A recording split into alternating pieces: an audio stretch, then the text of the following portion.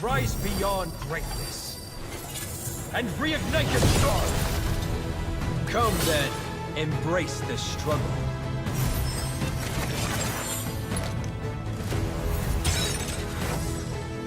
Hold on. Let it become your strength.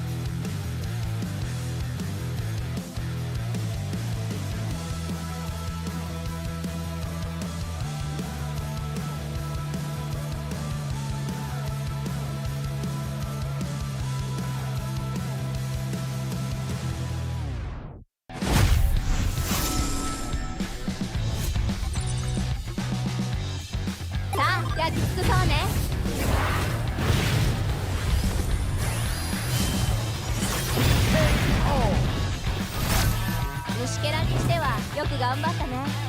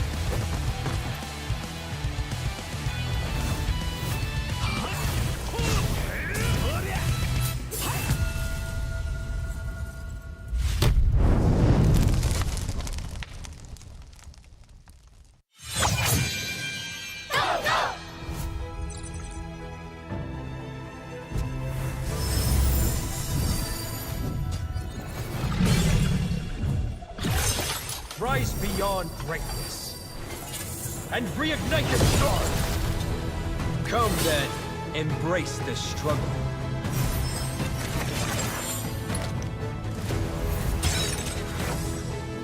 Hold on. Let it become your strength.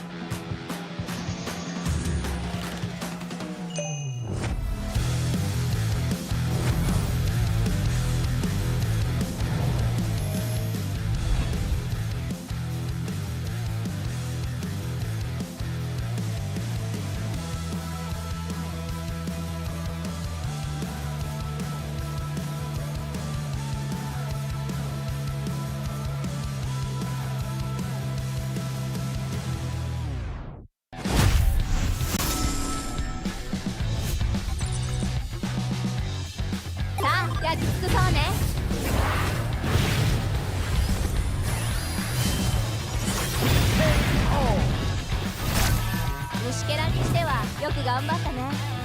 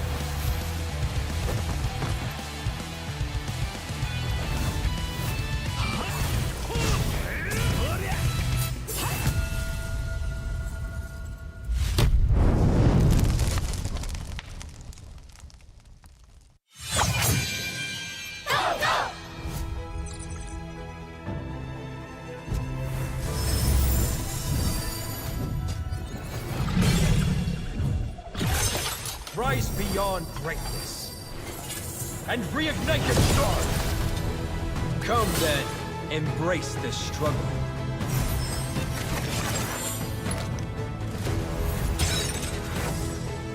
Hold on. Let it become your strength.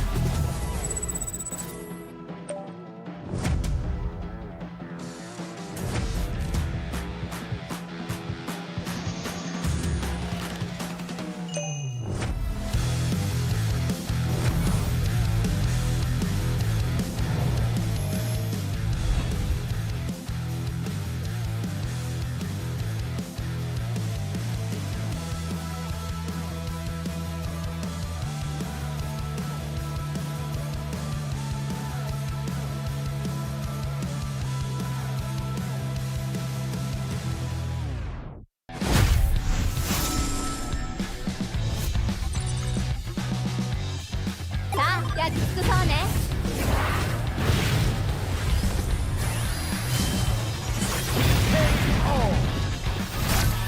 虫けらにしてはよく頑張ったね。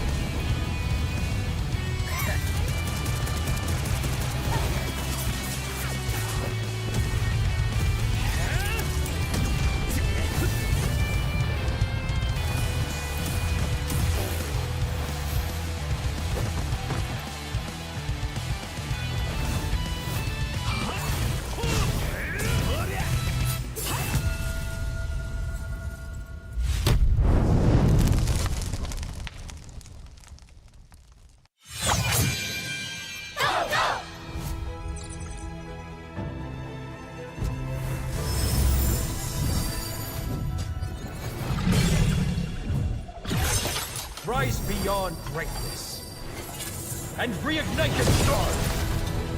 Come then, embrace the struggle.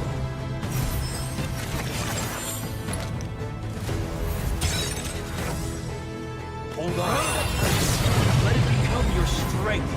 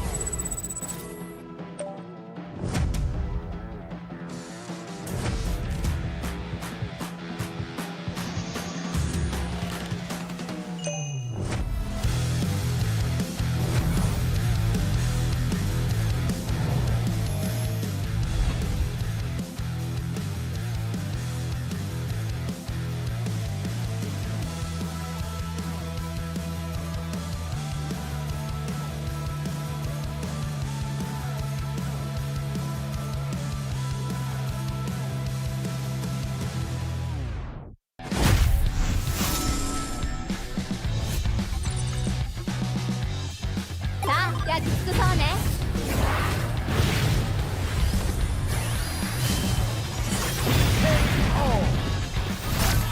虫けらにしてはよく頑張ったね。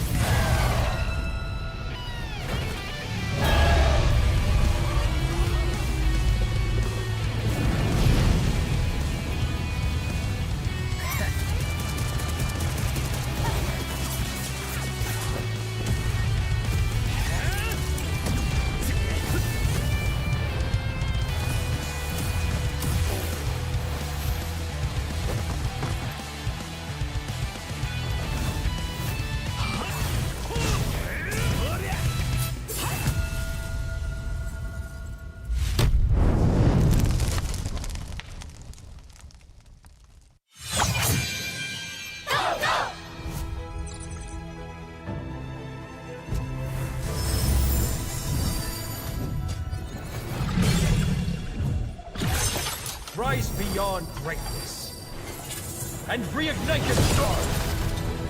Come then, embrace the struggle.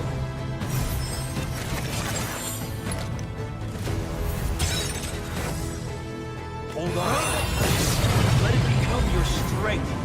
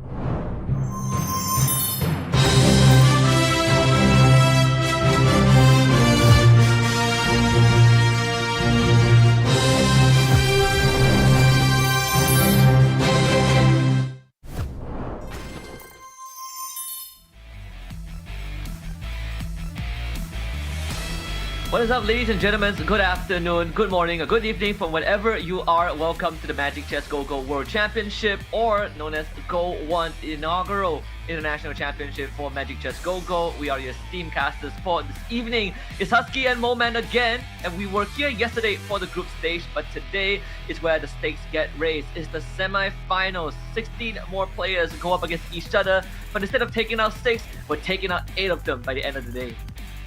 Yeah, 10 players survived yesterday. We had to take out 6. Now, another 6 are joining the fray. The first to 4th place of MRS Season 3, and also the 1st and 2nd place of the 33rd SEA Games. So we have more Malaysian representation, and we got more Filipino representation coming in. But of course, we have our Latam and EECA all across the globe representations in our top 10 already. But today, they face a harder match. A harder match, but the format still remains the same. We will still split them into 2 groups of 8, but to survive each group becomes slightly harder because we're only looking for 4 of the best from both Group A and Group B. There were a plethora of metas yesterday. We saw, at least from Group A, it was just Guinevere galore, but Group B shown us a bit more of the Valentina and the mages plus Beyond the Clouds. And let's see the culmination of that today, right? Are the contenders from yesterday able to take on some of the heavy hitters that got a free bye to the semi-finals, and will the unconventional approaches of some of the non-SCA regions, like for example from Turkey, show up big today? But before we continue, we gotta remind you guys that since you might be new to this, we want to give you guys a quick task to do. Go on Facebook to follow the global Facebook account at Magic Chess Go, or Magic Chess Go Global on TikTok, and afterwards you'll be able to be in touch with all the comprehensive news and live streams of official tournaments. On top of that, when you have time, do type in follow MCGG TikTok in the chat, take a screenshot of that, and go to the pin post on the official global TikTok account for the live stream event. Follow the event rules to participate and stand a chance to win some lucky prizes. Do not miss out on this, and if all else fails, scan a QR code that you see on the screen. Yeah, and of course, GO1 started from the game itself, right? GO1 started from MRS, Magic Rising Stars and Mobile Rising Stars, of course, Season 3, Season 4. These players, they were playing in the comfort of their own home. So it could be anybody. It could be you going at it at Go2 as well. And of course, we're talking about the prize pool of $25,000. And it's not too hard to play MCGG. Right now, the patch is way faster than before, right?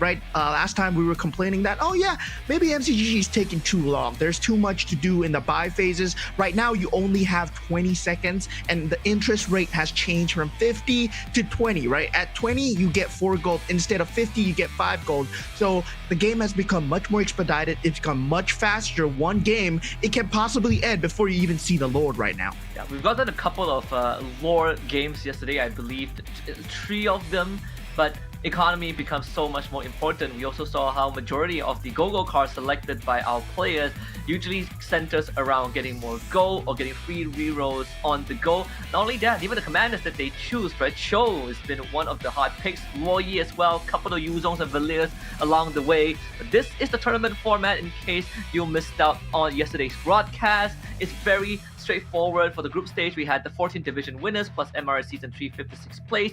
We got rid of 6 players yesterday. Today for the semi-finals, we have the 10 group stage winners from yesterday, joined by the 33rd SEA Games 1st and 2nd place winners, plus the MRS Season 3 1st to 4th place winner. We'll be split them into 2 groups of 8, and we're looking for the 8 best players to proceed onto the grand finals on the 25th of January.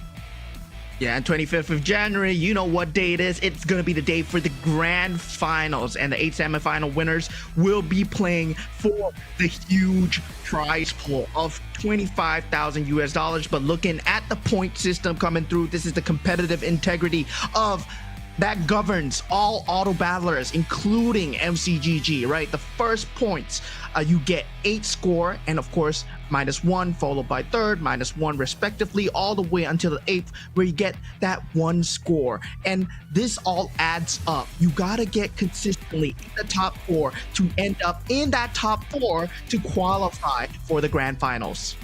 And of course, all of this is for the honeypot of 25,000 total dollars in the prize pool, with the champion walking away with 10 grand, and the runner-up getting 2.9 grand, with the third place running away with 2,000, and all the way down to 200 for the 19th to 22nd place. So every single participant gets a piece of the pie, but of course you want to aim for that sweet 5-digit, and with the honor to call yourself the first ever MCGG World Championship champion.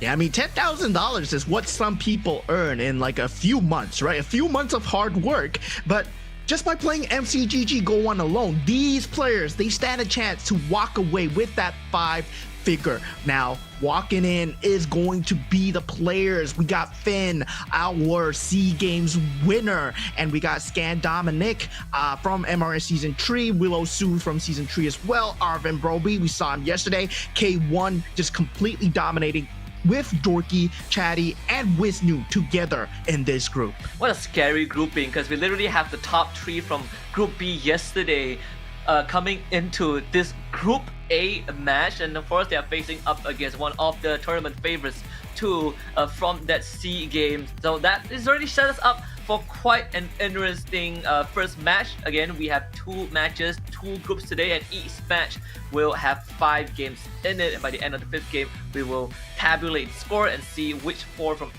each individual group will make it into the grand finals on the 25th. But also, we are gonna get ready for the drafting phase, and it's a very good time to remind everyone how the drafting phase works. For game number 1, we will roll the dice and randomize the pick orders for the players to pick their commanders, and from game 2 onwards, the pick orders will be decided based on their previous game placing. If you place first, you will pick last. If you place last, you will pick first, and duplicate commanders in a single game, and you cannot pick the commander that you have previously picked in subsequent games. Yeah, and at this point, right, I want to say Luo Yi is going to be that top pick. Minotaur, surprisingly, one of the top picks as well. One of the lesser known picks that I don't see at that often is the Yudong, of course, the Dairov. A lot of these players, they go for consistency. They don't want to go for the dice roll at the start, especially. They want to go for a consistent play. And with the Indonesians, we talked to a few of the Indonesians yesterday. 2 of the group winners were, of course, fellow Indonesians. They did talk about not trying to gamble that much, right? They go for consistent strategy. But looking at this, we're talking about consistent strategy, and Willow Sue pulls out the Popo and Koopa. And I'm pretty sure Willow Sue's from Myanmar. Yeah, and Finn is from Malaysia. Yeah, so just to clear that confusion, all right? We have 2 Myanmar players here. K1 also had a fantastic game yesterday. They start off slightly slow, but once he got that engine going, he was basically dominating that mid to late game. But Dorky also talked about how he felt interested in testing out picks like the Dairov if he makes it far enough. He gave us sort of a teaser that if he makes it to the grand finals, maybe we'll see that Dairov, which was something shown by Cyril Mertens from Turkey yesterday. But let's see how this one is going to pan out, right? Because if we're going to go back to the Guinevere 3-star rush, or will this pool of players give us something a lot more diverse? Because we have most of them are from Group B yesterday, and Group B is not really leaning into the Guinevere. Yeah, I mean, the Guinevere, the Bruiser meta is slightly too strong right now. But of course, Bruisers are still melee, right? And we see the counters coming out for the Bruisers, being the Starwing, Stargazer as well. And yeah, the combo is there. But the max damage cap that we saw out from yesterday was the Stargazer Mage combo coming out from K1, because it was not that favorite in the pool. Not a lot of people were picking up the Kadita. Not a lot of people were picking up the Valentina. And K1 choose to go against the grain with a different strategy so that you don't go with the same pool of the rest of the players. Yeah.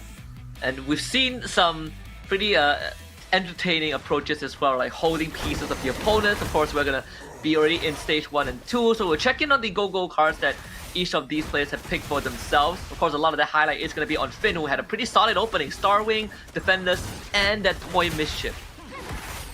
Yeah, I mean, you can see him just going for a different strategy here, right? You get the 6 goal at the start as a Valier. So with that, It's a he barrage. does get... There's no stop. Oh my god, he's already at 20. So he does get the maximum interest available with that win as well. So straight away with that Moskov card, yeah, he got two stars already. Two stars and a barrage with a purify. Of course, the float that gives you that max HP alongside with AoE damage in every interval. So Finn, again, solid opening. We saw a couple of aspirants coming out as well. K1, Dorky, and Wisnu, who only has aspirants running, so we can't expect some of that lose streak being part of the strategy. Same, yeah, there's this talk about Wisnu. Here it is right now. Up against Dorky, will have to take that L. Not really much going on here. Might just have to play that lose streak to get that item prio. Yeah, we got Scan Dominic going up against Chatty. Chatty will take the upper hand, but these early game skirmishes, they don't matter too much. It's all about the economy control, right? And keeping your HP in check. Before the first carousel, really it's much more of direction. Which direction are you going for? Are you going to lean into the aspirants? Are you going to lean into the synergy that's given to you? Or do you have a set strategy in mind that you want to reroll for? And you don't really want to reroll at the start. You want to keep your interest a bit high, especially at that either at the 10 or 20 mark. And Arvin, he's going for a very dangerous start already, straight away going for that Soul Vessel Weapon Master. Yeah, I'm surprised he's not leading into the Toy Mischief. And even for we looked at how the development has been, right? Especially when we talk about some of these players. Of course, for Finn specifically, we look at the 5 games that he played in the C games. His lowest placement was 5 points, and I believe he got like first in 3 out of the 5 games as well. Something important to note, and that consistency that he has brought in so far still hasn't lost a single round. Again, he had an incredibly solid starting line. So it's him and K1 at 100 so far. And Arvind. I mean, at this point, it's all about the new meta, right? Does the new patch change things up? Does Season 4 with the commander cards, does it change up? Does it do a complete mix-up from the C games here? Now, with the carousel round, Dorky going for that golden staff, and we see Chatty going for the Freya, actually. 2-star Kadita for Scan Dominic. And even getting the Stargazer Blessing activated on the Kula too. So one more piece will bring him to 4. But having the Kadita too with the Retribution does allow him to really do some significant burst damage. But instead, no, I thought he's going to feed it into the machine. Going to run that 2 mages instead with that Drusin for that extra oomph. Did have the Holy Crystal now on the Kadita. Yeah, but, you know, placing the Kadita in front might not be a bad idea here, right? You get the Rough Ways procs, and you want more of the Rough Ways procs as well. So that Holy Crystal is going to deal a great bunch of damage, but can it stand up to that Bruiser? It does. Dorky, right now, he still don't have that Bruiser synergy that he's looking for. Dorky going for the cut and standard, the meta, the Bruiser meta right now. And yeah, as you can see, it gets countered out by Stargazer because of that skill usage very early, but you need to have the correct heroes. The Kadita is the perfect choice against the Bruisers. We also saw the K1 with the Claw Theft device, and not only that, having that Golden Staff and the Oracle too, so wanting to have a more solid front line, but primarily relying on that Layla and Obsidia, who both are still at 1 star, so sadly, the damage output from the backline is not really in the place that it needs to be at, and makes it worse than having them lined up in front of a Baraz and a Xavier. So Finn should be able to take this round unless this Ruby can hold, but it's a Ruby 1 star as well, so Finn can easily just bulldoze through the front. Yeah, I mean, Finn, at this point, he has a Toy Mischief, and also he's ramping up that Beyond the Cloud synergy. But looking at Dorky, he's going for that Aspirant synergy as well. So he does have that 4 Aspirant synergy already. So he's getting 40 Aspirants energy per round. But going into the next Go-Go card round, it will be a purple card, and Chatty choosing to go for that economy card. All of them, most of them, going for the economy cards, except Dorky, who is going for that solid alliance, getting a bit more for his synergies because he knows that he's kind of weak, right, with that aspirant's power. And Wisnu going the full economy route, right? Aspirants, scavengers. Yeah, aspirant scavengers. For Dorky, it does open up possibilities for him to pivot into the Zero Metro if he wants to, with the extra synergy buff. Of course, Arvin, B-Rob, and Finn haven't decided on theirs yet, as glittering jewels, 3 rerolls, 13 of them for Arvin. Let's get picked up. Finn still waiting on his, but is already sitting at level 8. The only player so far at Commander level 8. So really having plenty of access into that role, gets a Khadija 2 in the process, and now puts all of the item, dumps it on him, and gets that fast promotion. That's where the Khadija 2 came from. Yeah, I mean, at this point, Finn is looking to secure his win streak, right? Because he does have a lot of synergies right now. He's either rolling for more Luminexes or more Metro Zeros, hopefully trying to roll into that X-Borg. And once he secures that, he does make use of all the synergies across the board. But the Khadija is going to be carrying him for now with the Enchanted Talisman and the Feline Blade, which is able to lock one of the characters up. So Finn just destroying the boards at the moment. Not to mention having the extra healing reduction with the wand too. So consistently getting that win streak going. We are going to be in 2-5, and Finn looking splendid with the line that he has created. We finally get the Guinevere on the board for Willow Su, 4 Soul Vessels and double defenders, but mostly backlining all of them just to split up attention, having the Sicilian as that bait as well. And a lot of it is going to be hinge on this D Jung with the DHS and the Sea Halberd. Yeah, I mean, there's a lot of hope on this D Jung and a lot of people protecting him, but he is going up against Chatty at the moment. Both are on kind of dangerous HP, especially Willow, who's at 57. Hopefully D Jung can carry him through. Chatty going for the E-Diff already with the Beyond the Cloud synergy, but not really having too much of a problem because he does have the Freya in that front line with the Karina item. Widowsu is using his health as a resource right now to try and get a couple of 4 cost units. You see the trap lined up at the corner, so he's using the Sicilian to bait crucial units to walk down in a straight line, so he gets double copies of them. But it also comes down to the luck of the draw of who walks down that path. Just now we saw him get 2 Freyas from his matchup, but he had to trade 11 health for that. So there isn't really much more room for Willow Su to continue gambling. He has to solidify his line in the next 2 rounds. Yeah, I mean, Chatty is, at this point, he does have that Star Wing into that Freya synergy with the Karina, but the only thing that's carrying him right now is the Karina item with the Karina synergy and the Karina hero skill, right? With that, it's enough to carry the mid game, but he needs to find a late game direction. Does he go for 6 Star Wing? Because Weapon Master is not a good synergy by itself. Usually it's paired up with something along the lines of a Bruiser, something along the lines of the Stargazer, where you do still need the main battery. Weapon Master just gives you added on hybrid lifesteal, so that's not going to be enough. Yeah, Chatty breathing a sigh of relief as well. The Karina item really getting him that Pyrrhic victory over Finn, because the Khadija was about to kill everyone. So that execution threshold made the slightest of difference. He will get himself that golden staff for the Freya. As Finn cashes in on his first 5 cost. I mean, it's just a 10 health reduction, so Finn's still very, very comfortable at the top. Wisnu currently sitting at 49 gold at the moment, hoping to level up into that threshold of level 9. He went for that full economy build, right? The aspirant, we don't know how much he cashed out at, but right now he's leaning into the Toy Mischief and the Bruiser, and you can start to see him starting to build up the Guinevere because he's given the chance to. The Winter Crown, Feather of Heaven, and being able to dupe herself at low health too. Very solid position to be in as well. The Masha won't be able to stop this Guinevere for long.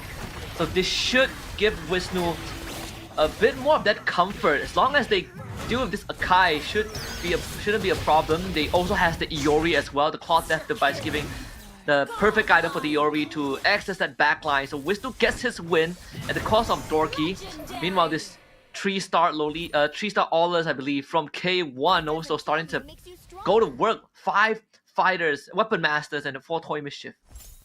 Yeah, I mean, now the builds are starting to come online, right? You do see the 3 stars coming out from Arvin Bro, but also at the same time, the Toy Mischief synergy together with the Guinevere is going to be a problem because you're going to have 2 Guineveres split up and then starting to just wreck your entire board. So you don't want to give the Guineveres to Wisnu at the moment because a 2-star Guinevere is enough to carry him through this entire synergy. Now, Arvin Broby, he went for that Toy Mischief into Weapon Master, which doesn't really synergize well together, but at the same time, the Owlus is the only one that's going to benefit, and that's his only 3-star at the moment.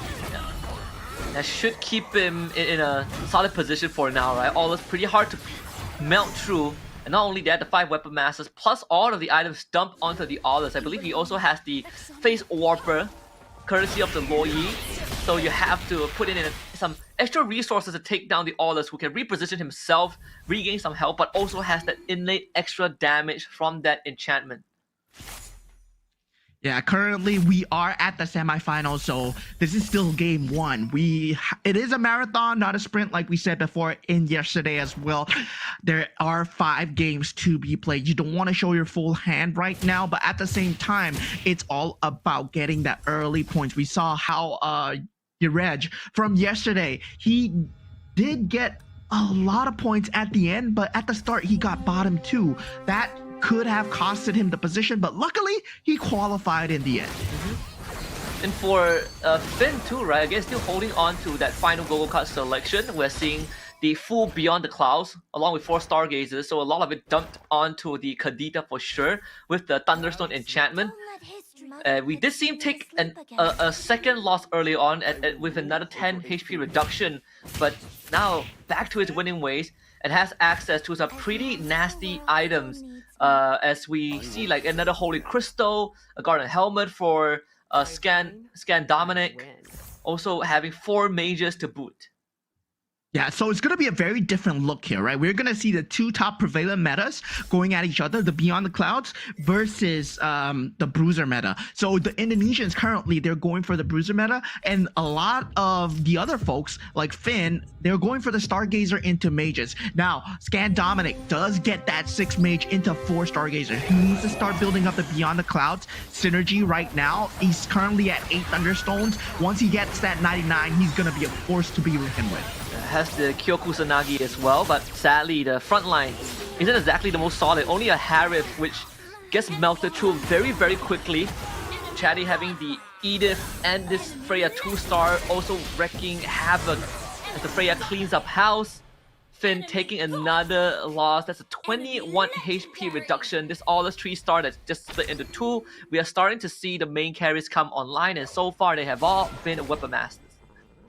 Yeah, now going for the Stargazer Starwing synergy is going to be Willowsu, but he needs a very good front line for this. Currently, he only has the Freya. He's still trying to copy traps because he has 32 HP to work with. And Scan Dominic, well, I gotta say, him going up against Dorky, that was the worst round to go against Dorky because Dorky had 400 to 500 aspirants energy, and that was his cash out round. So he cashed it out, and Dominic just instantly lost his win streak. So great move by the Indonesian Dorky there.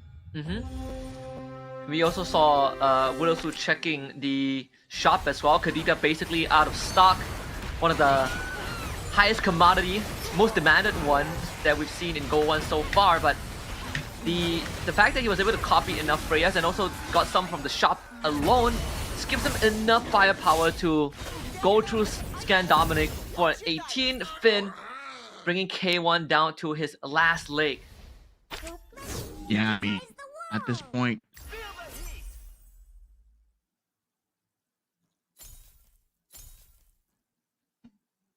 when evil encroaches, looking tough, just a slight little bit.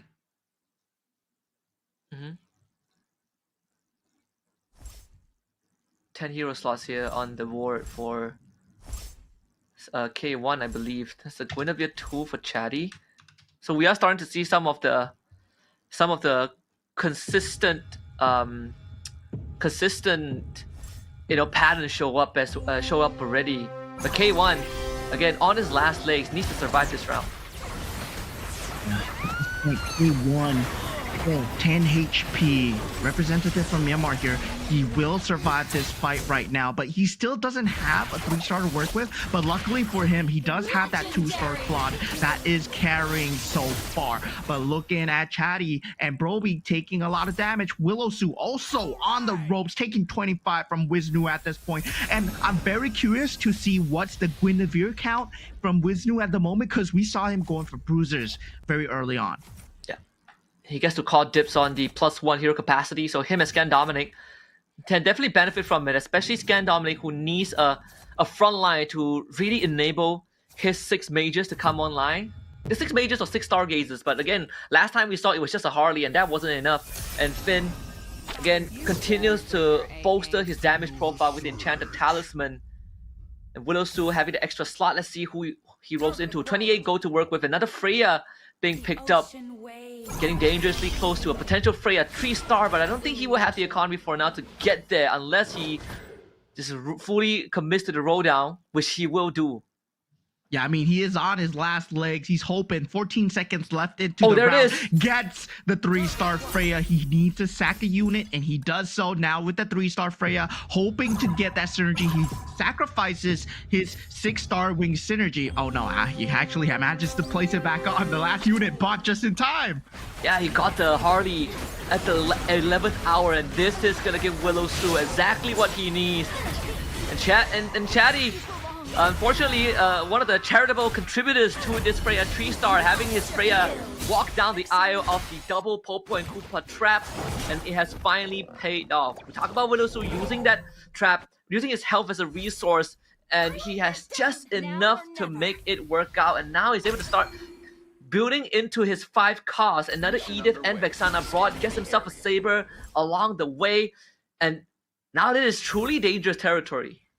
Yeah, I mean, at this point, Scan Dominic being taken out by Finn, K1 as well. Scan Dominic, the Bolivian representative, just not having a good performance in game 1. But of course, anything can happen here. But now, looking at the top 6, they're all sitting at dangerous levels of health. Chatty, Broby, and Willowsu next on the chopping blocks. As Finn and Wisnu, I mean, they're chilling, right? There's no amount of damage that can actually take them out of the game yet, so they're feeling free to roll for their prime end game boards. And the biggest question is who gets to face off against Willowsu, and that's going to be Finn, who is on a win streak. We'll see if that Freya 3 is enough from Willowsu to take the win. More importantly is for Chatty, his Freya, his Guinevere needs to do a lot of work, and it seems like it might be enough to do with this Olive. The Face Warper has already triggered, but still is sufficient to take care of this 2-star Guinevere, as Finn takes a flat 20 to the face. 2 Willowsu with 3-star Freya really putting in the work.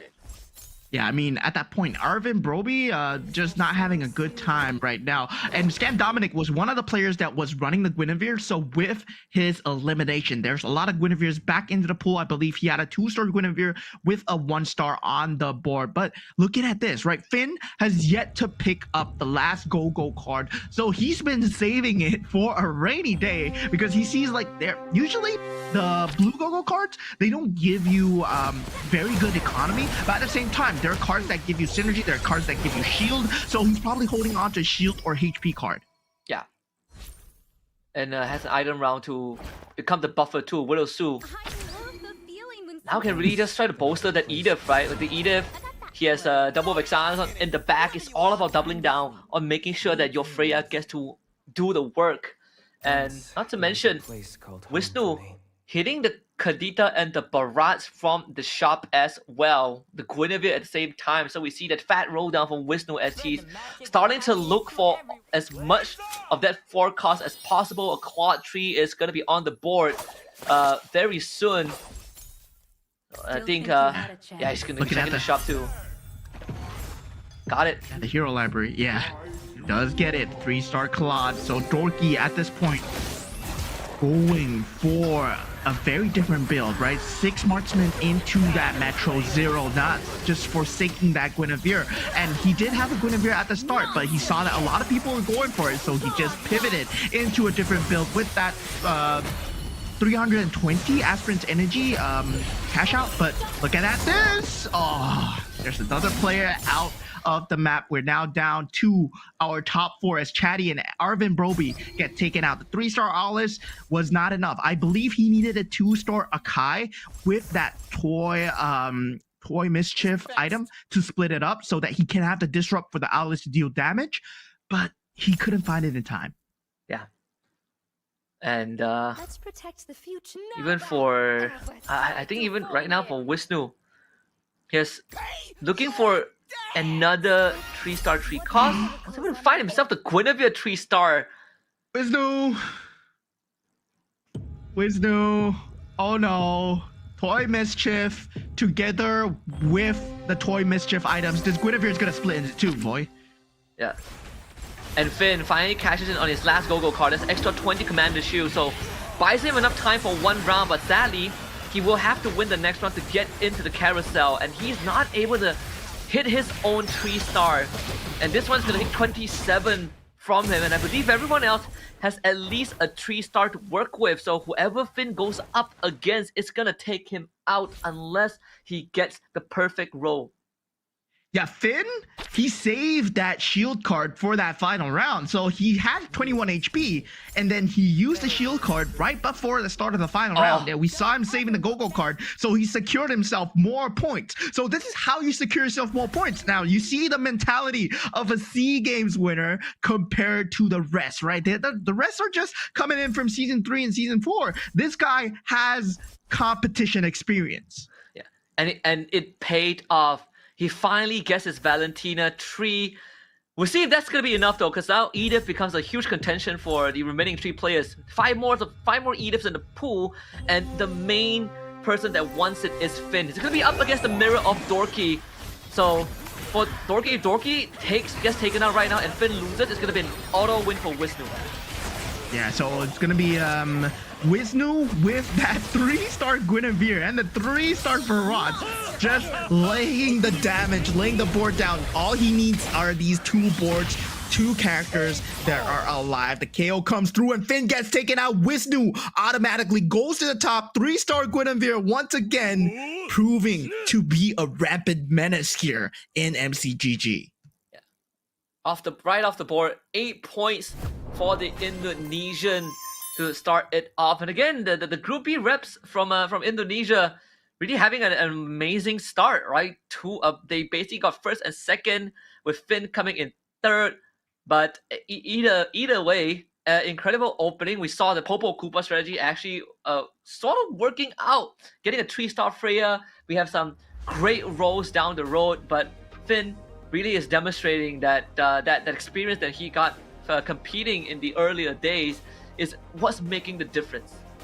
Yeah, I mean, the difference between that top 4 slot to top 3 slot to top 2 slot is like 2 points different, right? So with that, he does get an extra number of points to secure himself, more points to secure himself that top 4 ending in the semifinals here. So right now, we have to remind you guys that we're eliminating 4 players today. So in this group, you see there's only half of them that are gonna make it to the grand finals on the 25th of January.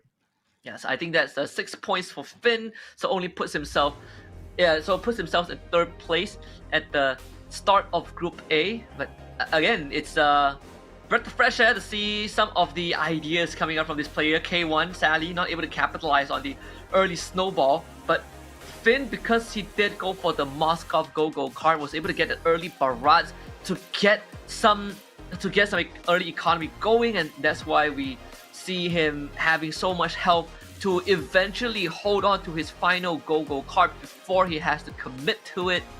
Either way, Wisnu, the moment he hits that 3-star Gwyn, it was lights out for everyone else. Yeah, it's going to be a hard matchup here, guys, because everyone is going for the meta, right? Everyone is going for the Stargazer. Everyone is going for the Bruiser.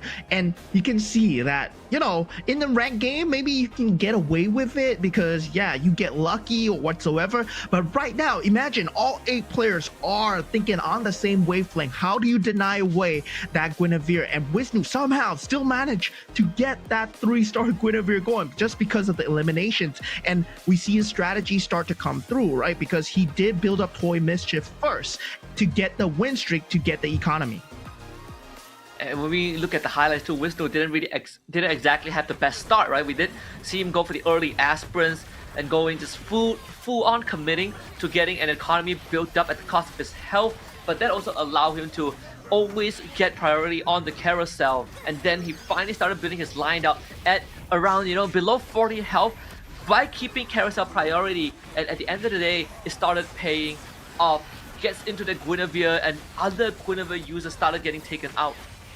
Yeah, I mean, he arrived at the pool very early because he managed to get an Iori from the carousel as well, right? And Iori is a much needed bruiser because there are only 6 bruisers in the game, and Iori is the 5 cost bruiser. So with that, he secured the final bruiser that he needed, and all he needed to do was roll down from the Guinevere. And him being a Cho, well, he can roll down as much as he likes because he's been saving up that loot streak goal.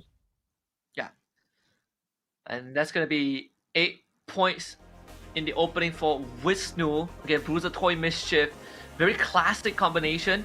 And because he is running his health bar down for economy, the counter action was the perfect go-go card to go to. And then he started building his health back up with the healing fountain towards the end. Yo, his strategy was based off of his opponents being good. He went for PNK's power, so he does get the copy trap. So he was hoping to copy direction from the opponents, right? And the Guinevere landed into his lap with the PNK's power. So yeah, that was just pure mind games here. This guy's playing chess. Everyone else is playing checkers, man. I mean, he's playing a different game. He's playing the Popo and Koopa against the Popo and Koopa, who ended up with a 3-star Freya. So again, just very it's a very interesting opening to this match one. Yeah, so this strategy really is like you trust that your opponents are good, so they will choose a good lineup, because in a ranked game, you get, if you choose PNK's power, right? If you're playing PNK's power in a ranked game, you're gonna get a plethora of units because some people are running different things. Like you're gonna get Starwing, you're gonna get Swift Blades, you're gonna get Shadow Cell out of nowhere.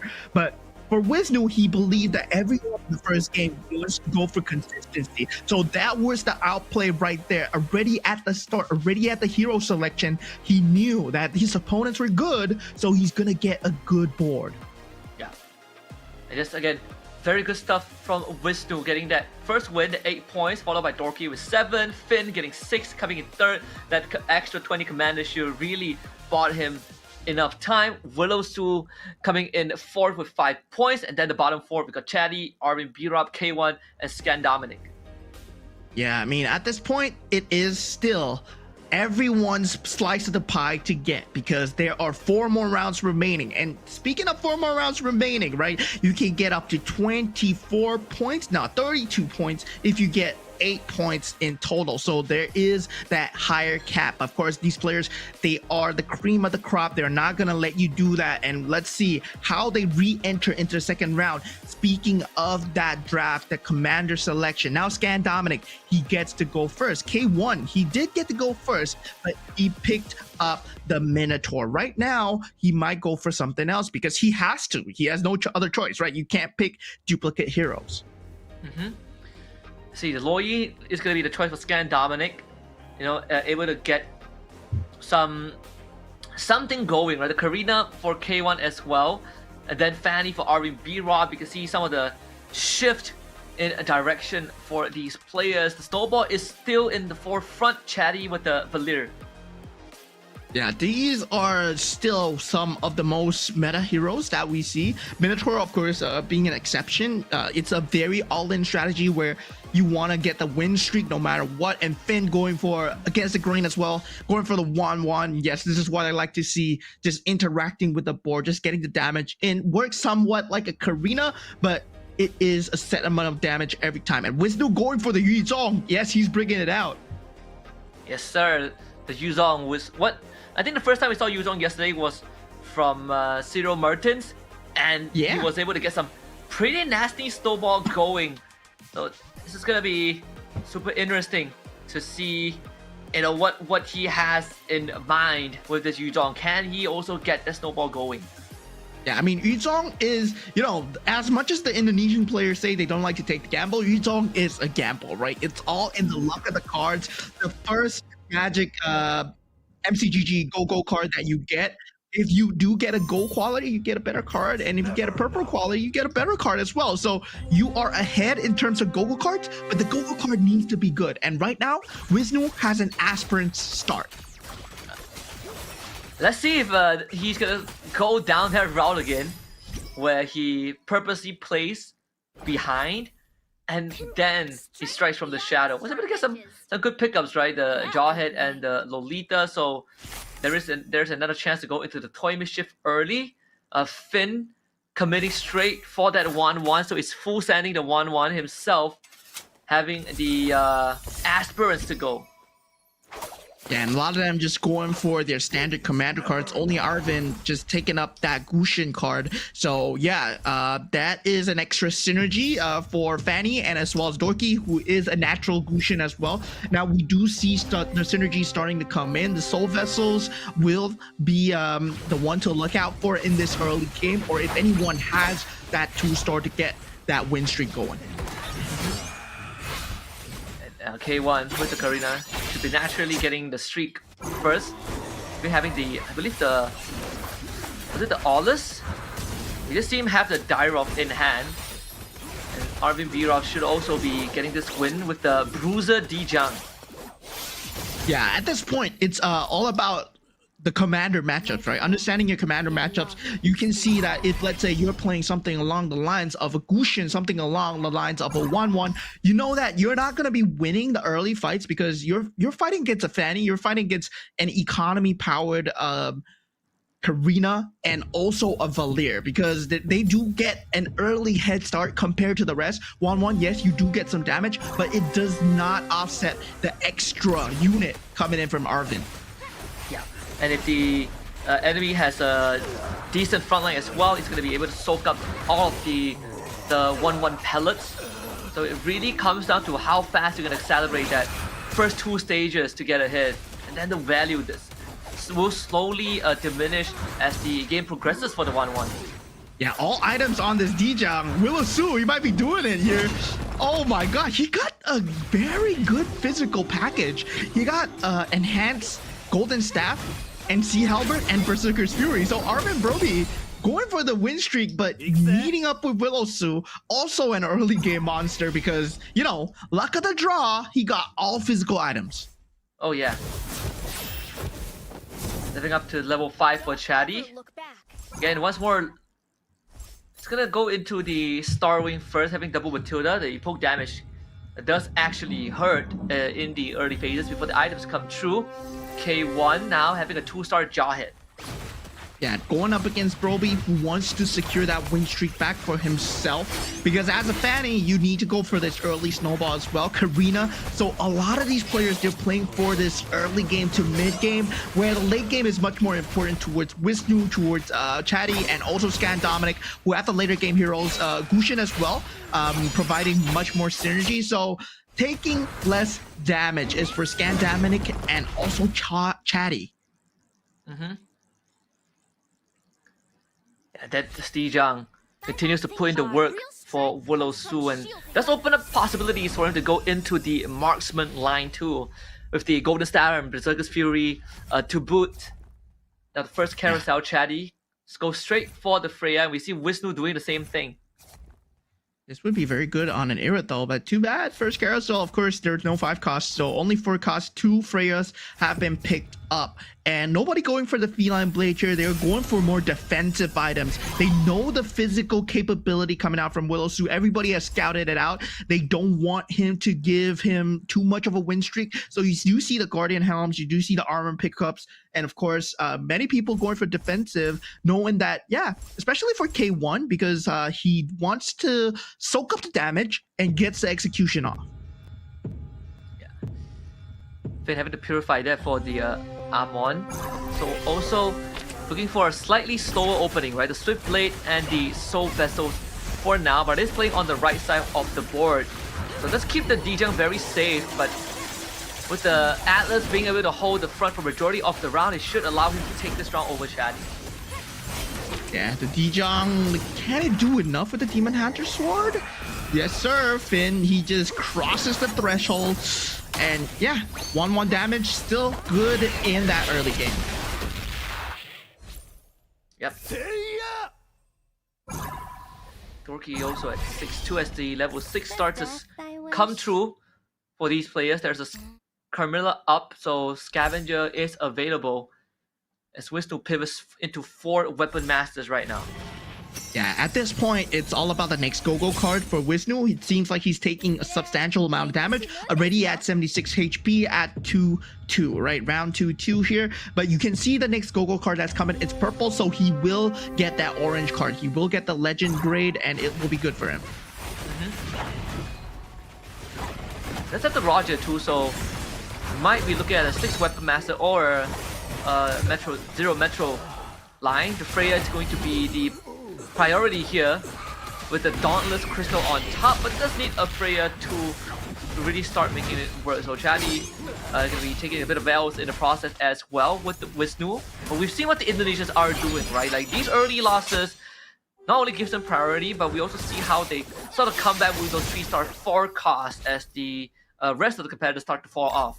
The path. Yeah, but carousel priority is only important if the carousel is good, right? Sometimes the carousel doesn't give you what you want. So, yeah, sometimes that strategy might not work out for you. Now, we do see other economy cards coming in. The free rerolls as well. Arvin probably going for that Don't worry, my for friend. random forecast heroes. And meanwhile, for Wisnu, who does get the orange card, he does go for fully armed, which gives you 1 equipment on every unarmed hero. So if you don't have an equipment on the hero, yeah, you get a free equipment.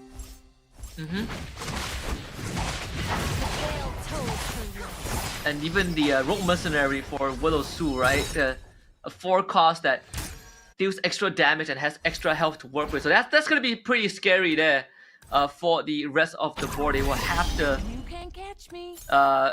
constantly pay attention to that. That 4 Yeah, cost. honestly, I mean, whatever he gets, if he gets like a Freya or a Quinn, I think that is gonna be massive.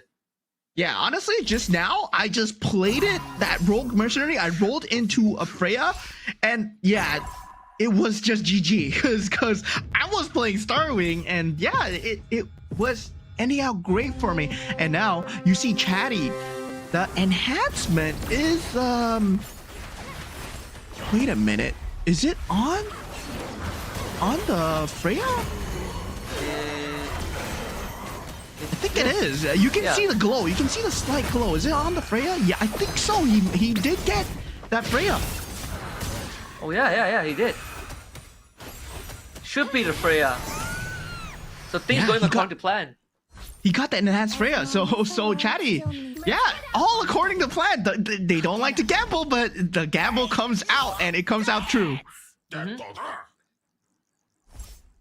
Yeah, Freya again, hot commodity. 9 more in the pool out of 14. K1 so far having a great game.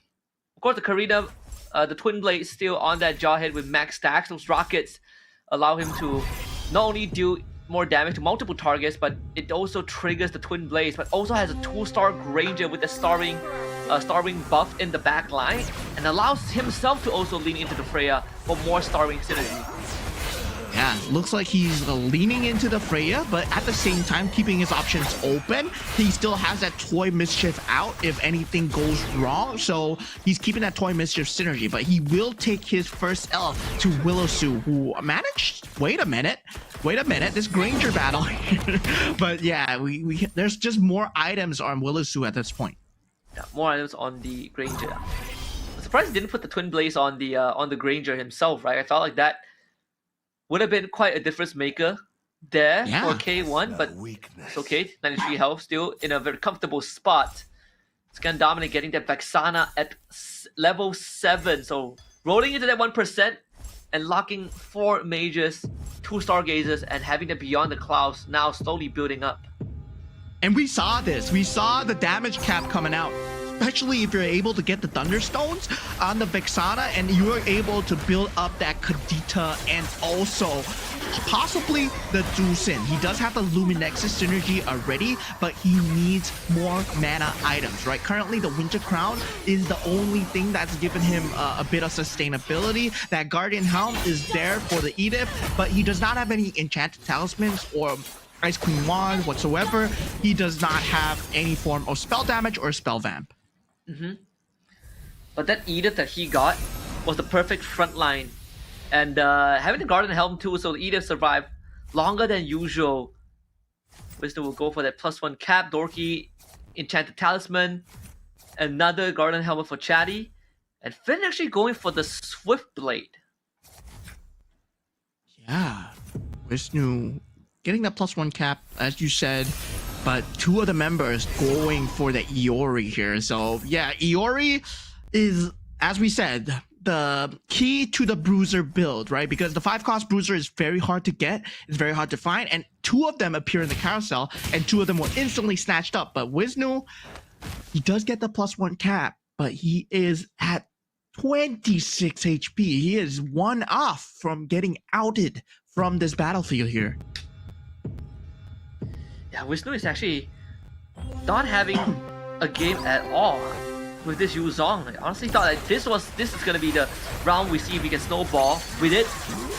Sort of pose the question whether he's gonna start playing slow, just like game 1. But there's a lesser way to come back if you're running Yu Zhong who wants to get ahead. As Dorky will take an L from Finn. And who also has the Edith. The Edith Swift Blade with the DHS, so a damaged Edith coming through.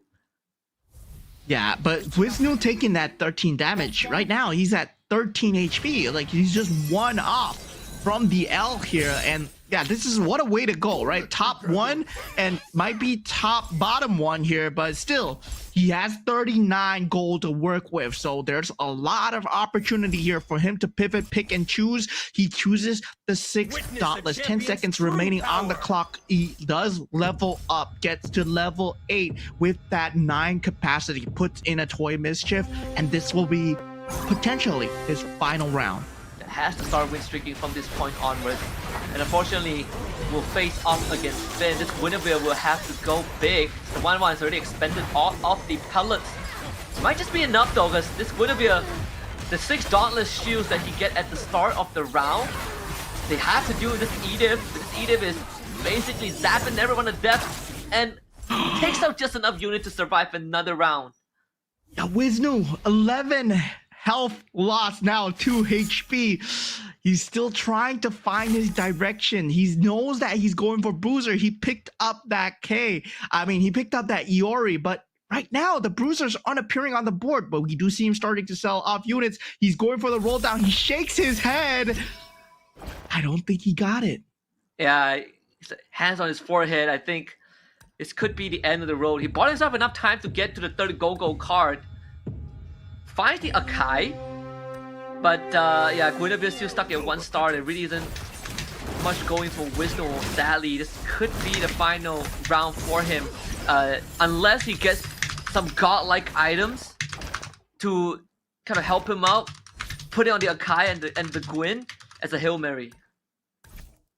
At this point, he is obviously going for the Bruiser build, but looking at Willowsu's board right now, he does have the Claude and the Granger with stacked out items. We said that, yeah, physical wise, it's going to be good, but Swiftblade is not exactly the build that he's looking for. Yes, if he gets a 3-star Granger, that is great, but something that always works is the 6 Marksman synergy. That means that you need to have the Layla on the board too. Chances of getting it definitely on the lower end at level 8. Now we'll basically just dump all of the carries in the middle. You get the Moneda's Give actually procs on the Sicilian. Best case scenario, Scandominus Edith has already hopped out of the mech, but they have a 3-star deal with the Jusin. We just beam down his entire line. Widowsu not even close to winning this round. We need a bit more to 2-star his backline. Yeah, I mean, at this point, Scan Dominic, I gotta say, his build looks like the endgame cap build from yesterday as well. And same for Chatty? No, Chatty is going for a Starwing build, which is slightly different. But he's going for that Stargazer into Mage build for Scan Dominic, right? The Bolivian guy, he is going for that build. And that counters out a lot of what the Bruisers want to do. So hopefully it works out this game. He gets that Stargazer into Mage combo. Wisdom was able to survive the previous round. He's down to 2 health. Whew. I had just bought himself enough time. 6 bruises for Arvin, Europe, having the Iori too, basically going full defensive utility up against Scan Dominic, bounces that Benedetta in for the extra piece, and the Benedetta also decked up in items. Is it enough to get to the 3-star Dusin with the Winter Crown? Doesn't seem to be the case. Dusin now up against the entirety of Arvin B. Rob. Phase Warper into the Winter Crown. Benedetta, why are we looking away? Oh, we're looking at Wisdom getting taken out here, but still, like I believe the Dusin won that round, but yeah. Still, wait. Dusin won, yeah, Dusin won. No, Dusin lost. Dusin lost. Scan Dominic lost HP. So Arvin, hey, okay. So the thing is, Arvin's strat is Bruisers, but instead of the Guinevere, there's a Bruiser emblem on the Benedetta. So he's going all in on this Benedetta here. With Weapon Master. So that's extra added hybrid lifesteal. So every time Benedetta does the Electro Last Blade, the final blade, he gets HP back. So his casts are very important here. Yeah. Do that. I mean, like Scan Dominic's Dusin had the Phase Warper and the Winter Crown. That is still not enough. The Claude absolutely decimated by Chatty. Willowsu on his last legs and executed towards the very end. So Willowsu will be finishing 7th in game 2. The KO animations are so cool coming out from the KOF guys.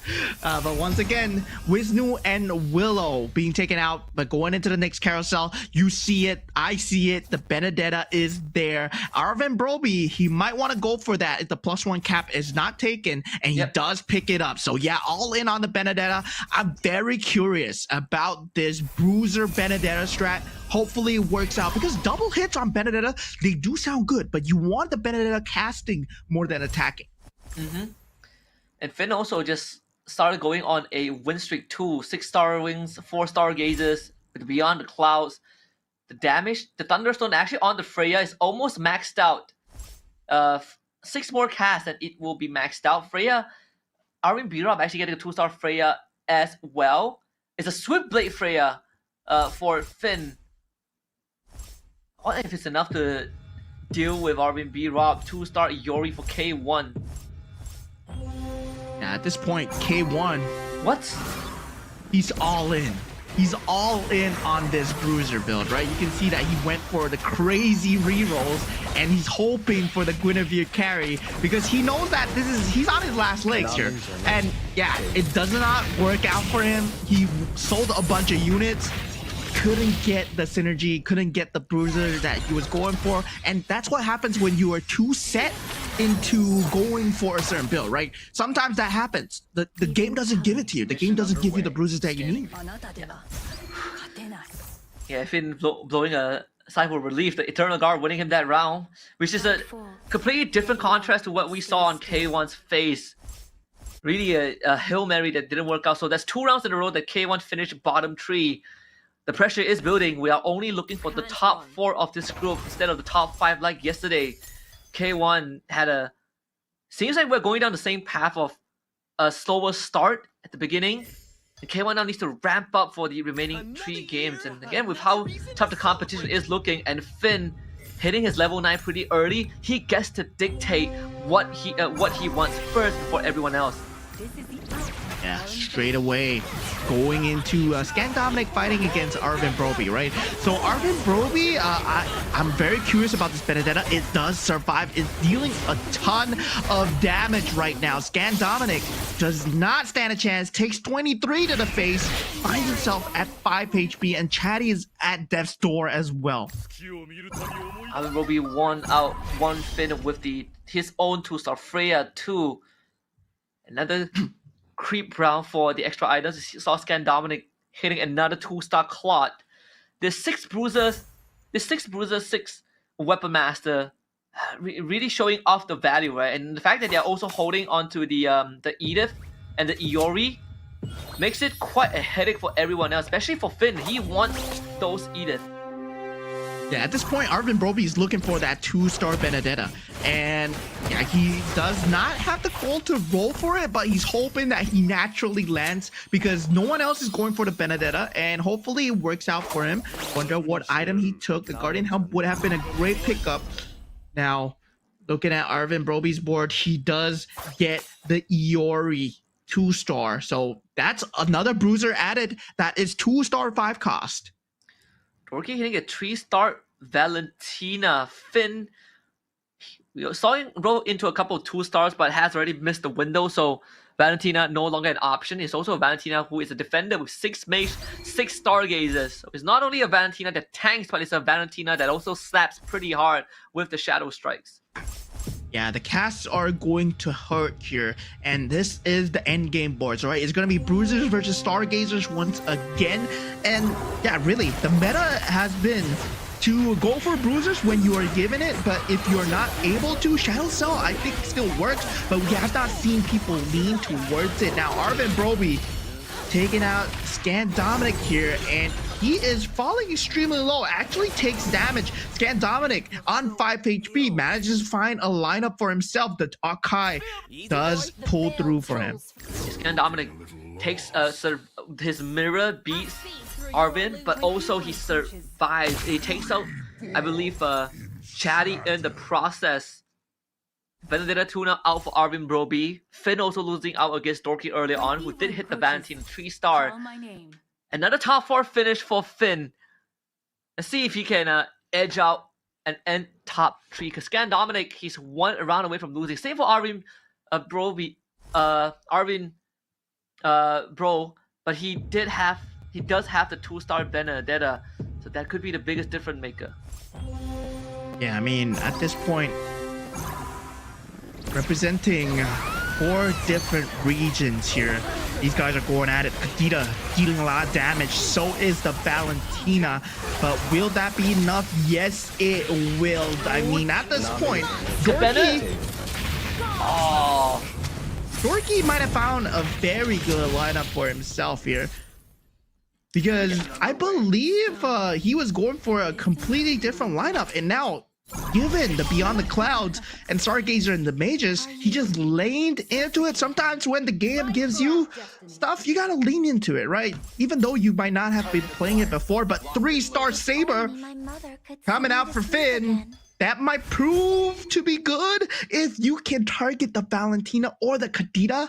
So it's all on the chess piece RNG here. Where do you place your chess piece? Is it on the left? Is it on the right?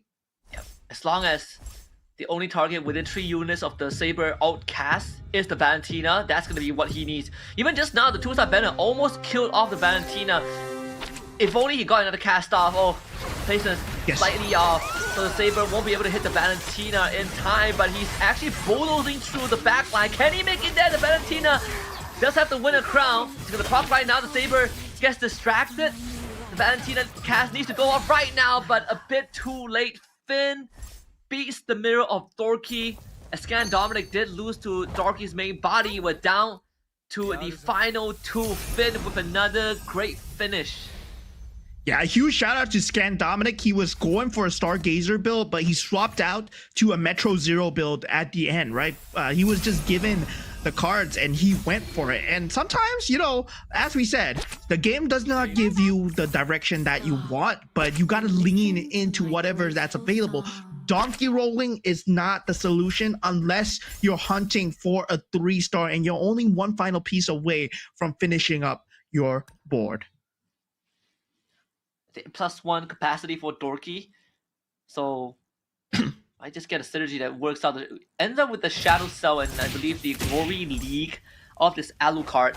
But for Finn, he did go for the Winter Crown, and that Winter Crown now might just be what gets him through the finishing line, right? Places it on the Saber. Looks on the Valentina, who's gonna be in the middle, but if the Saber starts cutting through the back line, he's gonna reach the Valentina in no time, and that's exactly what's gonna be happening. The Saber right in the face of the Valentina already. The Winter Crown's gonna come out first, but the Saber has 3 targets to go to. There's number 1, his Winter Crown. Prox dodges the Kadena, Rough Waves, kills the Valentina. And he's on the board. Kadena Rough Waves? Right at the end is Dorky with the finisher, and Finn will settle for 2nd place. Oh my lord. The cast nearly came through. The Kadena on point, man. This is just some crazy things that we're seeing. What a finisher. What a nail biter of a series. Dorky.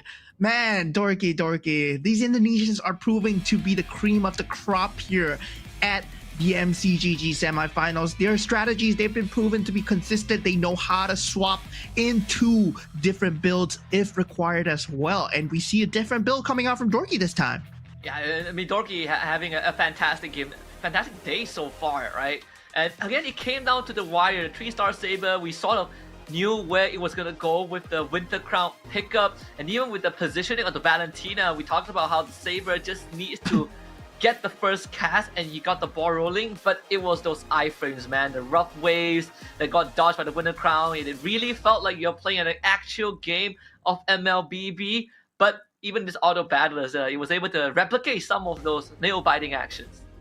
Yeah, I mean, at that point, the AI is doing it all for you, and you just gotta wish and hope, right? You gotta wish and hope that Kadena does the Rough Waves at the correct time, but well, you can kind of control it in a way where you put the correct items, and the itemizations on the Kadena was also on point together with the Valentina. He swapped a bit of the itemizations. He saw that the damage out from the Kadena was way more than the Valentina, given the state that they were in, right? The Rough Waves, you were dealing damage to the back line. Meanwhile, the Valentina was sat in the back and dealing damage to the front line. So you want to deal more damage to the back line, especially when you're going up against a Saber. So very good micro adjustment coming out from Dorky towards the end as well. But of course, a huge shout out to our top 4 and a very good pivoting from whoever that played just now, right? We saw Scan Dominic going for Stargazer into Mage build. Then suddenly he just swapped out, go for a Metro Zero, and that landed him into the top 4 slots as well.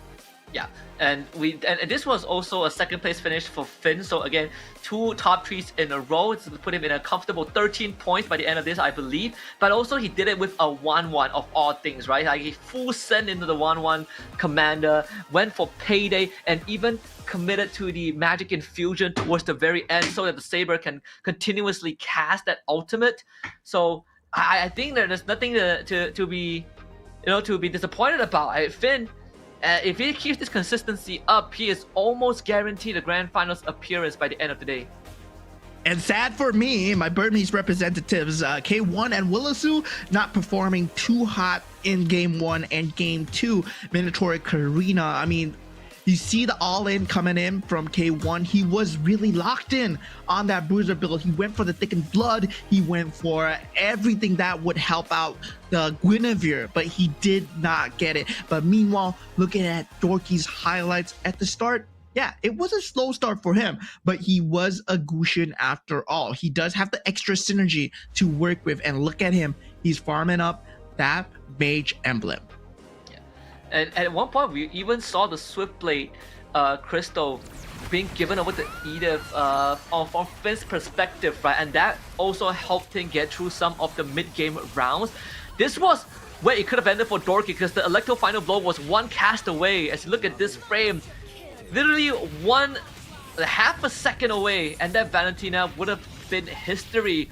And that would have given us a very different, very different direction, right? Even in the round that we saw Finn's Saber go to work, it was against Dorky's mirror instead of his real body. So a lot of things had to come together, but Dorky putting the legwork to make sure that he has enough to fall back on. Yeah, I mean, at that point, Arvin Broby was with a very interesting build as well, right? Bruiser emblem on the Benedetta, making sure that, the Benedetta just consistently keeps on attacking. And this was the final skirmish that ended it all. Oh my god, it looked down to the wire there. It could have been anyone's game, and the rough waves coming back in became that clutching factor out for Dorky. The Kadita all in, right? Putting the Holy Crystal on the Kadita and the War Axe to slightly have that tank ability. Yeah, and also the extra mana, right? You can see the mana, he was already halfway there with the rough waves. And not to mention having that Edith that really drew the Saber away was also what allowed this to happen. The premium client Go-Go card allowing him to roll into those 2 stars, especially the Kadita, which was incredibly important towards the end as he was running low on economy. Yeah, the main build that he went for was Stargazer Mage Beyond the Clouds. These 3 are the main driving factors to the damage cap that we see in the game. Of course, the Luminex is playing a part as well, giving that AoE damage, giving that link for your opponents. And yeah, this is something that we've seen very often that comes out on top. Stargazer Mage Beyond the Clouds. Mage used to be very good in terms of damage cap, but it could never get top 1, especially in the first MCGG tournament for the influencers, not for the World Championship that we see today. But now, Mage with Beyond the Clouds, it's a revitalized, and Dorky with 8 and 7 points, sitting at 15, Finn being very consistent, sitting at 13, and then we got the other Indonesian, Wisnu, also at 9 points. Okay, the consistency is key, and Dorky and Finn so far has been demonstrating that. We did see it was pretty unfortunate for Wisnu as he just couldn't get things going, so having to take that last place in Game 2 is going to slow that momentum a little bit, but because he did win Game 1, he is still sitting in 3rd place with that 9 points. Plenty of room to crawl back in. Now we're looking at the bottom 4. K1, Scan Dominic, these 2, they got some catching up to do. Yeah, I mean, right now, there's a lot of catching up to do for the bottom 4. Yes, there's still an option to get more points, right? Their top 4 slot is still wonky because the top 4, I believe, Arvin Broby, he is sitting at 9 points. So yeah, sitting at 9 points is not a position that you want to be in. So for Arvin Broby, he wants to get even more points. He had a very good idea, but the execution was slightly off because Arvin, with the Benedetta, I felt that, yeah, you still want to go into the Soul Vessel no matter what, right? You need the tank ability in the front line, but still he lent into that Bruiser build. And right now, drafting phase, we're gonna see, I believe, Wisnu go first, and he picks up the Gushin. He needs to find a comeback angle because finishing 8th on the Yuzong is definitely is something that you don't see often, because usually Yuzong would at least get you into the top 5. 1-1 for K1 as he sort of still stay on course with what he wanted to achieve with the Karina, but now with a more aggressive approach. Fanny for Chatty. I wonder what Finn gets his hands on, right? Him and Dorky being the first and second. Loi for Widowsu, Minotaur for Arvin. Karina will be the choice for Finn. Yeah, Finn now going with the Karina. We see what Karina can do, but Dorky. Oh, we were just interviewing him yesterday, and we were like, man, will you ever go for this kind of build? Yeah, and he's like, maybe not. What happened to consistency? Like, what happened to not gamble, to not go the gambly route? Well, he did promise us Dairoth, but Harley is another approach. Yeah, Harley is a hero that gives you a 4 cost at the start, and then you roll into a lot of 5 costs as well, especially if you go for the hero card. So depending on what hero card he takes as well, let's see how he solidifies. Maybe he's just taking the 4 costs to just solidify his start game, but at the same time, we're gonna have to find out in the battlefield as we head on into Game 3, ladies and gentlemen. He must be feeling incredibly comfortable and confident, trying to have a bit of fun here. Toy Mischief opening for K1. So some more of the solid approaches, especially if you're 1-1, the Toy Mischief synergy is Little gonna give tiger? you that extra Big edge. trouble. It's at level 4. Will be ideal if you get the Stargazer on top. He already has a Matilda. Let's look at the Go-Go card. Willowsu sticking to his roots. Finn, Wisnu, Dorky, K1, Arvin, everyone sticking to their own commander Go-Go card. Only Chatty pivots into the Z-Long and Scan Dominic into the Moscow. Yeah, so right now, Go-Go cards pretty much consistent, right? But looking across the board, there's only one early game synergy that has been picked up. That is the Soul Vessel. Oh, okay, there is a Toy Mischief as well. But Swiftblade KOF, yes, kind of paper. Yeah, very paper, but if you can get some decent items or just a slightly better strategy, then you can allow the K to do some nasty work, and sadly those blades were on the D-Jung. So it doesn't really do too much for Dorky at the start. We did talk about how yesterday, I believe, Zero Mertens did show us. Was it Zero Mertens who ran the Harley? Someone showed us that you get early 4-5 cost, but it really doesn't it isn't the be all end all. And K is one of the few 4 costs that you can get early, but doesn't really pay off too much unless you have the right items. Yeah, at this point, Aspirant's early build coming in out from the side of Scan Dominic, whether or not he chooses to pick up and keep his Aspirant's combo going. Let's have the Valentina too. So we'll have some extra injection of damage. The Hawker should be to give it some work on the back line. Does take out the Sicilian in the end. But they do have this Amon that they need to work through. The Amon has a Garden Helm. This should be Arvin B-Rob's round. Gyro still has to revitalize too. The Valentina one wouldn't have enough damage with the Retribution, I assume. Well, he does actually. Nope. He does! He does! Valentina 3-cost unit coming in from Scan Dominic, just proving to be very strong. But something that I'm very curious about is the Harley, right? It's always the Harley. It's always the long card that's been put in. Somehow Dorky is at 86 HP despite having that 4-cost unit. And yeah, he did go for Zlong's power, so there is a lot of early game damage coming out from Chadi. So he has an extra unit, and he also has the Great Dragon Spear. Not only that, he also has the line to go into Bruiser or just Freya. The extra 20% chance to get an extra attack in is so valuable. Even the Aulus would be an option as well, since he does have the Toy Mischief going for him. Yeah, Toy Mischief, well, it's always a very solid pickup, but the Guinevere already picked up from the side of Finn. So Finn, he has an early Karina with a Guinevere already picked up, and he has an Aspirant's combo going for him as well. Yeah. See, we did see the early Valentina early on. Let's see if that's gonna get picked up. War Axe, Anti-Cuirass, the Claude for Willowsu.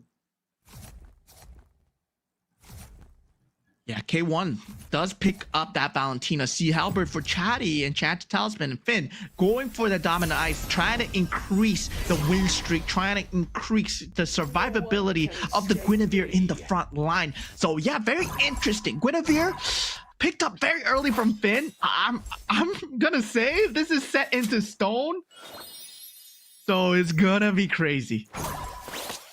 And this has to be. Yeah, you can already see some of the lines coming in.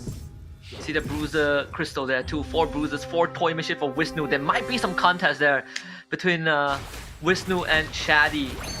Wisnu, once again, the third game out of 5, playing down low with the health pool. Should be able to take this one against Dorky, who is still trying to make that K work. Unfortunately, getting the War Axe isn't exactly the best item for him. Yeah, at this point, The Bruiser! interesting build. Oh, the Barat, the 4-cost. Oh, the dodge! The phase 4. Not enough, not enough. All right, Dorky does it with the Barats that he picked up extremely early, right? The Toy Mischief, always a very solid pickup. But Finn, at this point, well, he is leading the pack. He just needs one more Bruiser to secure his win streak, but he's still going for the Aspirant's build-up. 20 energy right now is not very substantial, but still, any kind of extra skill points, it's good enough. Extra skill damage is good enough. And yeah, Chatty's build very interesting as well.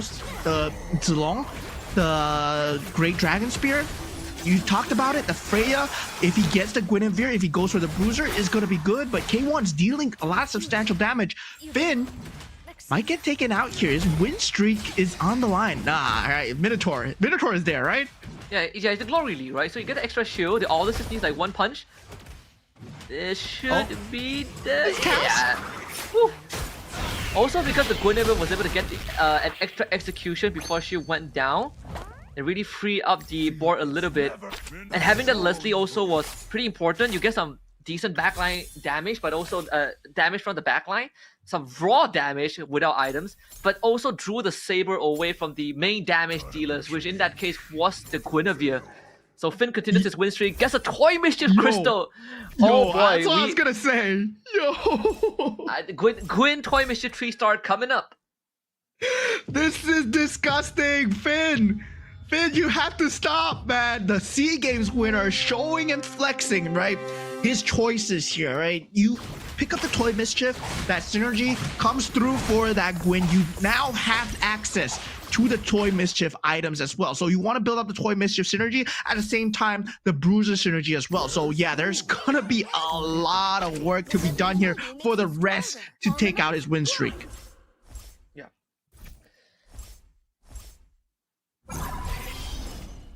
It's gonna be a bit of that pivot of line 2, trying to figure out which is the best approach now. Willowsu in 7th place. Winston still in 8th. But there are a couple of players that need to pick up the slack a little bit. Scan Dominic and K1 and Willowsu, in fact, being the 3 main candidates that need to play some catch up. 3 scavengers is going to be the direction that Willowsu goes for. Yeah, we do see the triple scavenger. Yeah, as you said, Willowsu right now, he's going for full eco build. He's going to be playing for behind for sure. Does have the Claude with the Karina synergy that has been picked up by the Loyi. He will get the win streak. He will get a win against Chatty, and he saves his HP a bit for now. The Claude actually coming through clutch.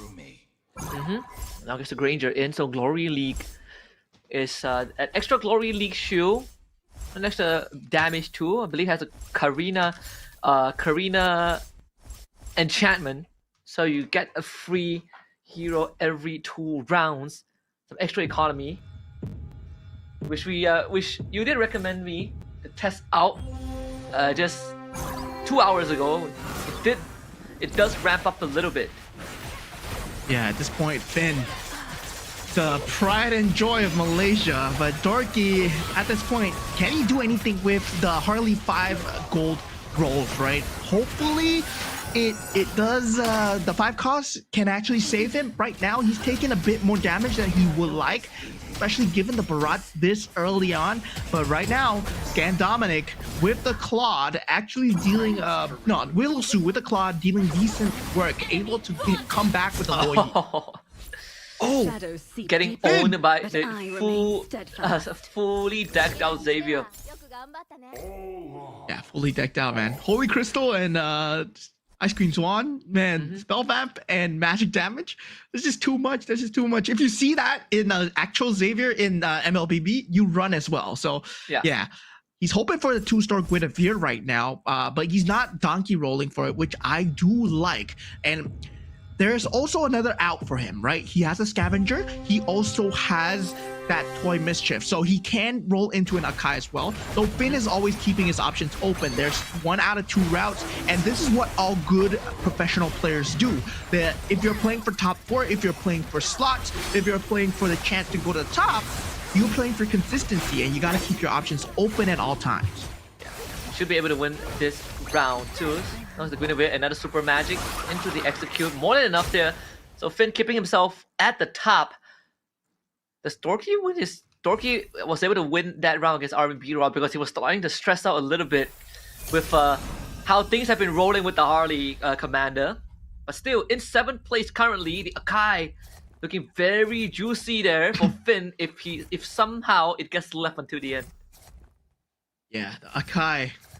The Akai is that opening. Nobody's picking up so far. K1 goes for the Holy Crystal. Finn, Yeah, Finn, he look gets at the him. Akai. Oh my my god. Oh, Oh, look at him pointing at the camera. Oh, man. It's like, I got you, suckers. That is the exact piece that he needs. God Oh, sent that's- by the carousel. That's 3 scavengers and I believe 6 toy mischief synergies for him. So even if he does not get the bruiser, he finds the out.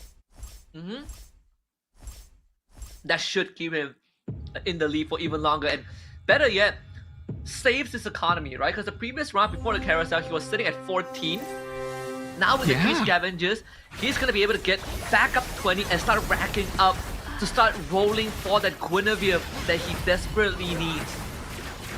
Right now, taking a look at Arvin's board, right? The stacked out Xavier that took out the win streak of Finn at this point. He does have the Beyond the Clouds synergy going for him, so he can rack it up. But the problem is going to be that Akai.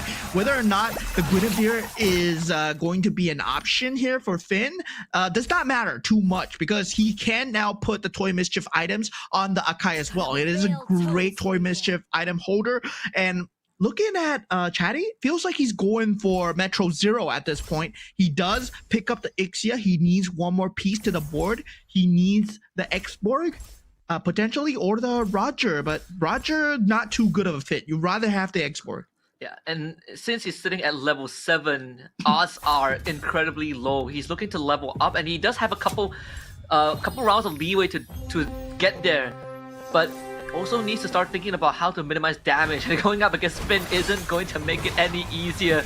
He's gonna take a big chunk just from this round alone. Yeah, Toy Mischief, itemized Guinevere. It's just a 1-star. That's gonna be getting the KOs and getting a 5x KO, potentially a 6 as well. But the Winter Crown, not gonna do too much. God, that's gonna sting a little bit for Chatty. Another 14 to the face. So for right now, it's Dorky and Finn who are on their win streak. Dorky stabilizing the state of the game. You see that Benedetta there? She took one more into a 2-star Benna with the Harley in tow. And listen to my And a the bruiser bruiser! crystal for Finn. How is this? Bruiser! How is this possible? This guy's getting everything. This is the high roll dream game for Finn.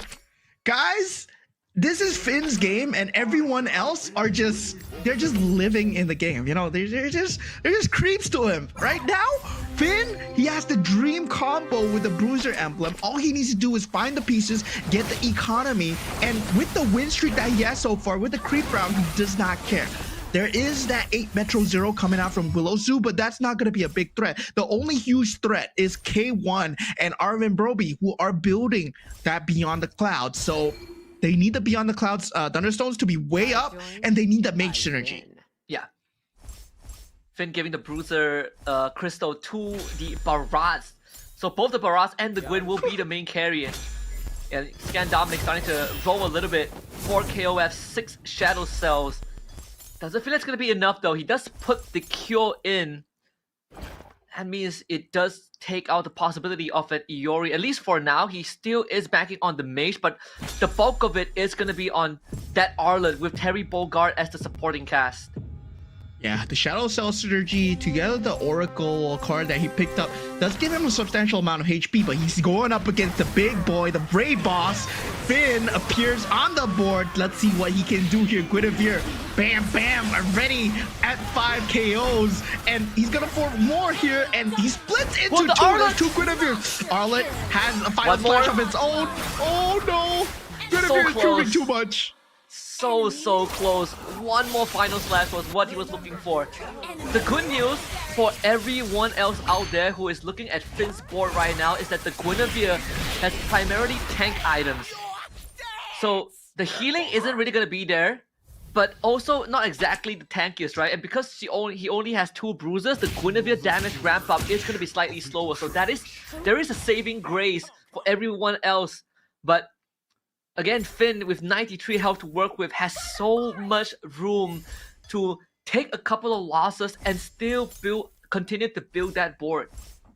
Yeah, Wisnu at this point, he does have 6 bruisers and 6 defenders as well, with the Iori on the tank items and the Winter Crown. But at this point, I would still say you do need a bit more, right, in the tank if you want to take out the top dog, which is going to be Finn here. And now Wisnu, he's trying to find the pieces that fit here.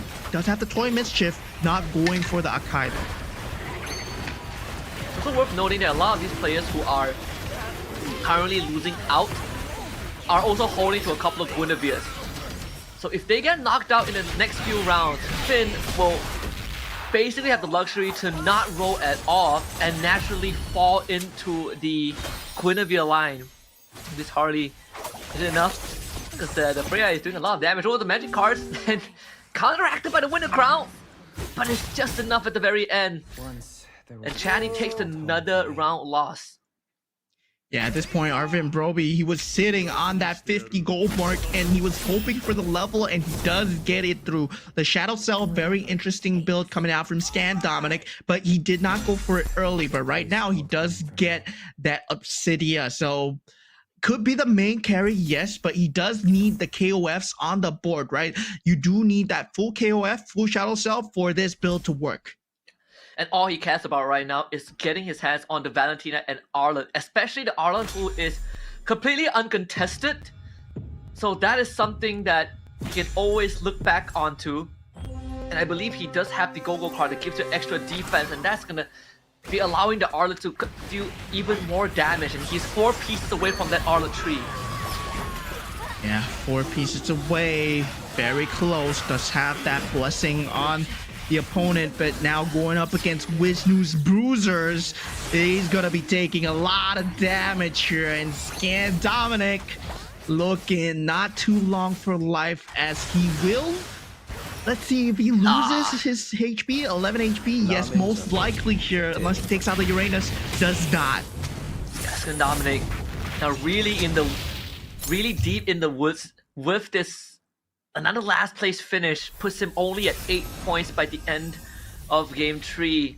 And that means his maximum points is just 24 if he wins the next 2 games. So very dangerous territory as we're down to 7. What does Finn get? It's a couple of good items on the board. It's gonna go for the Feather of Heaven. And guess what? That Guinevere build continues to ramp up. Yeah, Finn, he's going for the Silent Guinevere build, right? But at the same time, Wisnu, he's building up into that 6 bruisers as well. So Wisnu and Finn, they do have that meta endgame build. If not, we're looking at Beyond the Clouds here. And hopefully K1, he pulls through, but he does not have that mage emblem. He needs a minimum of 2 to 4 to make this build actually more viable against the bruisers. But let's just see if the Kadita pulls through for him. Very less items too. And the Kadita, even given the Garden Helm, it's one or two extra rough wages to make the difference. Both him and Dorky have the 6-star wings to work with, but the main carries are completely different. Kadita on one side, and the Benedetta 2-star that is starting to rip through the backline with the Electro Final Blow as Dorky's Harley roll is starting to really pay dividends. Yeah, at this point, that Benedetta with the Star Wing synergy just tearing through everything at this point. It's gonna be up to the Kadita versus the Benedetta. 2 iframes. It might end in a tie, but the final play, the battlefield. K1 gets taken out, and that's both Burmese representatives down in the dirt again as they end at the bottom 3. Oh man, I legitimately thought the Kadita just sidestepped the final blow, but was still in range of the pixel. K1, a very different showing from yesterday's, as he just couldn't get it running. And I mean, partially is that he couldn't get the 3 stars, but more so he had a line, but it just couldn't fall into place in time. So 8 points for K1 by the end of this. This is it's gonna be rough in the bottom ranking. Finn still at 93 health. He hasn't lost a single round since the last time he lost. Yeah, and Wisnu right now with that 6 bruiser build. Let's see what he can do with this. Guinevere looking extremely strong as well with the Defender emblem. Yeah, this Iori actually got distracted by the Eternal Guard, but still the rest of the lineup should be able to do enough here. It's down to this Harley 1v4. The card actually has so much damage. It's him and the Guinevere, and the Guinevere wins. Yeah, the Guinevere is just 30k damage at this point. Sure, Barat does have that Bruiser emblem as well, so he is going for a very similar build to what Finn is going for, but Wisnu is just slight tad more defensive, right? Right now he adds the Akai into the build, but Finn has that Toy Mischief and he has a 2-star Akai. So we're gonna have to see how this plays out. Yeah, and still holding to 3 scavengers, same as Wisnu, so they both have some E-card running for them. For up to 4 bruises for Finn, has the Iori too, and Iori on the board. So him and Wisnu are very closely contesting the pieces. And I think both of them are also up on there with the health pool. It's gonna be a close 22 gold for both of them. If the roasts continue to happen, 10 hero slots now up there for Dorky. Yeah, now that the creep round has ended, final showdown will begin for the top 4 positions here. As the top 4 are secured, it's going to be Finn, Wisnu, Dorky, and Arvin going at it. Feels like Dorky has kind of the weaker build going for that Star Wing. Yeah, it does give you that HP bonus and 16% like damage, but it's not scaling into the later game, right? 16% set damage is not going to be enough against the double hits coming out from the Bruisers with all these itemizations. Now we see the top 2, the Bruisers, going at it.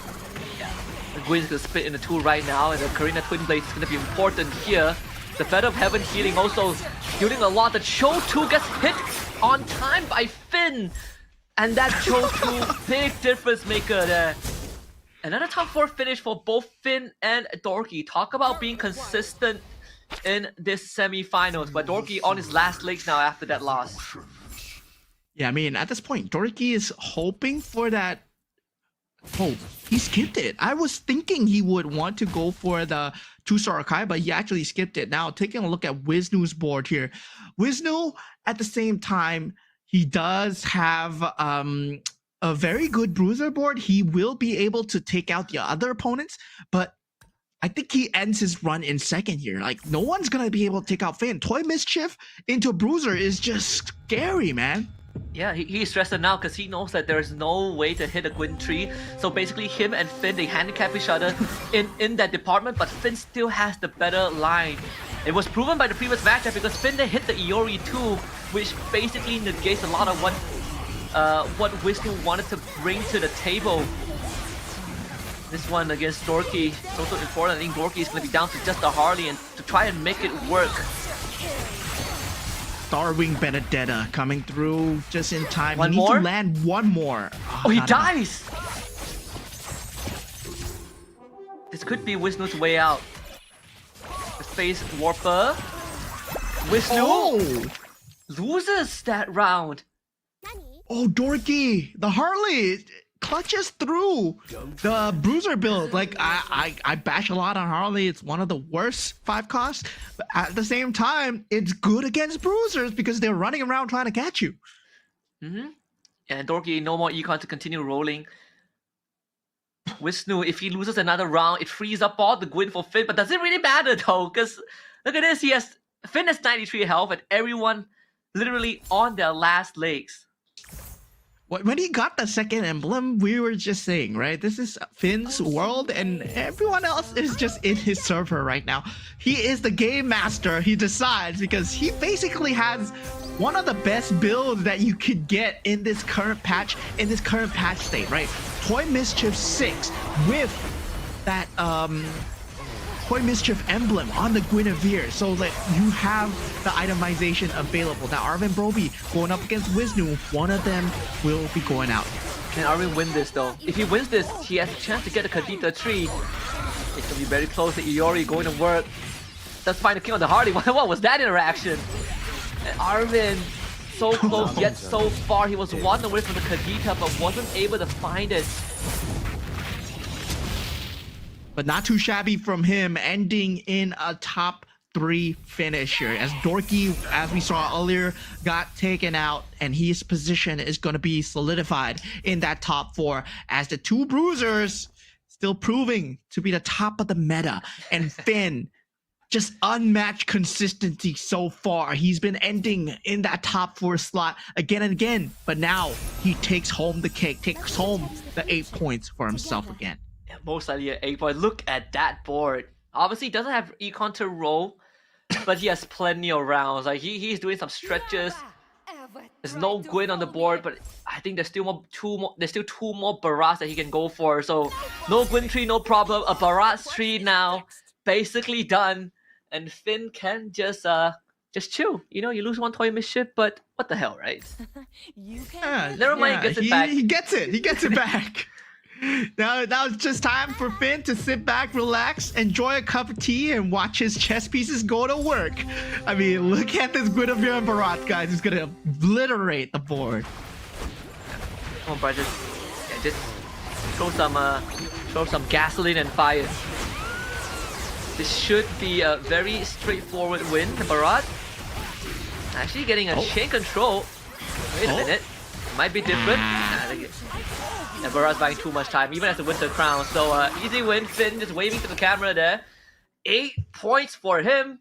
And Wisnu will have to take a bow, as it was an impossible game for anyone else to take first place. Finn cashing in on 8 points. And this is what happens when you high roll in MCGG, right? The feeling is just crazy, but you can't high roll all the time. But Finn, he's shown that even when he doesn't high roll, he's always at the top of the leaderboards. He's always top 4. He makes the best decisions with whatever that he has. But this time, he was given the best possible decision, right? That early Guinevere on the Karina into that Toy Mischief emblem. With the Toy Mischief already activated, he actually leaned himself into the luck, because actually, to get the Go-Go card, you have to get a certain number of a synergy. You have to hit a certain threshold to activate the Go-Go card. So you need to know the conditions beforehand as well. So Finn played his cards perfectly. Yeah, and you know the effort, the game saw his efforts and decided to reward him with all the possible best permutations, I'd say, and I think he's been top 3, right? In top 3 in all the games that he has played. You know, came in second in game 1, third in game 2, and now first in game 3. Just a very solid showing. As we look at the match overview, this was impossible for Finn to lose.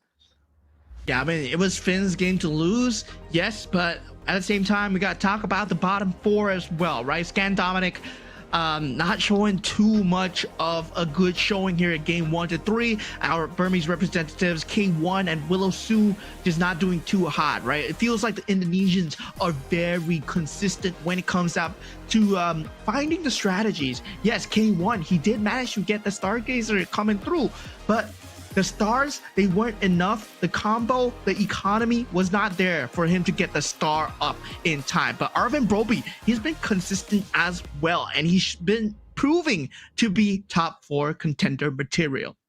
Yeah, very exciting Group A so far, but we are starting to see some of the competitors pull ahead of the pack. Finn, definitely one of them. But even for Dorky, right, he finished 4th this game, but he was able to kind of recover using the Harley towards the very end. We saw the Starwing Crystal being sort of the savior that gave him that 6 Starwing, which he placed on the Benedetta. But it was quite a roll of the dice when he decided to go down this route, because he was taking a beating in that early game when he got given the K, which wasn't able to give much impact in the early to mid. Yeah, I mean, at that point, the Harley... The Barat start was completely ignored by Dorky as well, right? He knew that with the Toy Mischief, he couldn't lean into the Toy Mischief, because Finn, at that point, he was already leaning heavily into the Toy Mischief as well. Yeah, I think Finn having a very chill game. You can see even moments during the game where he knew that he got it in the bag, you know, just looking serious at the start, but as the game progresses, you see more and more of the smile, and that is the C game first place I think from this point onwards, he sort of knew that the game was his. There was nothing stopping him, and not to mention that he did go for the Karina in game 3. So if the snowball wasn't already strong enough, him landing on Toy Mischief and Bruiser Crystal solidified that. Yeah, there's something to be learned about his consistency as well, right? His decisions making to make the best choices available in the game, his studies of the meta with different commanders as well, him pulling through top 3 with the 1-1, and now when he's given the chance to shine, given the Karina as well, he makes the best possible decisions. And with that Guinevere pickup as well, he knows what exactly that he has to do. The Guinevere, yes, he did get it very early, but it was a 1-star Guinevere, and at the same time he started building options. So he started building towards that Toy Mischief that led to that emblem buildup, and that led to that 2-star Akai, and also that final 3-star Barat that secured him the game. It wasn't just a single lockdown on the Guinevere. Yeah, I have to go Bruiser no matter what. Sure, Guinevere is the meta, but he opens up a second option, and that's what Finn does so well.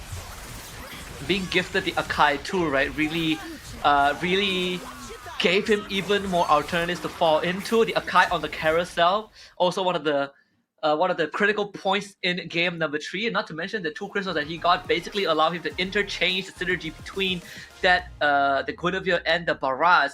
And he saw that Guinevere 3 was not a possibility, but the Baraz was completely open. So congratulations to Finn getting the fat 8 points from game 3 as you pass the halfway point of this Group A bout. Yeah, you show any MCGG player these stats, and they're like, yeah, take the stats away. This is disgusting. Because honestly, he got the best possible combination, and he got Toy Mischief's badge and a Bruiser's badge with an Eldos and also a Uranus as well, right? There's a lot frontline, there's a lot of damage to back him up, and yeah, this is the best possible outcome for a Karina. If you're playing Karina and yeah, you're playing Toy Mischief into Bruiser, this is the best possible like combination that the game can give to you, and that was crazy. Finn got it. So looking at the standings coming through, I believe Finn is going to be on top at 21 points. Dorky, very consistent as well, with Wisnu falling close behind, and Arvin Broby lands himself in the top 4. But looking at the bottom 4, it is getting dicey for them. Yeah, Chatty, Willow Sue, Scan Dominic, and K1 having a lot of work that needs to be put in, especially for Scan Dominic to last place finish. So when we look at the maximum points that they can get, K1 and Scan Dominics, they can only cap out at 24, 25 for Willow Sue, and I believe 28 for Chatty. If there's anything that we know, like even for Arvin, from yesterday, he has always been in the middle of the pack, so staying consistent in that line. But for Finn, only top 3 finishes, which sort of goes back to what we talk about on his Seekers performances, right? 5 games, he only finished 4th once, and the rest were top 3. And he finished first out of 5 games, first 3 times out of 5 games. And this is really starting to prove his prowess, but he will have to go last in this Game 4 draft. Yeah, right now, straight up, we do see the Karina being picked up by Scan Dominic, and Willow Sue going for the Fanny, K1 going for the Gushin, Loyi picked up by Chatty. So now it's just time to rack up the points. Dorky going for the economy option of the Valir as well. Arvin Broby heading into the 1-1 route. We've been seeing a lot of 1-1s work this game, but we also saw K1's 1-1 didn't do too well. And Wisnu going with a very cute choice of picking up the Kagura, and Finn pulling out the PNK. Alright, Popo and Koopa, which was shown in game 1 by Willow Sue, allowing him to hit almost a Freya tree. He almost got there, but ended up getting taken out too early. Now we get to see if Finn can show us how it's really played, because Popo and Koopa is one of the few commanders that I am very, very, inspired to learn, but the approach, the creativity that you need when you play this commander is very different from a lot of the other commanders out there. Yeah, I mean, PNK really banks on the fact that your opponent are good and they're going for the build that you are hoping for, or your prediction of your opponents are good, right? You've played against X and X, therefore you're playing against X and X next. And for Kagura, Wisnu as well, it's a very hands-on hero where the shield's value is given to a unit. And yeah, that's what mostly the Kagura is all about. Like, you get the shield value. Let's head into game number 4 of match 1 of Group A and see how this one is going to pan out. Because so far, for some of these players, it has been smooth sailing. And Finn, well, in K1 actually starting off with the Double Glory League, so one of the slightly more underwhelming openings, but it just means that you have to go a slightly longer route to go into what you want. We're going to check in on the Go-Go cards and the opening synergies in just a little bit. There we go, on the screen. Finn, Toy Mischief Bruisers again. On the PNK, picks up the PNK card. And yeah, a lot of people like to go Toy Mischiefs. A lot of people like to go for Bruisers early. So when he gets that, and his opponents start picking Bruisers, which we do see many of them, Arvin Broby with the Toy Mischief, Wisnu with that Bruisers as well. If he gets them as an opponent, his copy trap is gonna pay dividends. And especially when you get into the mid game, when 4 cost up starts coming in. Yeah. If I remember correctly, the Popo and Koopa trap ignores the hero limit in the pool, right? Because you essentially just duplicate the hero that passes by. So it again gives Finn some freedom to work with, and he doesn't have to worry about just rolling down for what he wants. Yeah, Dorky right now does wait a minute. Oh yeah, Dorky is the Valier after all. So yeah, he does have a different commander card from what he's used to, but he has a very good economy.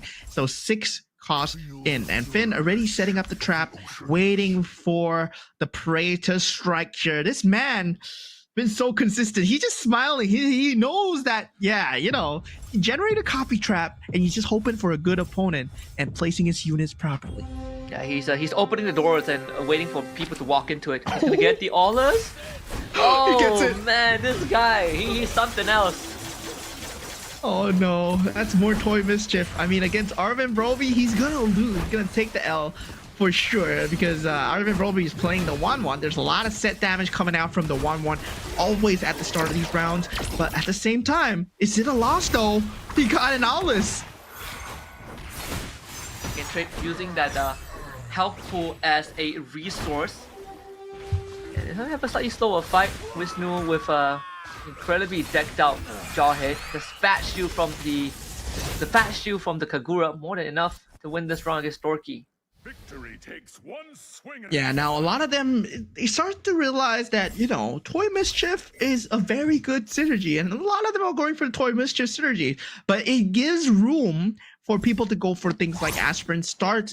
There's room for people to go like things like Beyond the Clouds and also Shadow Cell start, where they actually start to ramp up, right? These are all very good late game builds where, yeah, you might not win early, but you take a lot of damage, and at the same time, on the same line of using your health pool as a resource, in the end, you get that huge cash out from your Shadow Cell or also the Aspirin's energy as well. Some of the benefits to it is also that you go into the carousel and you get priority over what you want to take. And that's sort of, and a lot of times it makes a difference, right? It allows you to come back into that mid to late game with a stronger line just because you get to choose first. For now, that seems to be the case for Finn, who is down to 86, just in time for the carousel. Yeah, Scan Dominic will be the first person to go, and we do see Finn, then K1, then Dorky. So Scan Dominic, he has his choice here. He goes for the Freya instantly, and Finn picks up the Kadita here. So wow. He's going for a separate build. Like, he gets the Toy Mischief, yeah, he gets the Owlus, but doesn't matter. He's going for a separate build. Willow Su, being the last to pick it up, goes for the taunt. And it's about options, and Finn just unlocked another option for himself with the Kadita, and now Stargazer is another line that he can fall into, and there's plenty of time to plan that out. Whereas for Dorky, does have the Soul Vessels Dauntless, the KOF2, sort of a ragtag, a mix. Again, having that K as the first forecast. And creating that option as well, right? Finn, he makes it so that he has that Stargazer ability available and K1 at the same time. He is going for Stargazer mages as well. So there will be another person in his pool, but he does see that a lot of people are going for the Toy Mischief. So that's what maybe Finn is thinking about. Yeah, let's just go for something else that has a more open pool and more pieces to play with. K1 down to 75 already. A lot of health bars, a lot of health being traded out, so that's a quarter of his health already gone. K1 hasn't won a single round, I believe. He hits into OT, it's this Kagura shield, counteracted by the shield placed on that Sicilian. Arvin Vera will win that round. Yeah, the Vijang also dealing a lot of good damage. 4 Soul Vessels already out for him. But now, looking at Wisnu's board, him on the Kagura doesn't really deal much in terms of economy. It's more of an interaction card, just like the 1/1 as well. But at the same time, it does give him a very beefy jaw hit. It does. Having double Aldous just for the with the extra bruises. Of course, some minor backline dive with Hauke, the feather pebble on the feather on top for the extra punch. So I don't see him cutting through what Chatty has built up with this Masha Golden Staff. Has the Face Warper enchantment from Loi, which I feel like is one of the best out there. Not just because of the damage, but it gives you that Face Warper ability, right? For you to get your health back and reposition. Yeah, there's a lot of options given as a Loi, right? That's why a lot of people like playing the Loi so much. You can go for the Scavenger emblem as well. Then afterwards, you get a free hero every 2 turns. So that's good in terms of economy. Or you can go for the combat, like you said, the Face Warper. It helps as well. Now, Go-Go card going in. Dorky going for that 4 cost as well. Now, we do see Finn. He's leaning towards Star Wing already. He picks up the spaceship hangar.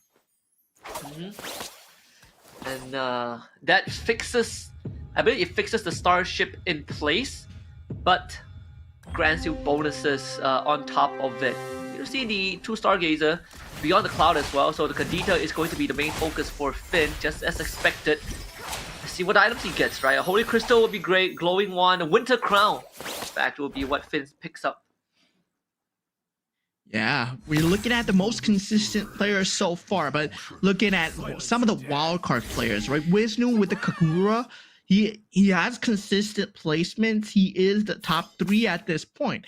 But this Kagura, well, you do have the Kagura card as well, which greatly buffs a unit.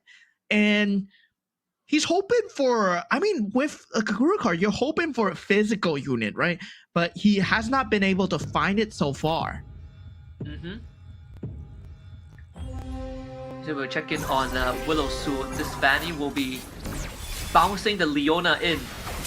So does have the Stargazer line going for him, but Scavenger is what matters. The economy is going to get built up at 32 gold. If he wins this round, it's going to be some extra gold on top, but does have to deal with the Zusin and the Kadita of Finn. And they still have yet to go through the Winter Crown as well. This is going to be enough. One more rough waves and sufficient. And that's a big win for Willow. He needed that. 46 gold, and now instantly levels up after selling a couple of pieces. Yeah.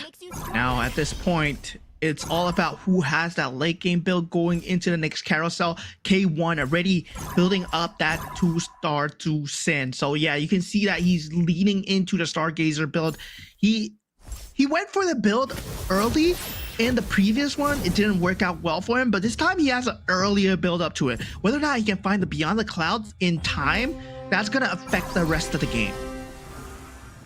Here for Dorky's side, another trap copy. I believe he copied the Durov. Not really what the Finn wanted, but the Saber actually also gets duplicated as he went for the backline. That's what he needs. That's what he needs. He wants a Saber. Yep. He needs it for the Starwing synergy. So Finn just playing the cards perfectly, losing a bit of HP here, right? As we said, he's gonna have a slow start with the P and K though. I think he win this round, yeah. And he even wins the round, so it's a double whammy. You get a Saber dupe, and on top of it, you win the round. Yeah, Finn, his build is starting to pay off. He's the only one at level 8 at this moment. So he has more access to the 5 cost cards than the others, right? So at level 7, you only get a 1% chance, but level 8, it greatly increases. Yeah, 1 extra hero slot.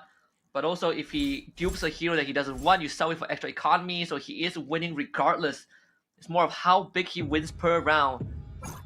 And Finn, he actually gets a kite as well. Oh my god. The scavenger synergy is running for him. So yeah, he has a triple scavenger synergy while building up the Beyond the Clouds as well. So he wants to build up the Beyond the Clouds to ideally as high as possible. Meanwhile, the Disrupt from the Akai is going to be helping out to lose less HP, right? He knows that he's not going to be winning. He's using his HP bar as a resource, like you said, but at the same time, K1 also not doing too well. 27 HP at this point. K1 hasn't been able to find any wins. And starting to get pretty dire now for K1. Can't afford to lose any more. He's gonna be able to get through this carousel, but might not live long enough to see the next Go-Go card. Oh, he goes for the Stargazer synergy, and Finn gets the +1 cap. So Finn, he finds himself in a great situation. Wisnu gets the Bruiser synergy as well. So we got 3 players getting their ideal choices. Scan Dominic going for the Iori as well. Meanwhile, the rest, I would say, is like, you know, not too high on the list. But we saw 4 out of the 8 players. They get what they need. Especially for Finn, who now gets to lean into an extra synergy if possible. But the fact that he gets priority on that level earlier on means that he gets to roll into what he wants quicker as well. This should start paying off, right? The Popo and Koopa, if you can get to level 9, then that's where the biggest cash out will come in. Yeah, so he needs to get to that level 9. He does get that +1 cap, so he has that 9 slot, but he needs that 10 slot to make things work for him. Right now, Arvin Broby going up against Finn, and it looks like Finn still gonna be on that losing end, still just taking out units, still trying to play the eco game. The Kadita still at level 1, and that's not enough. Needs a Kadita 2 and a slightly better item, so he's probably gonna lose out this round, but the next round will really decide where Finn stands by the end of this. Yeah, it's really an edgy play coming out from both K1 and Finn. K1 finally got his first W and ends the losing streak here. But now Finn, with that 2-star Kadita, gonna start clearing boards here. But K1, he does have that 6 Stargazer synergy, but is unable to build up the Beyond the Cloud synergy that much. Unable to find the Edith because he's currently at level 7. Only 1% chance. Yeah. Oh. Whis can get duped by the Kadita. No! It's Gets the duped! Kadita! He gets duped! He has to at least win this round to salvage some of the losses, but ends up losing to Finn. Oh no, Finn, he managed to fight the best possible opponent here, so he does get the board going for himself, and he has more Beyond the Cloud synergy. So, once again, it's going to be a battle of the bruisers at the end. Wisnu with the Owlers not surviving. Willow Su doing well for himself. That bruiser synergy is still 3 out of 4 for Wisnu. Unable to find the pieces that he needs. But going into the next Go-Go card selection, it will be a blue card. So mostly going for economy, mostly going for rerolls or HP here. Yeah, Finn going for just some extra juice with the synergies. We just see Willow just picked up his 2nd Go-Go card. Very willing to hold on to the 3rd one, same as Chatty and Wisnu, as they have plenty of health to work with. Yeah, it is a blue go-go card after all. We see most players, they like to hold on to the blue go-go cards now into the creep round. The battle's not that too important. Taking a look at compositions as well. A lot of scavengers across the board, but looking at the bottom three, right? They're all going for that same Stargazer build, but Dorky leaning more towards that Swift Blade, just trying to buff up that Saber. Another Saber tree line, which funnily enough wasn't really demonstrated in the previous game, but this might be enough, right? We see the double Masha out now for Chaddy. So it's safe to assume that the Loi has been giving him the Mashas, but Masha tree not really the ideal carry that you want, but it will do for now, right? Let's have the Haas Claw. He did get the enhanced Haas Claw, so there's a lot of value that you can get from quad bruisers with that Masha. Yeah, it's still only quad bruisers. It looks like the bruisers are not appearing in the board, especially for this game 4. So we do see more towards a lean towards Stargazer synergy, where the late game builds are going to be coming out from the side of Finn, who does take out Chatty. That quad bruiser not going to be enough, and Finn. Yeah, he found his dupes, he found his stride, K1 as well, getting the W against Dorky. You're going to start to see the Stargazers pop off with the Beyond the Cloud synergy. Wow, so Finn hits level 9 and gets a Vexana on top. You could not have asked for a better chain of events after all the losses that he had to endure early on. Same for K1. The Stargazer, 2-star Vexana, 6 Stargazer synergy, and 6 Mages. We all know where this is going. The Valentina will be the key for K1 to get through this. The economy is in shambles, so hitting a 3-star Valentina will be miles away. But let's see if we can at least earn him some extra points, because he needs them. Yeah, he really needs them at this point, and he's just hoping for a good carousel placement. Also to get the good pieces, hopefully get the pieces that he needs. But Arvin Broby now up against the mage synergy of this Valentina, gets taken out, and K1 not enough. Yeah, that's got to be frustrating, because I think his chances of making finals might have just been extinguished with that loss. Only 9 points, so virtually impossible to get enough to qualify in the top 4, because the maximum points he can get if he finishes first is 17 by the end of Group A. But a lot of these players are gonna get past 17 points pretty soon. We have a couple of candidates who are already past 17. So if Arvin and Wisnu, Wisnu is guaranteed 17. So it's down to Arvin and Chatty, and when one of them gets past 17, K1 will have to wave goodbye to his qualification chances. Yeah, K1 not showing too hot of a show today compared to yesterday. Yesterday he was fire, but today couldn't find the builds that he needs. Times this on MCGG, but still the consistency being shown by Finn and also the Indonesians, they've been unmatched so far. Right now, Dorky, he is at the threat of death and he goes up against Scan Dominic, who does have that Akai with that split synergy, and Dorky will be taken out here. Executed by the Gwyn too. The first bottom 2 finish for Dorky in the entire Group A match so far. He finished like 1st, 2nd, and 4th, and now finishing last. But it's okay, I think he's in the safe zone for sure. Finn just won his earlier round and gets dibs on the carousel because K1 is already out and goes for the Lumen Nexus. Now he's gonna get 2 Lumen Nexus thanks to having the Kadita on the board. Yeah, so with that, he actually lost to Willowsue, so I'm very curious to see what Willowsue's board is about. So that puts Finn at 8 HP, right? In a very dangerous zone. He's going for that Starwing Stargazer synergy. Does get that Luminex's crystal, now pulling off that 6 Starwing as well. So now he's hoping for the 3-star, but he's not too hard about donkey rolling. He does get the 2-star Harley here. So yeah, Luminex's 2-star Harley, Stargazer. Are the itemizations enough though? There's only a Winter's Crown and the War Axe that he has so far. Needs to get through the next 2 rounds, but since he faced Willowsue, he won't be facing him for quite a while. He just needs 2 wins. Wisnu going for the extra 20 Commander Shield to buy himself some extra rounds to work with. The next 2 rounds will be important for Finn. He needs to win to get to the item. And that might just be the turning point. This is round 1 for him. So one step closer to a better finish. And in the meantime, Chatty and Arvin also losing their matches What miracles down to potentially their last legs. Yeah.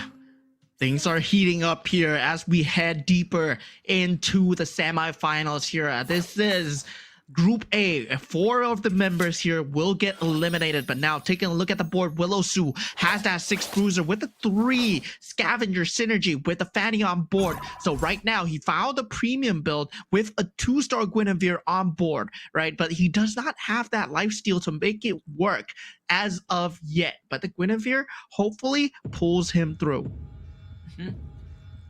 Even for Finn. Making sure to let everyone know that the Claude 3-star might be incoming. Not for himself, but for Arvin, who I think is 2 pieces away. See Willowsu, if he wins this run against Chatty, he should be able to pull through with the board that he has. Chatty, the shield coming in clutch right there, keeping him in the game. He had 21 HP, and that 20 shield value is what kept him in the game. Arvin Broby now on 5 HP, finally finds himself a bit lower than Finn at this point. As we head on into the creep round, we take a last look at their synergies available. Wisnu able to get that 6 toy mischief synergy. We saw how strong it was. Yeah, Finn hit the Kadita tree. Okay. Oh no. And we did say he just needed to survive a round or 2. And remember the earlier traps that we saw that was duping the Kaditas? It all paid off. It all paid off. Funny enough, oh my god. the saber that was duped, it was just that one. He probably sold some of the extra sabers for the econ, and now he gets to build into the sabers too. And I think he gets 6 Star Wings because he did have 1 extra slot, and he hit a Freya too. Oh, he skipped the 2-star export for Arvin. He's going all in for the Claude. One more, come on. Stacking units. Finn warned us about it, and he gets it. Lights, camera. So Metro Zero, 6 marksmen with the Claude, only 1 Berserker's Fury on it. No, he manages to put the Sea Halberd and the Haas Claws on it as well, with a 2-star Hanabi with the Demon Hunter Sword, and he cashes in the Aspirant's points that he has, which is a mere 20. But this might be his last round against Scan Dominic. But with that 3-star Claude, I don't think he's just gonna go out of the game just yet. Yeah, with this round, that's far from Iori, but yeah, the 3-star call is too much. Scan Dominic we have to take the L. Chatty also out. Finn finds another top 4 finish because of that. And Willowsu finally takes his first loss in a long time to Wisnu. Yeah, Wisnu at this point, with the Toy Mischief synergy, is doing well. Willowsu at this point, yeah, he's been going full eco. So right now he has a time, right? He's gonna swap out of the scavengers. He gets the 2-star. He gets almost a 3-star Guinevere that Finn has pointed out, and Finn has always been pointing it out. He points out the 3-star Claude, 3-star Guinevere, and you can tell that Finn, he's not just playing on his own board. He's always consistently visiting other people's boards within the 20 seconds. So that's how fast his fingers are. Yeah, this guy's he's playing politics in the game, right? He's letting people know that, hey, we gotta watch out for this guy, while simultaneously making sure that he has the upper hand.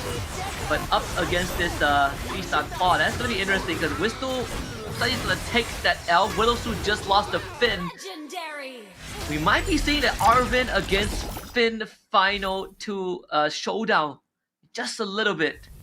They're gonna face each other next round, so one of them will go. This is gonna be crazy here. I mean, this is the luck of the draw here. 2-star Hanabi being picked up. And now, going for...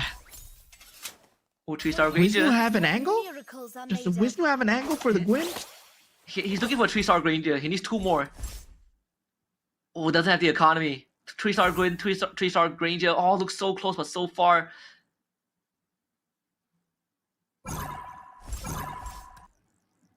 Yeah, we'll have to settle for it. not willing to roll anymore because he's 2 Gwins away from his 3-star Gwyn, but he needs to survive this round. And is up against the 3-star Claw. This could be GG's. Yeah, Wisnu at 18 HP needs to take out just enough units. Can the Granger do enough here? One more? It's not gonna be enough. Willow Su takes 21 to the face. And now it's down to top 3. Carousel round. +1 cap is available. What is Finn gonna go for? Start with KOF synergy. KOF. Yeah. Has he put it on the He knows that Kadita? He puts it on Kadita, right? Is it captain? Yeah, he puts it. Captain Kadita. This is gonna be incredibly close. They're all down to 1 last round. Is built upon truth. One more Gwyn. Spirit will What? not. One more Granger. And one more It's Granger. either or. Oh no! no. Does he sell? Yeah, he sold. He sells. He's rolling for it. Takes Iori. Come on, that's the Granger. Granger. He needs one more Gwyn. Does he find it? He finds the Gwyn! Gwyn! Oh la la! Wait a minute. 3. That's the future. Oh, there it is. Okay. Goes for it. Oh, might bailed himself out of losing the next round. 6 bruises. Is there a bruiser synergy on the Granger? No, it's not. Does he have enough? This one is against the Kadita tree. Might be enough actually, right? Monster Yeah, might He be. has a lot of work to do. Whoa, Eternal Guard? Does he drop? legendary. Yeah, it's more Nah. than enough. Legendary. Oh, Willow Bills takes out himself Finn's mirror. Oh, but it's just a mirror, so Finn still gets a 2nd place finish minimum. Yeah, it's still 2nd place. Finn is just extremely consistent, but Willow Su, finally a Cinderella story here. So proud. Yeah, this is needed for Willow Su, right? We just say that he needs the perfect game. Now Finn is gonna, Willow Su is gonna finish off his board with the Benedetta. I think Finn also pretty much out of gas at this point. It's up to the pieces position. Can he disrupt the Gwyn enough? He did hit the Kate and Terry Bogart too. So 6 KOFs with a Captain Kadita. But yeah, Finn, he's ready. He's ready for this final round. Yeah, he's choosing between left and right, trying to guess the Claw's location, and it's at the right side. So the Vexana Eternal Guard does not land on the Claw here. And now with that, the Kadita Wait a can minute. do enough. Legendary. Wait a minute. Winter. Come on, come on. Oh my goodness, Finn. Oh, Legendary. so close. Still needs me. What? Captain, my captain, that was enough. Oh, what a play, Finn. He was willing to give the Vex up. Yeah, that was a sacrificial play, right? Putting the Vexana into the path of that 3-star Kadita, so that his Kadita, the 3-star Guinevere, so that his Kadita has the ability to use the rough waves. Yeah, and to wipe all of the other pieces too. So let's see what items both of them get. Yes, the Lord round, the first Lord round of Group A. I can't believe that Finn outlasted that round. I was sure that this is the 2nd place finish. But now it looks possible again. The Metro Zero is out. The X-Borg picked up by Willow Su. So 7 synergies plus 2 3-stars. Finn is not going to have enough economy, I think, to roll for another 3-star. But let's see if the item that he gets are enough. 2 KOFs, 2 Soul Vessels, and Willow Su just wants extra bodies to bait, to distract the rough waves. Yes, it's enough though. I mean, Metro Zero just gives damage. It doesn't give defense. There's 26 And Finn. Thunderstones on Kadita. Is it enough? Yeah, final battle here. The rough waves instantly taking out 4 members. The Eternal Eternal Guard. Guard lands on the Claude. Godlike. Oh, one more rough waves. Come on. Legendary. Oh, takes out the Yes, Claude. Winter. Legendary. So close. The fatty takes it. Willow Su. He will be the champion for game number 4, but a hard-fought battle. That Metro Zero coming in clutch, skies and belong Finn, to me. what a hold on. We thought he was top 3, but no, he ended up in top 2, and it was the luck of the draw at the last part. But very consistent performance and a Cinderella story coming out from Willow Su, who does clutch it out, finally gets a win for himself at game 4. Yeah, honestly, Willow Su now has a chance again to make it to top 4. He's now currently sitting at 17 points because of that win, and now he needs a decent game 5 to qualify. I mean, this current standings has now been completely shaken up because of that. We know that Finn guaranteed to make it to the grand finals, but for Willow Su, he has one more chance, right? One more game is all it takes, and it's not much. I think a top 4, top 3 finish would be enough to push him over the edge. Yeah, I mean, really at this point, it's about the others right now. Finn has been consistent. He's been a monster. He is the raid boss to watch in the grand finals. And of course, we are going to choose 4 from this group here. And Finn is definitely in it to win it. And he is a monster. He won the SEA Games. And everybody's just looking out for him, looking like he's the man to beat here. Yeah, 100%. Let's take a look at the overall match stats from game 4, because this game took a lot of turns. We've already established that some of these players are not going to make it through to the grand finals, but they still have a chance to ruin the chances of other players. So if you are supporting any of them, like K1, don't be disheartened. I mean, semifinals is a tough spot to get to already. But Willow Su, with the miraculous comeback towards the end, not only having the 0 Metro, but also having that extra synergy with the Go card, the extra buff that he gets with the synergy towards the very end. I think Finn wasn't able to activate that Go card because he didn't have enough in the end. KOF, Stargazer, Luminexus, Beyond the Clouds, I think he has 5 instead of 6. But either way, was able to make the Starship Hangar play out in the late game. And that itself is a hard thing to do. Yeah, Willow Su, I mean, he had a very dominant start, right? I was very curious to see what build that he was going for. He did get an early, not Soul Vessel, he did get an early Toy Mischief into Scavenger. Yeah, that was not his perspectives. Yeah, so with that Scavenger build, he started building up the economy, started building up the synergies as well. But meanwhile, Finn, he had a very rough start, right?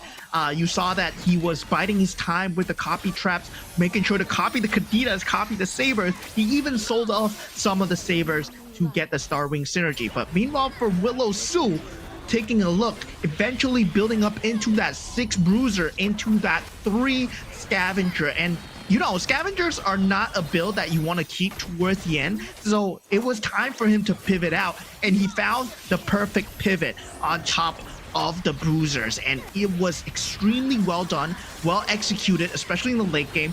I would like to see Willow Su more in these late game scenarios, but it's going to be the last time, and it's going to be the last game. Yeah. One more chance to make it. Willow Su really putting the rabbit out of the hat towards the very end. Had to essentially play, sort of play from the middle of the pack. But hitting that Gwyn and Granger tree was the game changer, because it was looking pretty grim. He wasn't willing to sell any of his pieces prior to that, and he had to survive the subsequent rounds. But he did take up enough pieces to survive the round loss against Finn early on, and that was everything. And look at Willow Su's face as he goes for it, and yeah, emotionless man, dude. He's like, oh, I won.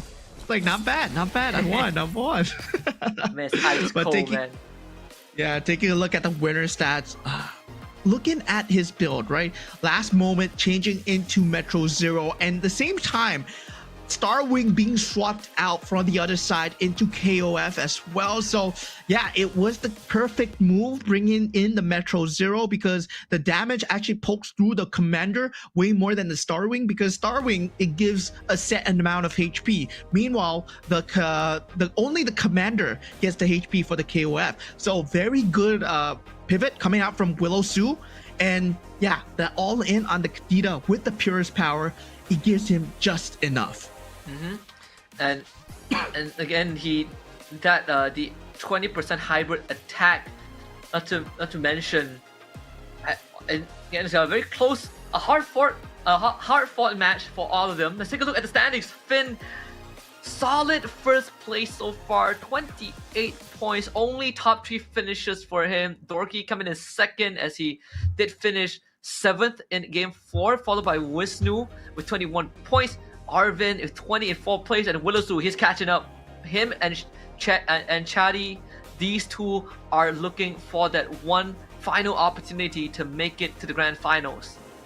Yeah, I mean, at this point, Willow Sue and Chatty, they are very close. But Scan Dominic, K1, are they still in the running though? I don't think so, right? Yeah. Even if Scan Dominic gets the best possible option of getting the 8 points, there is no way for him to enter or break into the top 4. So sad for them. But this last game is going to be a consolation prize in terms of placements and trying to get a better prize pool for themselves. Yeah, the current bar is set at 20 points. Let's go into the draft of the final game. And this time, K1 gets to call dibs on it. Again, we did talk about how today was a very rough day for K1. Just couldn't really get much going. So he will go for the Amon as the commander for his final game. Got Loyi coming out for Dorky as well, and the Guinevere for Chatty. Meanwhile, Scan Dominic going for his final hurrah, which is the Fanny, and Wisnu pulling out the Karina, and Arvin, we see the Angela. Oh man. So, Pulling out the Angela now.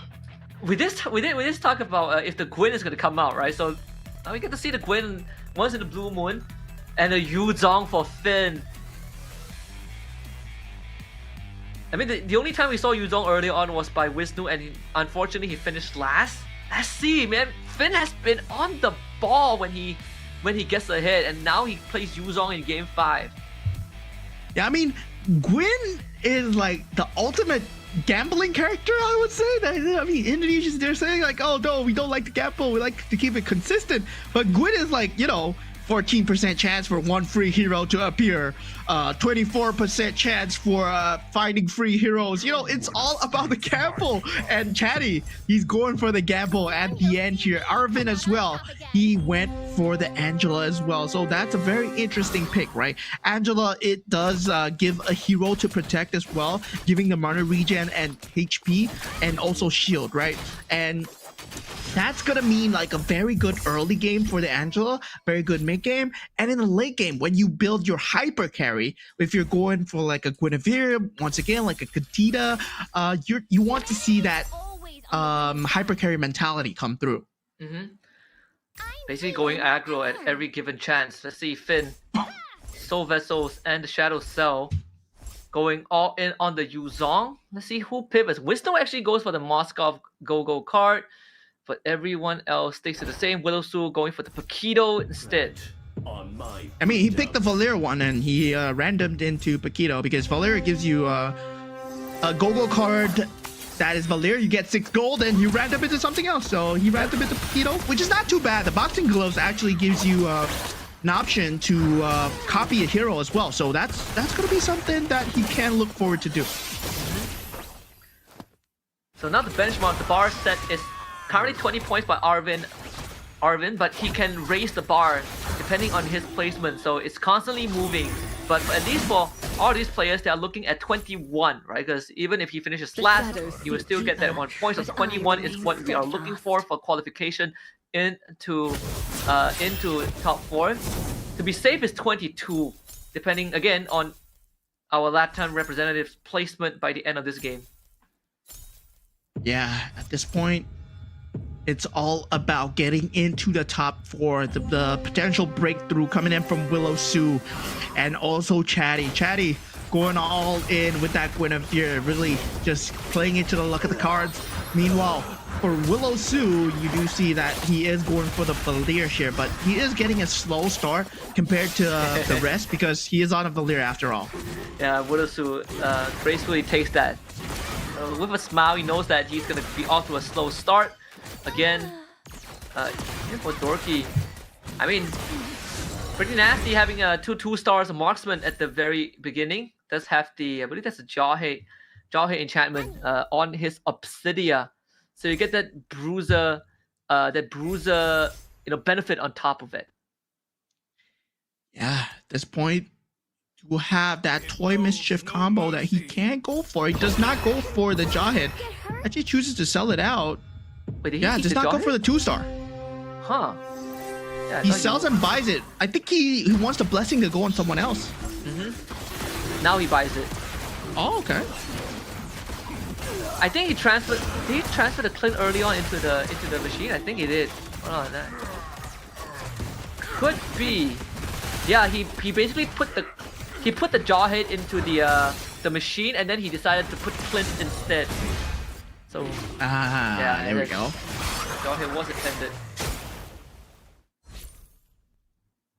So now we do see the early game builds coming out. Now we will go to the first carousel here, and okay, we have a scavenger, the KOF, yes, the K as well. So K1 instantly going for the K, not having a good start on the Gushin, and now with a War Axe and the defensive items being picked up, Wisnu does go for the scavenger here. Golden Staff being picked up by Scan Dominic, and Dorky going for the Berserker's Fury. That offensive item. So not too many game-changing pieces, but they start to build up towards their eventual endgame boards. Willis was actually getting the Aulus 2-star. Weapon Master Blessing activated early first for Arvin. And also gets puts the Angela on the Lolita too. So it's just trying to power through with sure bulk in the early game. He's also looking for his first win so far. Hasn't won a single round. Up against Findo, who has 2 more pieces than him. It's not going to be easy with the Beyond the Clouds building up for the Xavier. Yeah, looks like he's going for the Beyond the Clouds again. That does have that 2-star Hellcurt, but this time the Alu card is going to come through, right? He does have the highest power, and the defensive items actually coming into play. The Shadow Cell slowly starting to build up economy for Arvin Broby here. It's going to be another loss for Finn, 11 to the face. Overtime, this Minotaur healing not enough there. So Dorky suffers his first loss against K1. Yeah, K1 finally getting a bit of a breather here with that 2-star K, that Gushin hoping to keep him in check for the next few rounds. Scan Dominic on that win streak on the Fanny, but not for long, right? Fanny scales off in power, especially in the mid game, because you are invested in pieces early, but you lose out in economy in the mid game as well. Yeah. Look at the essence core, right? We did talk about it does grant you damage, but on top of that, the face warper repositioning when your health falls below a certain threshold. Everything banked in on this Minotaur for now. We does do some pretty nasty damage on top of the healing. So the game drags to OT. The Minotaur can actually pack quite a punch. Not against the Marksman though, who does shred through defenses pretty early. Not to mention having the Leona that dodges physical attack. Still the Valentina to go through from Scan Dominic. One last cast. Should do the job. Yeah, Scan Dominic having that golden staff on that Valentina as well.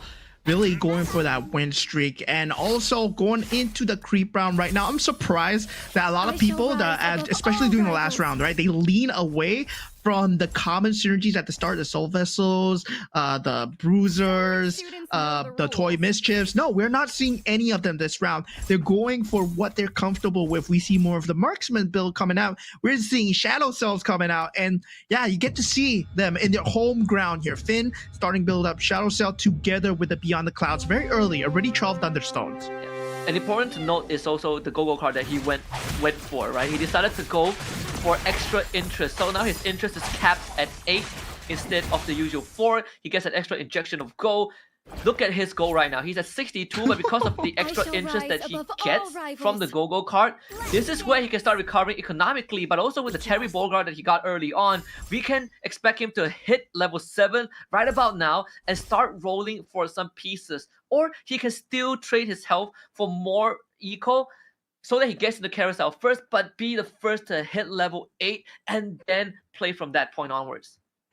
Yeah, I mean, he can't even go for level 9. He's at 63 HP at this point, but still, HP as a resource, if he wants to go for it, then yeah, the 18 gold injection with the extra interest gonna deal a lot of economical damage later. But now looking at K1 with that Gushin on that 2-star, can it do enough with the Holy Crystal here, as there is a 2-star Obsidia on Scan Dominic. He does not want to lose this win streak on Scan Dominic. He wants to keep it as long as possible, and Scan Dominic does get the 6 win streak. Then loses another round as expected, but every round that he wins is only going to accelerate his late game build. For now, willing to take that L is a very small price to pay for what he is currently going with the Yuzong. Currently, Soul Vessel 4 being built up over here. That 2-star Dijang, yes, with the blessing on the Clint, but it's not enough to carry you through unless you are going for that Benedetta in the end for Chatty here. Still, he is on that Guinevere. He does get a free hero in the shop. Like, there's a percentage chance. So he's going for a gamble here. And now he does buy the Terry Bogard with the Guardian Helm on it. Wilson having the Granger too. Casual blade armor on top with thanks to the Claw Theft device. He is running the Valir, but he gets the, I think, enchanted Claw Theft device, so an extra punch for the Granger. Obviously, he's looking for the 2 stars. Kadita can't hold a candle to Dorky, so Finn another 11 to the face, down to 42. Yeah, I mean, at this point, we know the game that he's going for. He's going for that lose streak. He's going for that gold. He's going for the economy. He's already level 8. So, yeah, Willow, Scan Dominic, currently at level 8. But Finn has much more gold to roll and play with. So, he has 34 gold at the moment. Right now, you can see that he's rolling in the shop. And he does get the Harley here. Yeah, and this is his game plan all along. We talk about his economy and how he's been able to build it up early on thanks to the gold injections. He's gonna be looking to get to 9, and it will probably just sacrifice his entire bank just to get there early, depending on the result of this round. If he gets a win, then he gets another leeway to save up, but with the Kadita still alive, there is a chance the round wave doesn't go off towards the end though. Is it gonna be close? It's him against the K. The K has the Holy Crystal and the Revitalize. Should be able to kill off the Xavier. And the Ixia is just a 1-star. So Finn, close call. Yeah, it takes minimum damage though. It takes 8 damage, so he knows that he has one more sliver of life to play with, barring a complete hard death. But now with that, the rest of the players also falling low. Going into the next carousel, Finn will be having first dibs. Has the Vexana and also the Kadita up for grabs, but he goes for the +1 capacity. Chatty picking up that Winter's Crown. RV Broby now picking up that Golden Staff as well. Stargazer's Synergy picked up by K1. We know what kind of strats he's going for. He's going for his tried and tested Stargazer Mage. I am the abyss. Look at the Shadow Cell. This is what we saw. 3 stars. Arvin B. Rob really full sending it only at level 5. So he's not looking for the big pieces, but will have a lot of catching up to do. Yeah, Arvin at this point on this Angela couldn't get the win streak that he wanted at the start. Instead, the Fanny and Valir dominating on Willow Su and Scan Dominic. Willow Su on track to try and qualify into the top 4, but as of this point, it's still anyone's game, and the next Go-Go card coming is an orange card. So still, it is still up for grabs now. Wisnu going up against Finn. Finn might be taking another L here, but has the Harley up. So yeah, does not matter. Does finally get his first W as he puts 11 damage onto Wisnu. That is great news for Finn again. Gets to build up on that interest. Perfect scenario to be in as well, right? If he hits level 9, I think he has the capacity to go level 9 pretty soon. Yeah, he's going for more options, right? He picked up the +1 cap, so he had the ability to go for Stargazer. He had the ability to go for Vexana. There was a Kadita on the board, but no, he does not want to lock himself into that Stargazer build because he has the gold to go for anything, and he has not. The only 5 cost that he has is the Harley. So if he gets an Akai, it opens up something else. If he gets something else in the Gogo card, he gets something else. It's still round 3-2. The Gogo card has not been activated. So Finn is keeping his options open, and he's doing such a good job of it while winning games at the same time. So Arvin Broby with the 2-3 star. Let's see whether he can hold on. Even for Wisnu, now needs to see if he can chew through these 3-star of Arvin Virov, who is fully committing to the Shadow Cell, and it is paying off big time. This 3-star Alucard, 3-star Lolita, and Helkert, they are making light work of this of Wisnu's board. Yeah, Finn takes 13 damage. Blue streak still now at 21 HP. He will fall to the lowest, but still, he knows that he has to creep round just for a mere reprieve. Going into the cards, going into the Gogo cards right now. He does pick up the Starwing synergy along with the Enchanted Talisman. Now, Last Resort is being given as well. So these are all golden/orange cards. We do see a lot of the people picking up the economy cards. Yeah, and for Scan Dominic, he spends lesser to level up too, so that's also one of the ways that he's gonna hit his stride faster than everyone else. In terms of living speed, it's probably Scan Dominic and Finn, but for Finn, he's down to his last 2 lives, in fact. The Harley has the Swift Blade It's getting Crystal, more lively. but also having that Starwing in play could help amp up the Harley just by a little bit. Another 3-star for RB. That's his 4th, and it's a 3-star Obsidia as he finally hits level 6. Must face this alone. Yeah, so he's just playing for the 3 stars at the moment. Taking a look at Finn's board, he has 10, and just now he started at 76 gold. He's rolled down to 0, looking for a unit to complete the Starwing synergy, but he's unable to find it so far, so he will settle for the Vexana. No, he does get it. The Bellaric is put out on the field. He sells the Arlet for it. Is it enough though? He's up against Arvid. 50 Shadow Cell stacks, 4 Shadow Cell synergies, but the Kadita gets enough of the rough wave off. It might give him a much needed win. He's also looking for the Kadita too, but the 6 Stargazers should be more than sufficient with the constant Eternal Guard slamming down into the front line. The Lolita needs to go. Yeah, it's like an unstoppable force versus an immovable object here. Helkert is not going to be an issue for the backline as long as it does not reach them. And yes, Finn just wins it out. Alvin Birop finds himself at 27 HP. This all-in strat coming in from the Angela. Not looking too good here. Yeah, the snowball didn't get the snowball rolling enough, and he has completely missed the window to contest for the late game. And now he's just playing for positioning in the most crucial game as well. He's gonna decide whether he qualifies or someone else does. But it's not looking good for him. Finn got his 2-star Kadita, and things are gonna start looking grim for some of these players out there. 6 marksmen for Willow Su with the X-Borg and the Metro Zero synergy. He needs 1 more to trigger that 8 Metro synergy.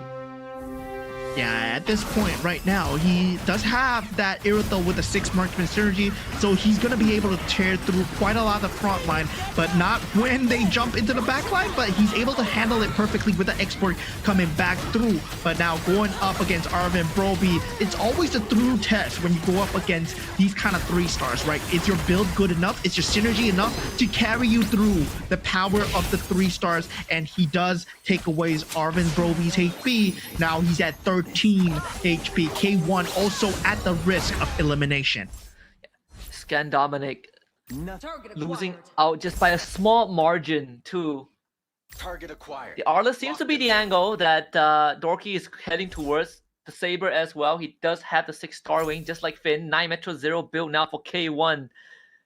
And surprisingly, still not being able to find a functional line that gets him some of the wins. The 2-star Granger could change things.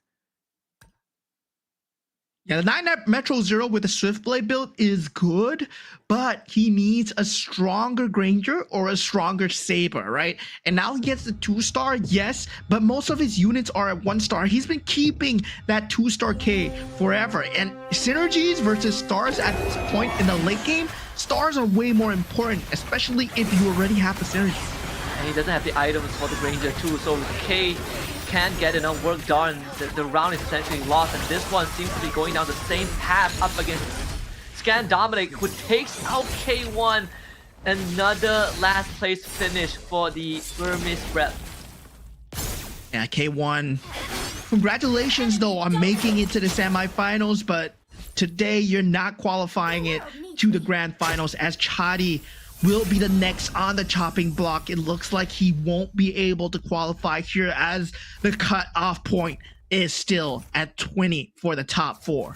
Yeah, right now, in fact, the bar has been raised to 24, because Arvin, the least he can get is 3 points from this round, from placing 6. So 23 is the cutoff point. So Willow Su, it's between Willow Su and Arvin, right? It has to be between those two. It is. And currently, Arvin going for this Shadow Cell build. Yes, it ramps up into the late game, but he does not have a good Shadow Cell unit. Oh no, he has the Alucard now. Okay, so this might change things with the Obsidia 3-star and the Alucard 3-star. Oh, he was able to get both the Masha and the Valentina too. So 6 Shadow Cells. And I think the Bless and the Obsidia 3 too. Yeah. This could be it.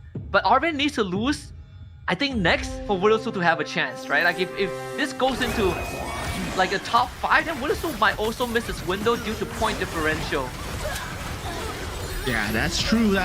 So Arvin right now with the 3-star trying to hold on. Obsidia doing a lot of work in the backline, but this Irithel is still hitting with the Hanabi in the back. He's unable to tear through the Barats, and Arvin is down for the count. This gives him at a 23-point standing. So right now, Willowsu, he needs to get more points here. 4 points are not enough here. He needs to get more than 23. He needs a top 3 finish. And then he needs a minimum of 3rd place. He gets 3rd place. He gets 6 points. He ties with Arvin, and he wins through a tiebreaker because he did finish first in game 4. And that's one of our tiebreaker rules. We look at some of the conditions, and I believe that one of the first that we look at is whether you got any 1st place finish. Like Arvin has been consistently finishing 4th and 5th, but for Wilsu, sure, he has the last place finish, but he also finished 1st in game 4. As long as he finishes top 3, I think he qualifies. Finn just completed his build. 95, 99. It's gonna be 99 Beyond the Cloud Thunderstones, and then Kadita 2-star with Starwing Stargazer Beyond the Cloud. So yeah. Anyone up against Finn is gonna be in a bit of a tiffle here, but Willow Su falling onto 5 HP, but takes out Wisnu with his mirror. He is inching closer, top 4 position, so he needs to hang on for Finn to lose, actually. Willow Su might just make the miracle run.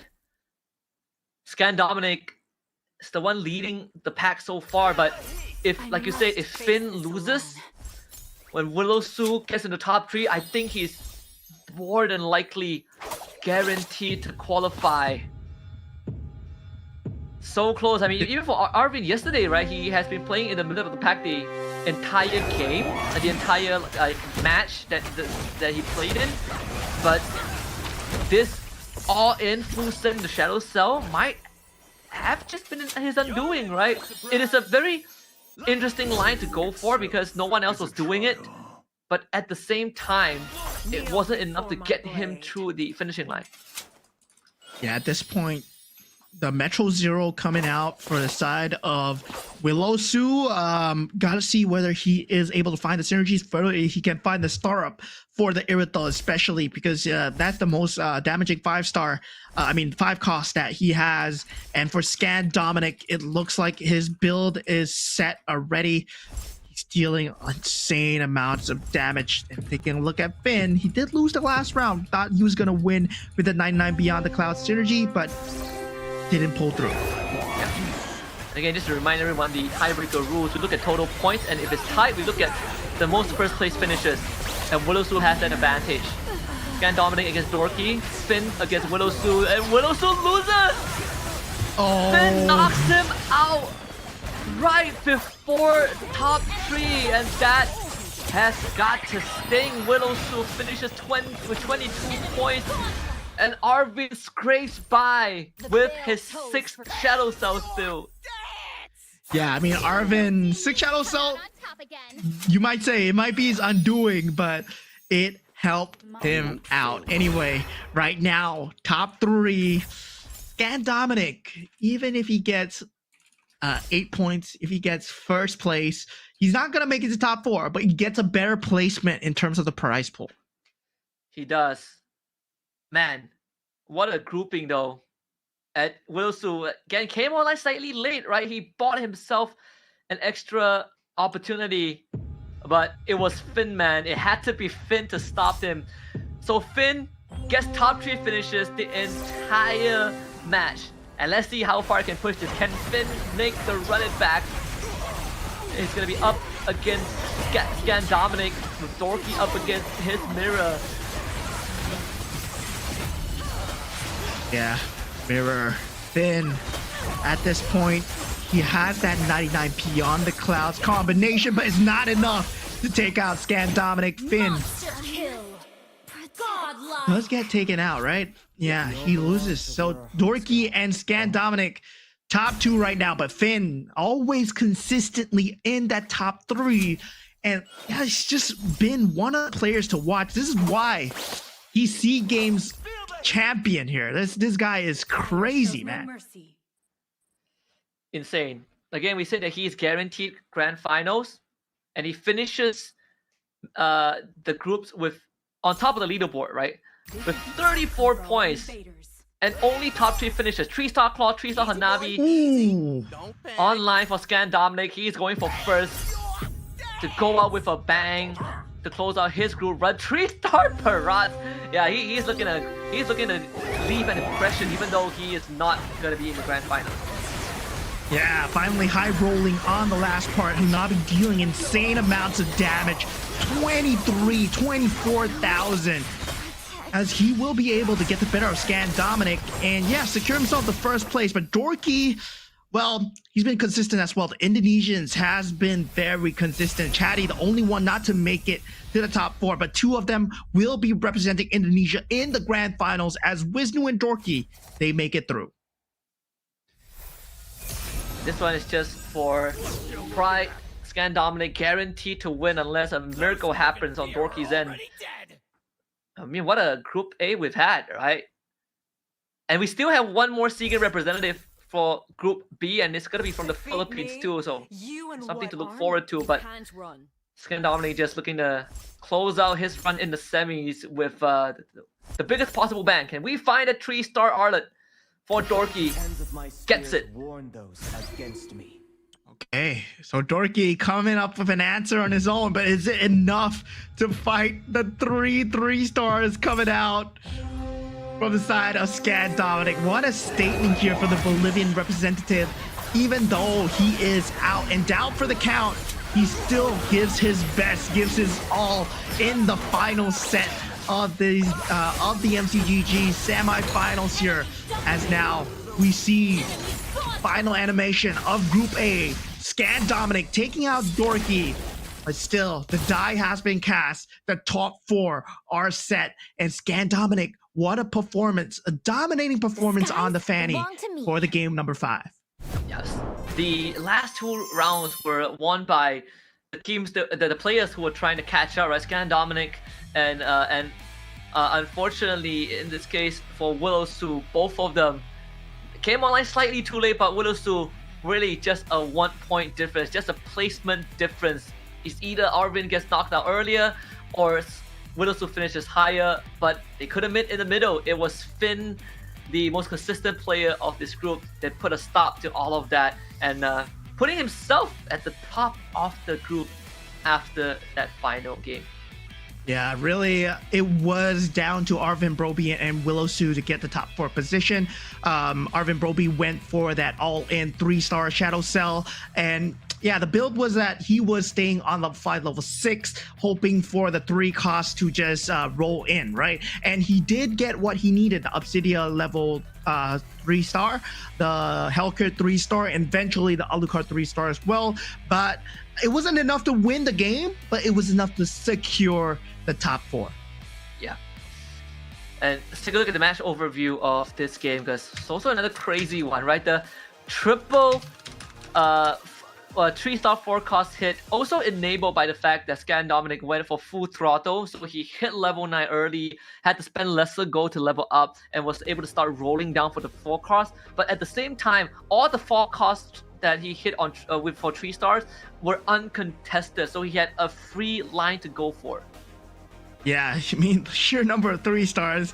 You look at the stats for the game and you'll be like, what's going on? Why does this guy have so many 3 stars but still lose? But you can see the synergy is coming out way stronger than 3 stars. And this is why like heroes like Harley, despite the fact that you get like 4 gold, 4 cost units, 5 cost units very early, the synergy still matter a lot when it comes to the overall scheme for the MCGG. And looking at Scan Dominic, our Bolivian representative, did not do too hot in game 1 to 4, but he found his stride in game number 5.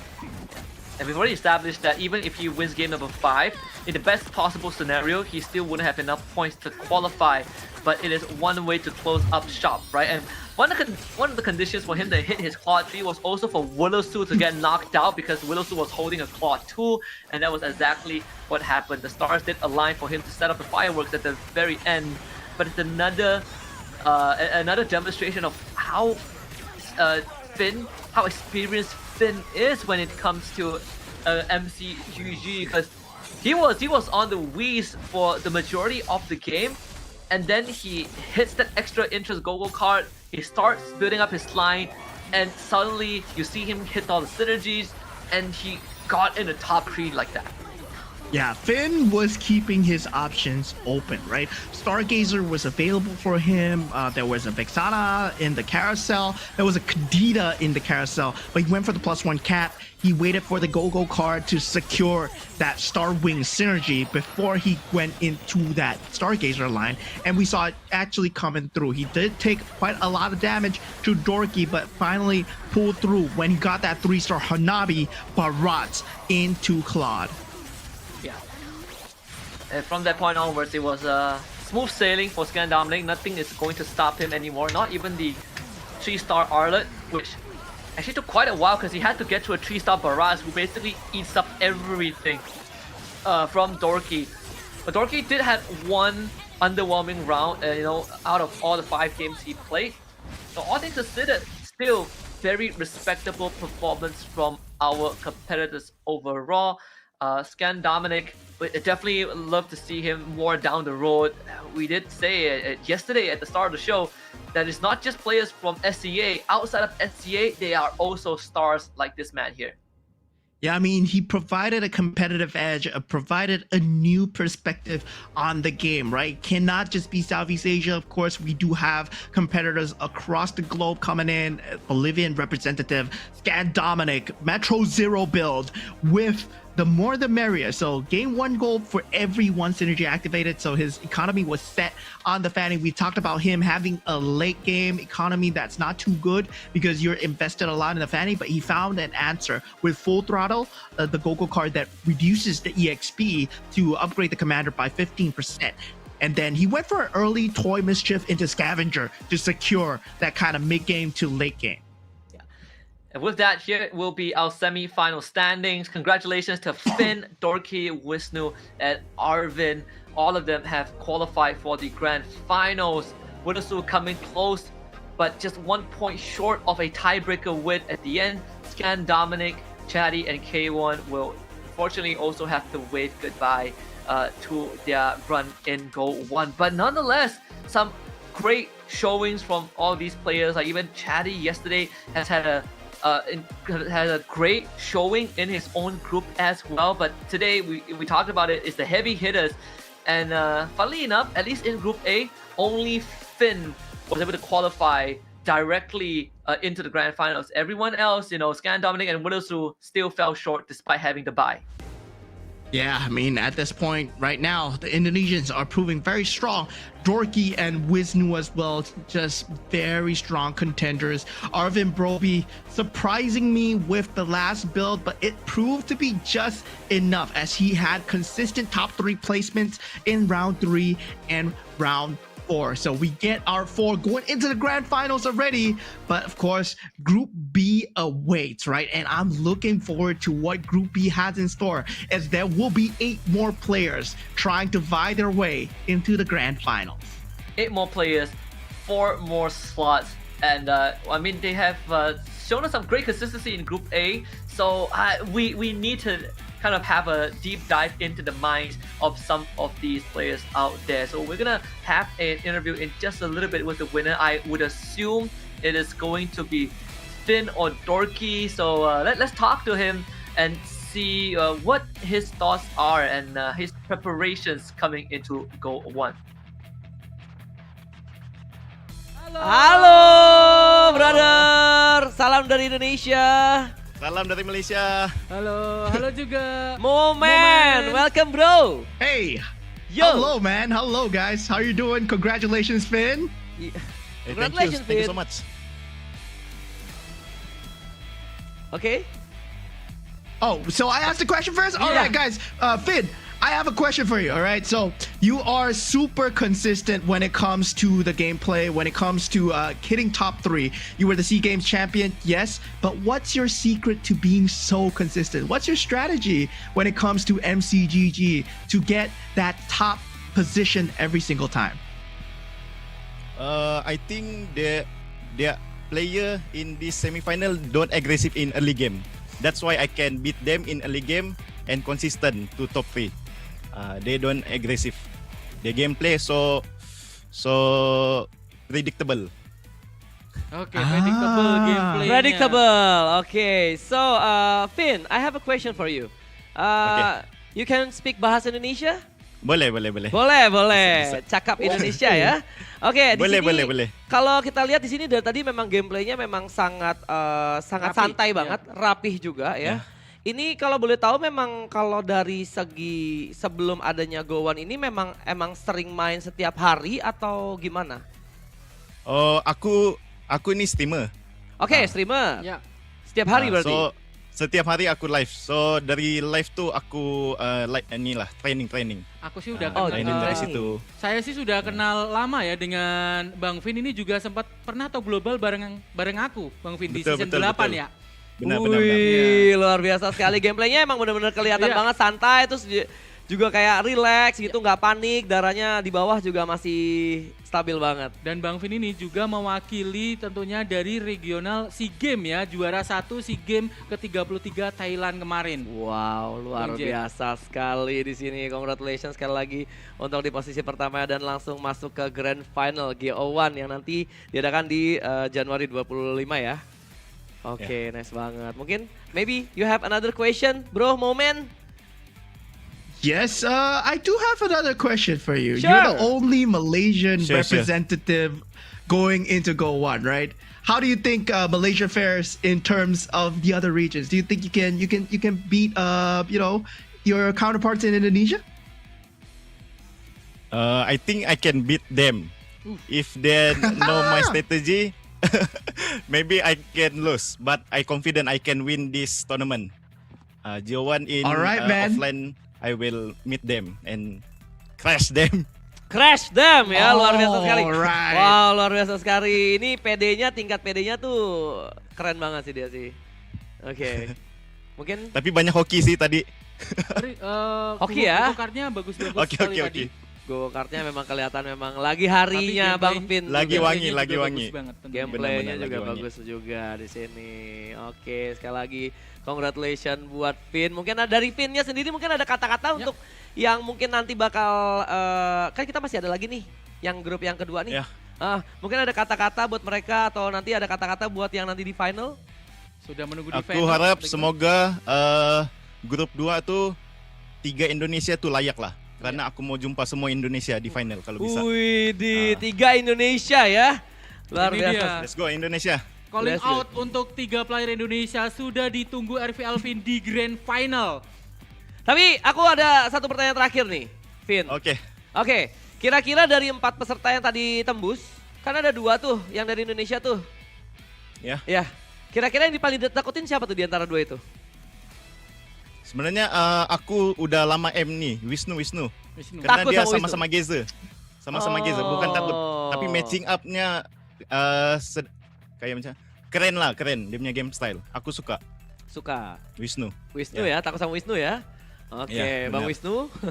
Mungkin yang di rumah udah kayak oke, gue udah ditandain nih ya sama si Vin nih. Oke. Luar biasa sekali. Sekali lagi thank you banget buat Vin yang udah memberikan yang terbaik. Ya, sekali lagi thank you juga. Thank you Moment for the great Alright, caster thank you, out guys. there. Ya, good luck Thank you so for the much. next Thank caster. you. We can do it, bro. Let's go. Let's go. Thank you, Group thank B, you. guys.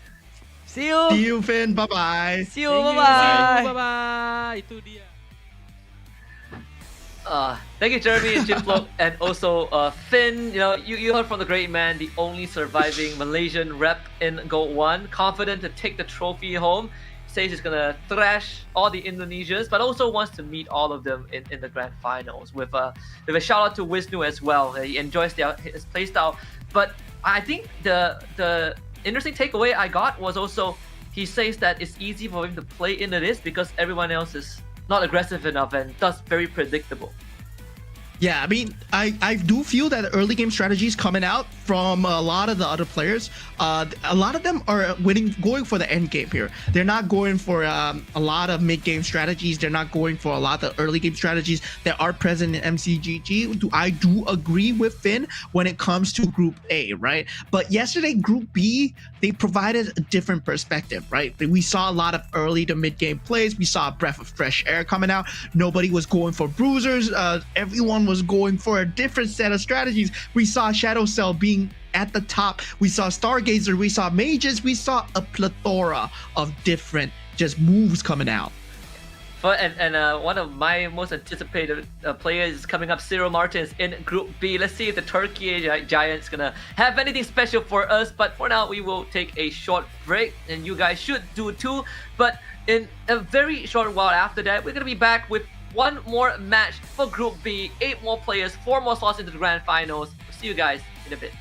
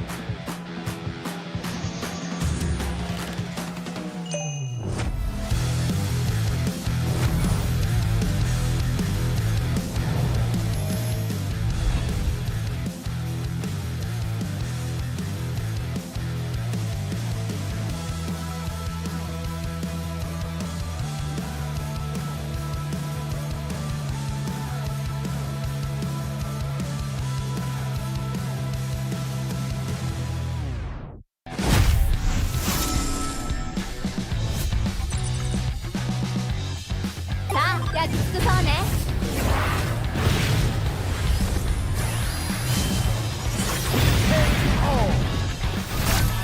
虫けらにしてはよく頑張ったね。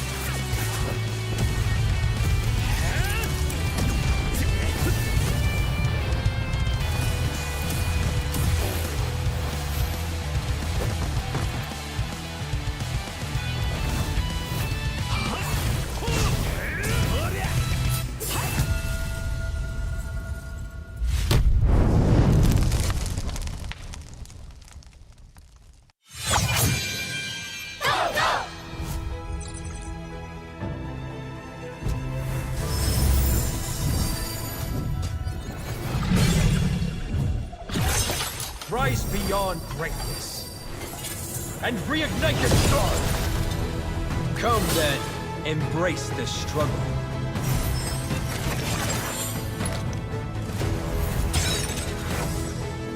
Hold on. Let it become your strength.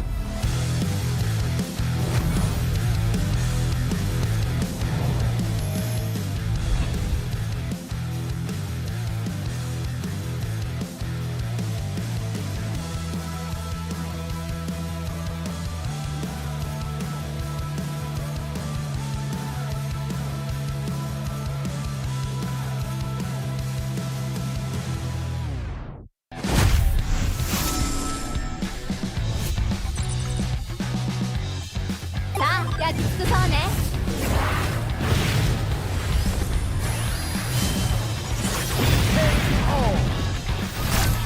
虫けらにしてはよく頑張ったね。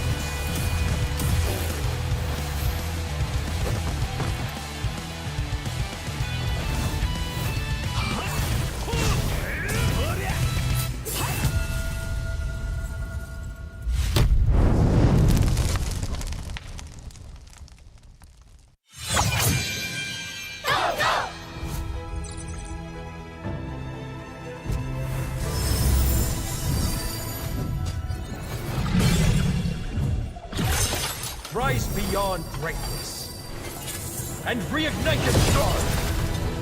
Come then, embrace the struggle.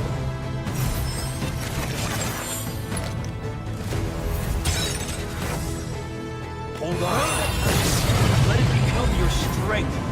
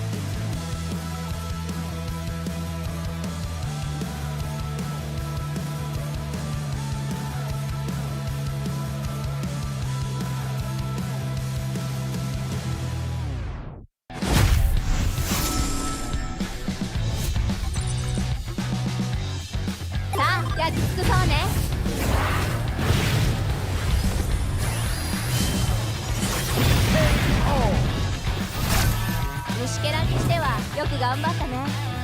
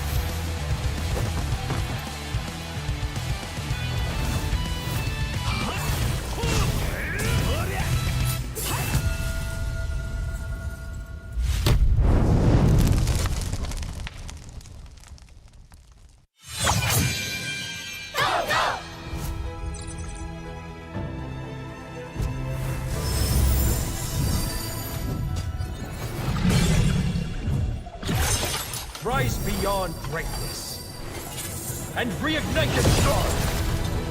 Come then, embrace the struggle.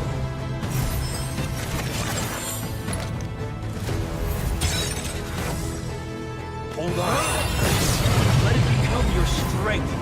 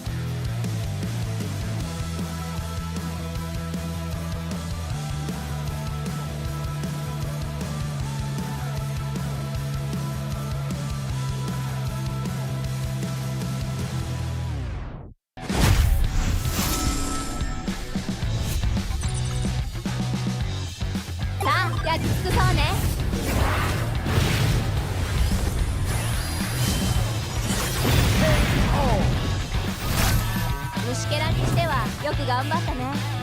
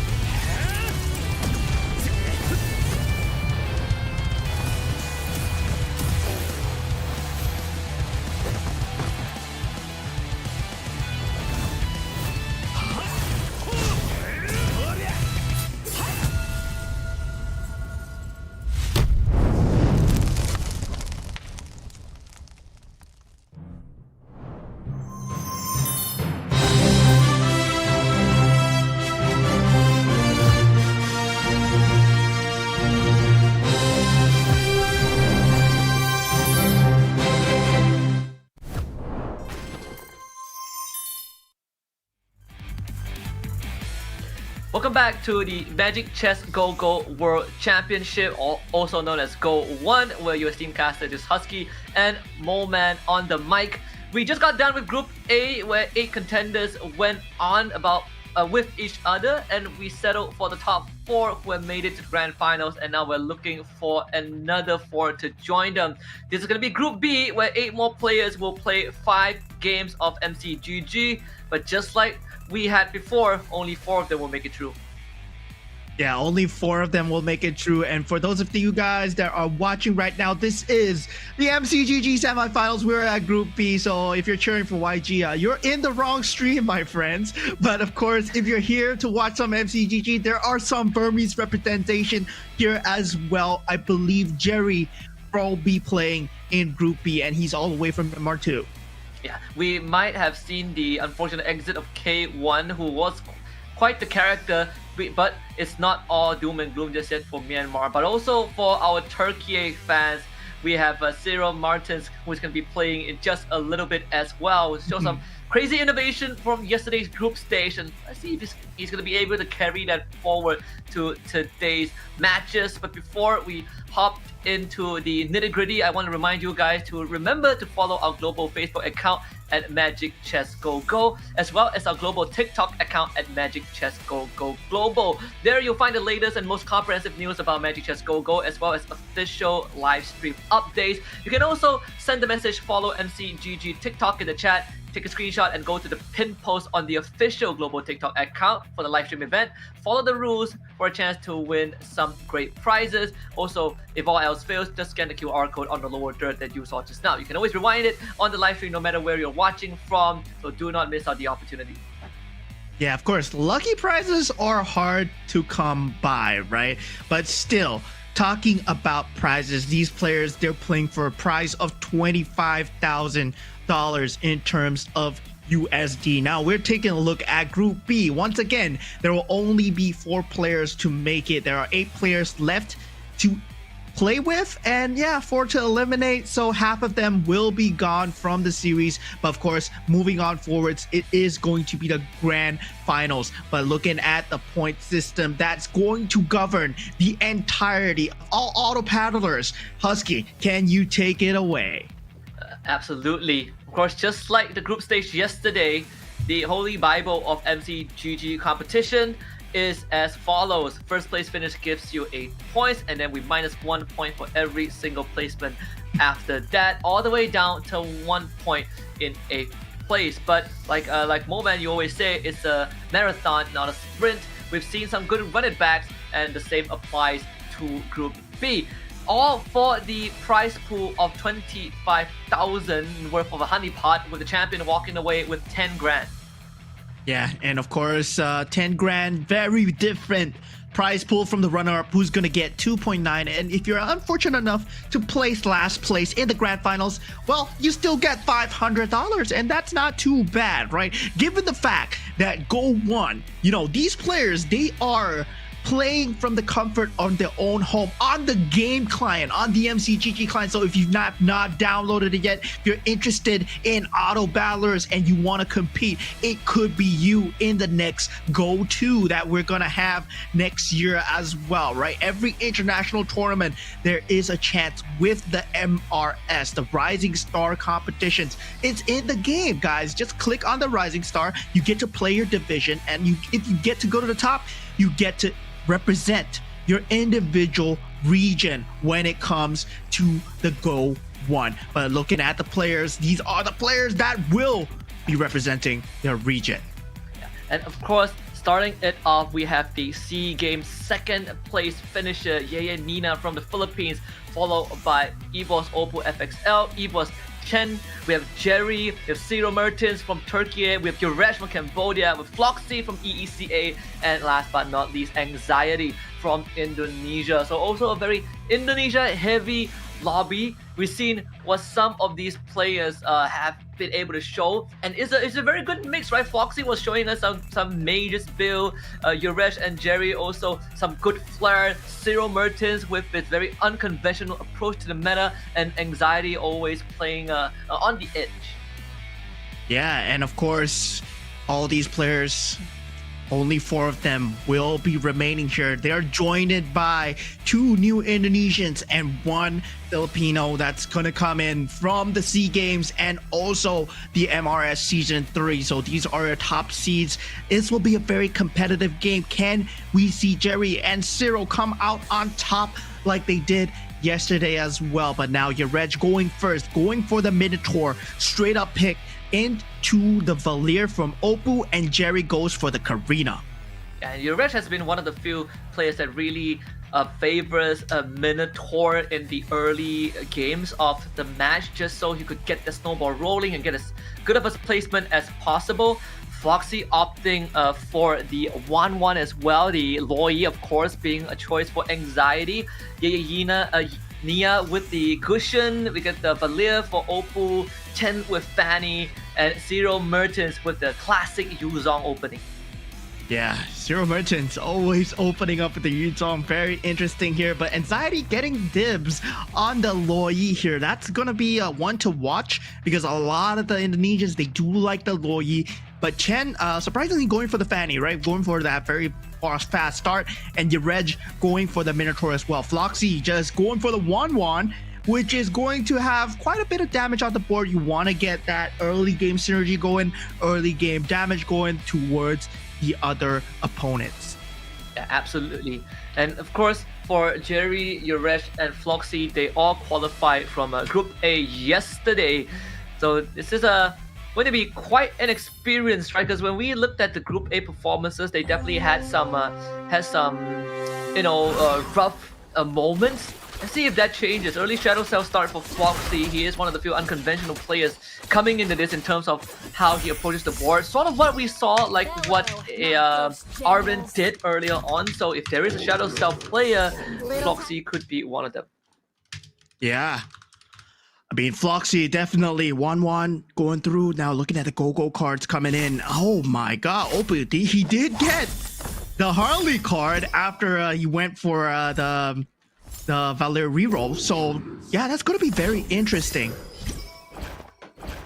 Even Zero Merchants. 5 costs, yeah, 5 costs. Yeah. Zero Merchant actually going for the Fanny. So you get the extra slot, extra hero slot at a certain point in the game. So that is going to help bolster his board on top of having better quality go-go cards with the Yuzong.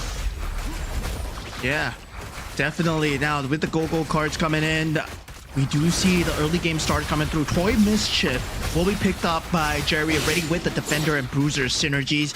So yeah, a lot of early game synergies coming out for Jerry. So good start with the Karina, and that's what you want, right? 2-star Atlas with the Toy Mischief items as well. So yeah, very good start from Yummer so far. But Floxy, Yeyenia, and also Zero Martins taking the first early bout of damage. Yeah, and Anxiety's Layla was sort of trolling a little bit. There's a last hit on the Alders, but the AI decides to ignore that. Either way, early losses, not too big of a deal. Zero Mertens getting his 4-piece Starwing Stargazer. Very classic opening. Does have the Stargazer crystal to work with as well. So unlocking some very early flexibility there for our Turkish competitor. Yeah, a lot of flexibility, Star Wing very early on. So potentially looking at that 6-star wing build here, but of course, Yuzong is all about the cards coming through in the next stage, right? The first go-go card really decides the pace of the game, whether or not it's going to be blue, purple, or orange. I mean, you get an advantage, 14 gold, I believe, if it's orange, but if it's not going to be too good. Zero Merchants with the Stargazer Olive actually ended up paying off because he kept able to slam that X for the extra damage to trigger the Rockets too. Small wins there for Zero Merchants, and funnily enough, the 2 Yuzong picks that we have seen from Group A started with lose streaks. When Zero Merchants, when we saw him approach his first round with the Yuzong, it has always been about snowballing, and it seems like he's been able to find that tempo now hitting level 5. Yeah, at this point, level 5 all across the board here. Now, with that, we do see a bit of HP loss coming out from the side of Anxiety as well. So on 87 HP, going up against Yeyenia. As a Luoyi, right? It really depends on the 3 costs that you get. And it seems like the 3 costs that he got is not too good. So yeah, he's just hoping that he gets to lean into the Toy Mischief. Yeah. Because Olive would be the ideal one. The Leslie also not too shabby. I believe the Leslie has a Scavenger enchantment from the Luoyi. So let's play into the econ a little bit for Anxiety. But it's gonna take a while for that ramp up to happen. It's gonna take a while for the ramp up indeed. Now, but he does get first dibs on the carousel, right? And now the Guinevere available in the carousel. Floxy instantly jumps on the Guinevere. Meanwhile, Anxiety goes for the Baratti, right? He's leaning for the Toy Mischief synergy. The Holy Crystal, another option. So Merchants does take it up. Yeah. And if there's anything, that we know from the Group A yesterday, it was that Guinevere is the hot cake, right? That's what everyone is going for. And it seems like the piece offered by Anxiety's Luoyi is indeed the Leslie. It opens up early aspirant angles, but also gives you raw damage even without item, as long as the Leslie gets to use her abilities. So the problem is finding a good front line to allow the Leslie to go to work. So unless you can get it to make that happen, you are still going to most likely go on that lose streak. Yeah, Minotaur playing Minotaur, not something that we see every day with the Soul Vessels build, but now with the Layla 2-star, is it enough with that Minotaur taunt in that front line coming out from the side of your red here. Didn't do too well yesterday, but of course did make it through to that top 4. He did have a Cinderella story, getting that first place in that last game, but right now taking quite a bit of damage early on as a Minotaur, and that's not what you want.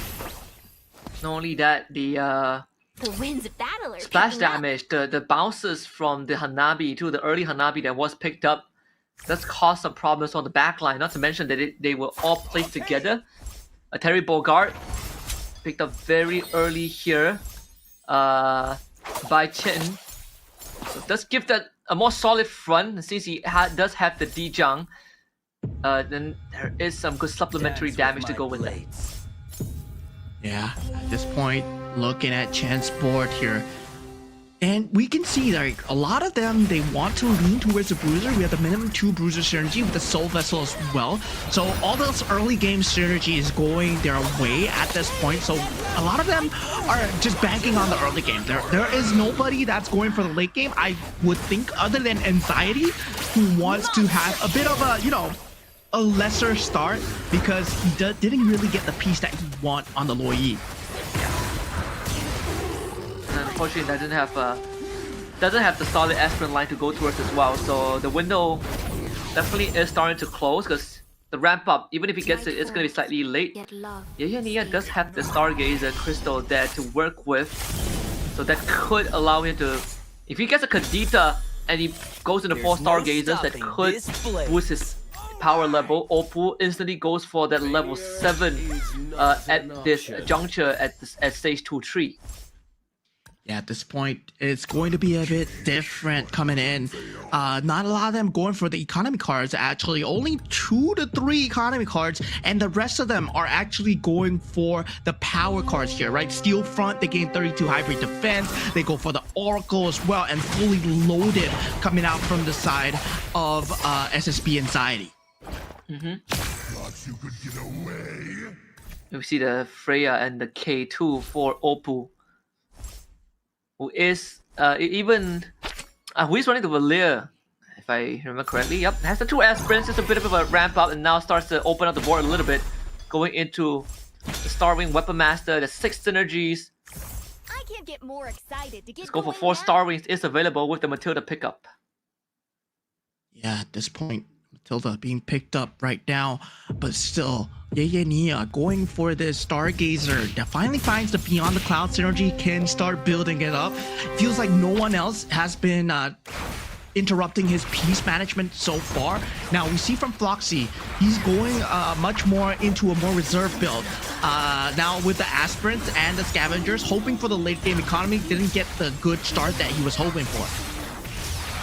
Leslie going to work, but it's just a 1-star Leslie, so the damage not really hitting the mark. Not enough to tear through this barrage. Same as that Gushin. Sadly, that Enchanted Talisman isn't really the item that you're looking for. The improved cast rate actually doesn't help too much. Not against a barrage that can split into 2. Anxiety finds that first win. Yeah, I mean, at this point, it's going to be a very different game here for Floxy because he is on that scavenger hunt and he's already at 51 HP, not looking too good at all. Meanwhile, the rest of the board, the rest of the crew, they're already at level 7. Yes, Floxy's at level 7, but it's always that dice roll for that 5 cost that really gives you the direction to go towards. Right now, for Glory League, 2 bruisers for Chen at this point. As the Fanny, you do get that unit advantage. Then bounces that Masha in. You have a Dijang to worry about, and also the Hanabi, the glaive bounces. Doing a bit too much work for Oppo. Just clearing a house with the Masha dead. There might not be enough output from the side of Shen. This Claude will be the final hero to give them an opportunity. The Hiragana comes out, but it wasn't enough. The Claude comes through with the Granger. Oppo at this very, again, power leveling through. Now at level 8. Yeah, now at level 8 indeed. Oppo, Floxy as well. They're both powering through, right? Oppo with a win streak, Floxy with a lose streak. Now he does have the option over here to go for that Jawhead level 2? Does he want to go for that Toy Mischief synergy? It is very strong at 6 synergy, but looking at Opu's board, still, he has opted to go for more economy given the HP he has to work with. Anxiety should be leading into that Star Wing with a bit of the Toy Mischief to boot. Leslie does have the Berserker Spirit and so the raw damage capability goes up. We see the Arlet enchantment on the Uranus, who can not only split into 2 with Toy Mischief item, but also has that Face Warper survivability. But this Dijang having the Zilong Spear as well, so extra auto attack chances with the Inspire and DHS proved to be too much for Anxiety. It takes a loss. Jerry will ping him for 8. Yeah, YG does ping him. And now going in the carousel, it might be part of the play all along. Floxy not given very good choices, but he opts for the Shadow Cell emblem here, and Anxiety gets the +1 cap. So yeah, Anxiety does get the best option available, but then again, Chen, he's going for that bruiser build, so he does get the Iori. So these are the game-changing builds that you will see. Floxy potentially with the Shadow Cell, Anxiety with the +1 cap, opening up more space for bruisers, and also Chen unlocking that Iori. And we did say that if there's one guy who would go for the Shadow Cell, it is going to be Floxy, and that seems to be the case. The Shadow Cell Crystal, I'm very interested to see what the approach is gonna be. Guinevere build right now, we see right here for Floxy. He's gonna put the Shadow Cell Crystal on her, but there's no activation of the synergy. Yeah, I mean, at this side, we do see Floxy finally getting a bit of damage through, but will his lose streak continue here? That Owlus is going to be a problem, but does have that Toy Mischief itemization on it. The Harley finally able to clutch it through, able to get the better of Cyril Mertens. His first win for it.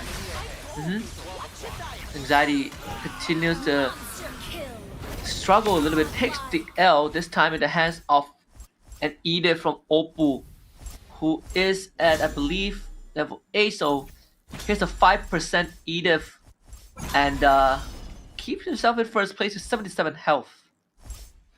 Yeah, and yeah, this is guys, though, for those of you guys that are in the chat asking where is YG versus Odic, M7 is another stream on this channel, so you might want to click on that if the game has already started. But yeah, this is MCGG GO1, and it is also part of MLBB. If you guys are watching now, a separate game used to be part of the Magic Chess. And for all the Burmese out there, yes, this is not YG, but you can see the Jerry representing Myanmar for you guys here. So in Burmese, I'm gonna do a little bit of housekeeping in Burmese, Husky, because there's too many Burmese chatters right now. Em xem đi mà hậu phú, đây bên stream này mà, so đây bên stream nào quên rồi mà tôi chỉ lại. All right, thank you. One moment say. Yes. But yes, again, a lot of, I think, Turkish supporters as well here for Cyril Mertens, who is not doing too shabby, right? In the middle of the pack with 58 health, Yuzong still going out well. Let's take a look at the third Go-Go card. Let's have the level 2 Aulus with the Blessings, 4 Toy Mischief, Glittering Jewel picked up for Oppo, so more re-roll. The Defender Badge there for Defender Badge, I believe, for This is my domain. Yuresh. Bruiser Badge, Yeah. excuse me, for Yuresh. That's Defender Badge for Ye and Nia. That's really good, right? Bruiser badge, but he's not able to get the 6 bruiser build that he needs, but instead Floxy with the Iori, he actually completes that 6 bruiser build. So we're gonna see Floxy starting to get wins now, right? This is a creep round, doesn't matter too much. The blue cards have been picked out, but now with the rest of the members coming through, you see Jerry, he's still at the top, 71 on that Karina, but I'm very curious to see what build he's going for. But taking a look at Chen as well, he has that 6 bruiser with Iori at the top. Oh yeah. And has the Max Stack Twin Blades from the Karina 2. An extra crystal on top. The Starwing crystal. Ken's gonna be putting him on the launch pad, so bounce him in on the left side. But now deciding who to put on that Starwing platform. It seems like the Masha is gonna be one of the choices. The Blessings activated. That's 10 synergies. Metro Zero synergies for Anxiety. He has finally hit that line. Let's see if this Saber is gonna be enough. It's a Saber with the Face Warper enchantment thanks to the Arlet. Yeah, Face Warper enchantment, and that Saber is gonna be jumping around the map indeed, but the Kadita, always a problem to be dealt with, finally manages to lock him down. Anxiety, the Metro Zero build coming in very strong, and all players are still alive. They're playing very reserved in the first round, going for the end game build, trying to get as much points as possible. But now we see the border get red, right? Struggling to find that 6 bruiser build, has to settle for that 4 marksman instead, and just all eggs on the Claude and the Guinevere. And the Claude Bruiser of all things does get the 2 Toy Mischief with the Akai coming in. See what the angle is gonna be, because Yurej, he has even the starting items that he sort of got weren't exactly the best. He had to slam it on the Minotaur in the earlier rounds, and we did see that Yurej had to take a couple of L's.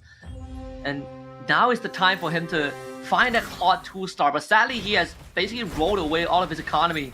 So he will have to take a couple of L's if necessary. Let's see if this Akai is enough.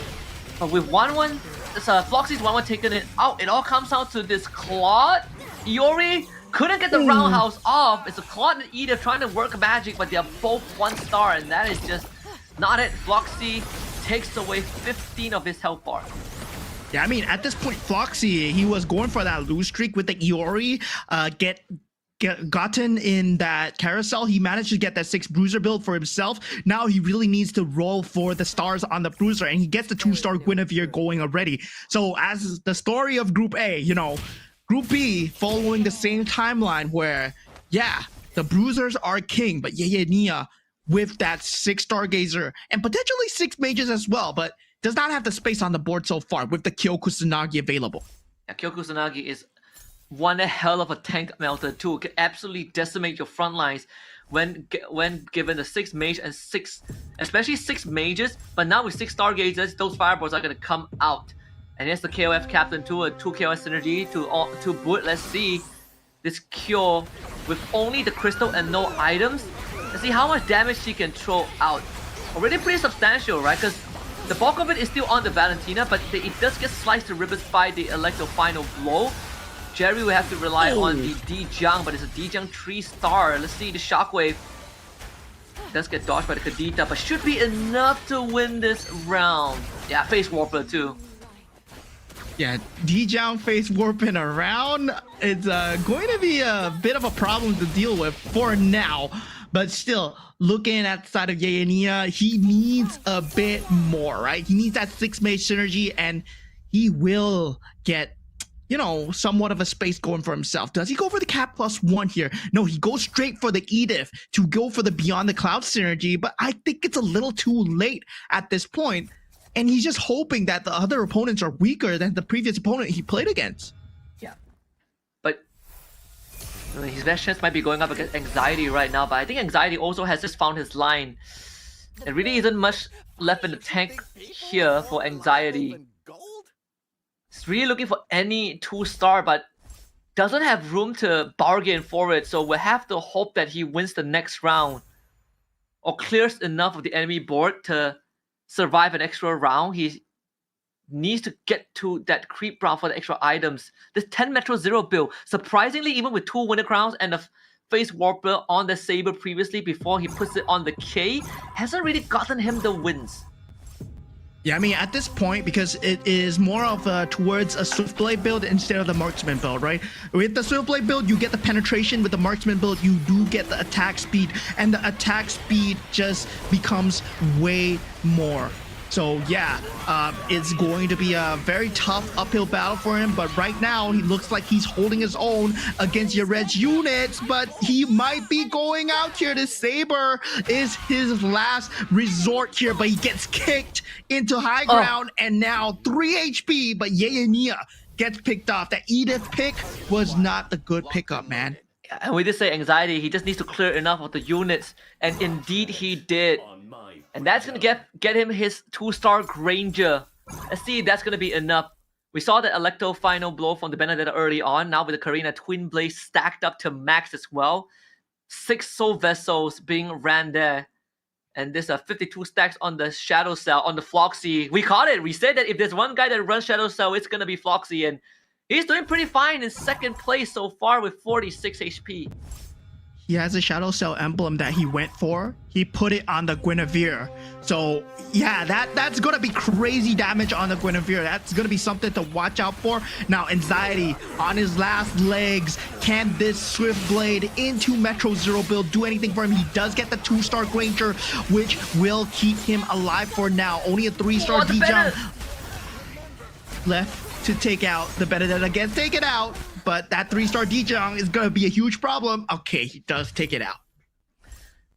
Yeah. Thankfully, it wasn't a Benedetta 2-star, because a 2-star Benedetta would have completely decimated his entire board. So a saving grace there for Anxiety. He was able to stall out the previous round and then win the previous one. I believe he also has the Go-Go card that gives you extra health and economy. He's now up to 9 health, which I think previously he was at 3. So now he gets the item round. This could be the start of a comeback. Start of a comeback, indeed. Anxiety. Well, you know, I said it before, I'm gonna say it again. This guy always gives me anxiety, man. He always plays to the point where, yeah, you think he's gonna lose, but suddenly he comes out on top. And yeah, we were praising him about how consistent he is at always just making sure that he gets that losing streak and does a miraculous comeback. But hopefully, for the other guys, not this time, because Floxy, he has a 2-star Iori Hagami right now and a 2-star Guinevere. So that adds on to the Shadow Cell Bruiser build that he already has. Yeah. And that could just be what he needs, the Xborg 2-star also. He's going to sack one of the Akai to get the Xborg to where he needs to be. Metro Zero is the focal point after all. And Anxiety, I think he's on his way back, right? Another 3 health from the Go-Go card. Give him 3 more rounds. He might just have enough to stall out for a bit more. Yeah, getting that 2-star Xborg might be a huge reprieve here, going for the last Insanity. Is it enough damage? Granger is still alive, but so is Claude and Irithel on the other side. It's doing a lot of damage. Opal here, only left with the Irithel. It will not be enough. Anxiety survives for one more round, puts Opal down to 10, and so is Chen as well, as he goes against Anxiety's mirror here. And Jerry gets taken out, the build not working out for him. Game 1 here, we do have the bottom two being the Philippines and the Myanmar representatives. Yep. Jerry sadly wasn't able to hang out until the very end, but Yarej, this Minotaur, is finally starting to pay off. You see the Guinevere, he's looking for that Guinevere tree. 6 bruisers. There are a couple of Guinevere contenders. Look at this. Guinevere with the War Axe and the Golden Staff. Opal as well. On his last legs. Claude 2-star Akai with a golden helm, with the Garden Helm and the Duke Machine. He needs one more Claude. He needs to survive this round. And it's against Yarej. Yeah, it's gonna be a tough call, man. There's a lot of items and it's all enhanced items on the Guinevere. Can he take it out? The Hanabi actually comes through. 3-star Navi, right? So yeah. Opal looking for that 3-star Claude to really end things through. Yarej with the face palm because he just realized that there was a 3-star Harnavi on the other side. So has to take that L there, finishing in 5th place. Cyril Mertens now down to 2, hits his 2-star Harley. That's the 3-star Claude out. He doesn't have enough gold. He's gonna sack something else, right? He's gotta sack. Is he gonna sack? Or can he tough it out for one more round? He has to. It's too valuable. It's gonna be his Yeah, I biggest mean- regret if he loses the next round. Yeah, that is too valuable, right? You don't value the what's that Metro Zero synergy over that Marksman synergy with the 3-star because you already have that 6 Marksman synergy here. Then now Anxiety somehow making a huge comeback now at 18 HP. This guy never fails to impress, man. The Indonesians are so consistent when it comes to MCGG at this point. Now 3-star Hanabi and 3-star Claude. Oppo never regretting the decision, taking out Zero Mertens, the Turkey representative being taken out. This puts Floxy in contention with the Indonesians here, the only non-Southeast Asian representative. Floxy, can he make it to top 3 as Anxiety gets taken out? Oh, and he has done just enough to bring himself to top 3. EECA definitely continuing to show the flair. This approach from Floxy has really paid off. Of course, we did say that the Indonesians are powerhouses. And both Chen and Oppo, who did get the bye straight into the semis right now. I mean, all of them are 1 round away from getting knocked out. It's a matter of who finishes first by the end of next round. There is the possibility that a mirror also takes one of the other players out, and then we instantly get the first place finish. Surprisingly enough, if there's anything, I believe the 3-star Valentina here. It's gonna be more than enough from the side of Floxy. 3-star Ala as well, so yeah, there's gonna be a lot of frontline, backline damage, right? Shadow Strikes and the final slash with a Guinevere consistently healing up with a Golden Staff and the Shadow Cell. Floxy, hopefully with the Shadow Cell synergy, can come through. The face warper from the Arlet, and now it's Valentina against Claude. Winter Crown, which one proffers? The Valentina has no Winter Crown anymore, does it? Yo, she already No, it propped does it. not. Oh, Oppo with the first round win. Yeah, Oppo getting that 3-star Claude, sacking the unit at the correct time. We were worried about him, but luckily he sacked the unit at the perfect time. Got the 3-star Claude, 6 Marksman synergy, still proving to be very strong together combined with the Metro Zero. Yeah, very important decisions needed to be made. But even for Floxy, right, ending this, was it third? Was it second or third? But still in top 3. Either way, a great round 1 overall. But Oppo, man, the 3-star Claude and Hanabi were really what got him through, especially hitting the 3-star Hanabi first to start winning against Yuresh, and then afterwards hitting the 3-star Claude. The Arlet was only able to take out 1, but unfortunately the Claude was too much to deal with. Yeah, I mean, the Claude is just a monster when it comes to these late game skirmishes, right? The ability to jump around, the ability to have the blazing duet, and also decimate the back lines there. That was just a beautiful match to watch coming in for Floxy because he was on that 1-1 and also just not getting into very good synergy at the start, but with that Shadow Cell pickup, he did secure top 3, and of course, Oppo pulling it extremely clutch. Let's take a look at the progress and the build up from the other players. Yeah, and overall, it's just game 1 going the way of sort of how we expected it to go, right? Some of the nuances, some of the niche that we have already gotten a taste yesterday from these players being repeated. You know, Zero Mertens with the Yuzong approach, trying to get a snowball going, but wasn't really able to come through. Same as Yuresh as well, falling victim to a 3-star Hanabi. But Floxy with this 1-1, trying to go aggro, and same as Anxiety, he did take the healing fountain, but he did have enough health to really stick it towards the end, especially making the Shadow Cell work. Yeah, top 4 finish for both all three of our Indonesian representatives here. But looking at Oppo at the start of the game, he was not doing too hot, right? Did have that Freya Hanabi extremely early, given the chance that he did get that Harley card, right? That Harley card gives you a 4-cost card, a 4-cost unit extremely early in your shop. And whether or not you want to destroy your own economy by buying it, he chooses to do so, and it becomes the late game decision of a lifetime. Yeah, and I think overall, it's also a good time to bring up the possibility that we might have 5 Indonesians out of 8 slots in the GO1 finals. That's how crazy it is. 5 out of 8, yeah, I think 5 out of 8 slots, it is possible, right? Because we do have 3 Indonesian reps in this group B as well.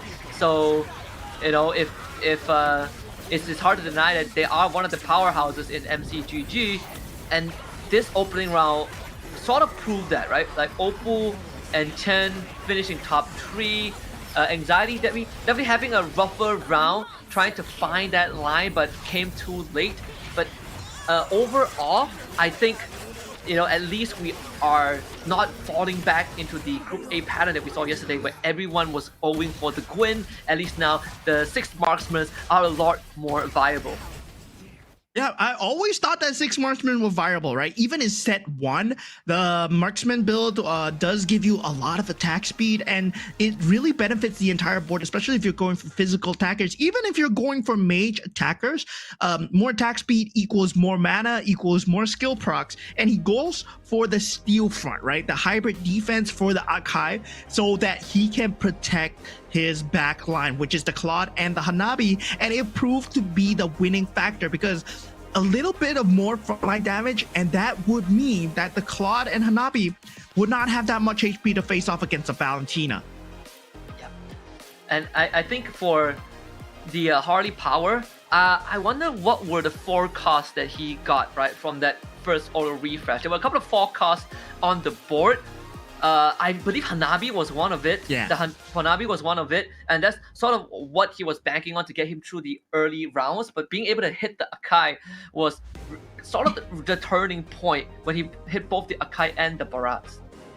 Yeah, I mean, at that point, he had Hanabi and Freya. So he went for 1 out of 2. So he sold the Freya, then afterwards he banked everything on the Hanabi. So yeah, kind of worked out because the Claude Act eventually came through for him as well. So yeah, it's Metro Zero, that synergy was enough to carry him through the mid game, and that 6 marksman synergy for that late game. And great start for the Indonesians. And let's check out the standings after game number 1. To give you guys an idea of where everyone stands. Oppo with 8, Floxy finishing 2nd with 7 points, Chen in 3rd with 6 points, Anxiety with 5 points. So again, the Indonesians finishing top 4, with Cyril Mertens coming in 5th with 4 points, Yurej with 3 and 6 points, Jerry in 7th with 2 points, and Iania with 1 point. But from this point onwards, it's also a good time to remind everyone as we prep for the draft phase of Game 2, the sequence in which these players pick the commanders will now be decided from their standings of the previous game, so which means that Yayania gets to call first dibs on who he goes for, and Oppo will go last. Yeah, and it seems to me like, the Burmese representatives aren't doing too hot. K1 and also Willow getting taken out from that Group A, Jerry being the sole Burmese representative left, and so is Yurej as the only Cambodian representative left, and Cyril Mertens came in as the sole Turkey representative. So can he do it for his country here? Floxy still getting that second placement, doing too hot in that game number 1. But going into the drafting phase, let's see what commanders they go for this time. That Loyi still in play for the side of Yayania, and he picks it up. Yeah, has to go for the Loyi or the more sought after ones. Minotaur now in the hands of Jerry. After Yurej has had a go with it, Jerry will now make an attempt. So Yurej instead will take the Fanny for himself, Karina for Cyril Mertens. Now, Fanny Valir coming through for the side of Anxiety as well. I mean, Anxiety really likes to go for these late game builds, all these economy builds as well. And I'm very curious to see what Opal goes for, because he's going to be the last. So there's not going to be a lot of eco units, but he goes for the Gushin, right? Gushin gives you a lot of direction in terms of the crystal available, right? The gem, the emblem, whatever you want to call it, that role synergy added on when you have that Gushin character as well. Yeah. So nothing out of the ordinary, aside from Foxy, right? The Cho for the extra econ, Chen going for the 1-1 for the early snowball. I think from the Group A itself, we also sort of have a good idea on how 1-1 can work even in the late game, where we kind of presume that it will start falling off. But you know, players like Finn have been able to find success out of it and at least earn himself a top 3 placement. Let's see if this is going to be the same for Chen in Game 2. Yeah, it's going to be a tough game indeed. You have a very big plethora of eco units, and of course, Zero Merchants now on that Karina is going to be a very big threat if he gets a very early snowball going, or if he gets a very good synergy going. But going into the first go-go card coming in, and also the early synergies that come through, that first board, very important, very telling in which direction you're going to go. Yeah. Look at the go-go cards. Yuresh going for the Dyrov one, so you get to really start amping out some of the big big units. We see the Barras on the board already, so 2 Face Warpers, 2 Soul Vessels, and 2 Toy Mischief. Yuresh hitting a strong early game line.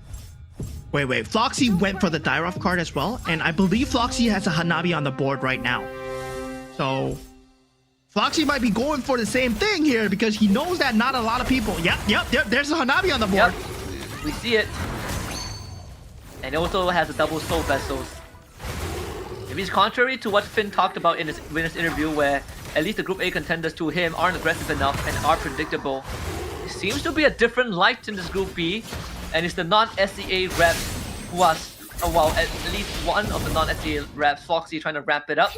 It's good to see that some of these players are more willing to just put a lot of that eggs in that early game basket just so you could get some cushion to fall back on. Yeah, I mean, at this point, Jerry, first bout of damage being taken at the Minotaur. With the equipment that you're given, you're either playing super early game or super late game here, and it looks like Jerry's going for the latter option. Now, Zero Merchants, he does have that Toy Mischief Bruiser synergy very early, so he can't go for the cookie cutter build of the Toy Mischief and the Bruiser, right? But he does need to get a lot more tankability, especially against the itemizations coming out from Jerry at this point. See Zero Merchants taking his first big class from Jerry. Ania also unfortunately bows to Opal. And Ania, even in Game 1, had to go on that lose streak, but wasn't able to really form that composition that he was looking for. And seems like that could be the case, right? Going into the first carousel, he will have a very good chance of getting first dibs with Anxiety, sitting at 85 HP and not really having the best line to work with. Yeah, Anxiety, at this point, you go for the Valir, it's always a bit of a gamble where you get that 6 gold, the extra added bonus economy at the start, so you do get the interest going, but at the same time, because you want the interest, you don't get to buy the units. But somehow, he does manage to get that 2-star Hellcurt that does get taken out. Now, with that group of units, the Kagura, we're waiting on that skill usage coming out. And if it comes through on the Dijang, it'll be nice, but sadly not so. Now, it'll be a Dijang versus Kagura showdown here. And we see who's going to come out on top. The Kagura slightly so, as he will be taking damage on Anxiety. First carousel coming up. Nia gets to call first dibs again. Go straight for the Freya. Anxiety already went to Crown. And we're starting to see what the idea is for some of these players, right? Floxy with the Claw Death device, wanting to capitalize on the fact that he does have the Dyrov, so having some extra items is definitely gonna help that snowball going. Yeah, the K being picked up by Zero Merchants as well.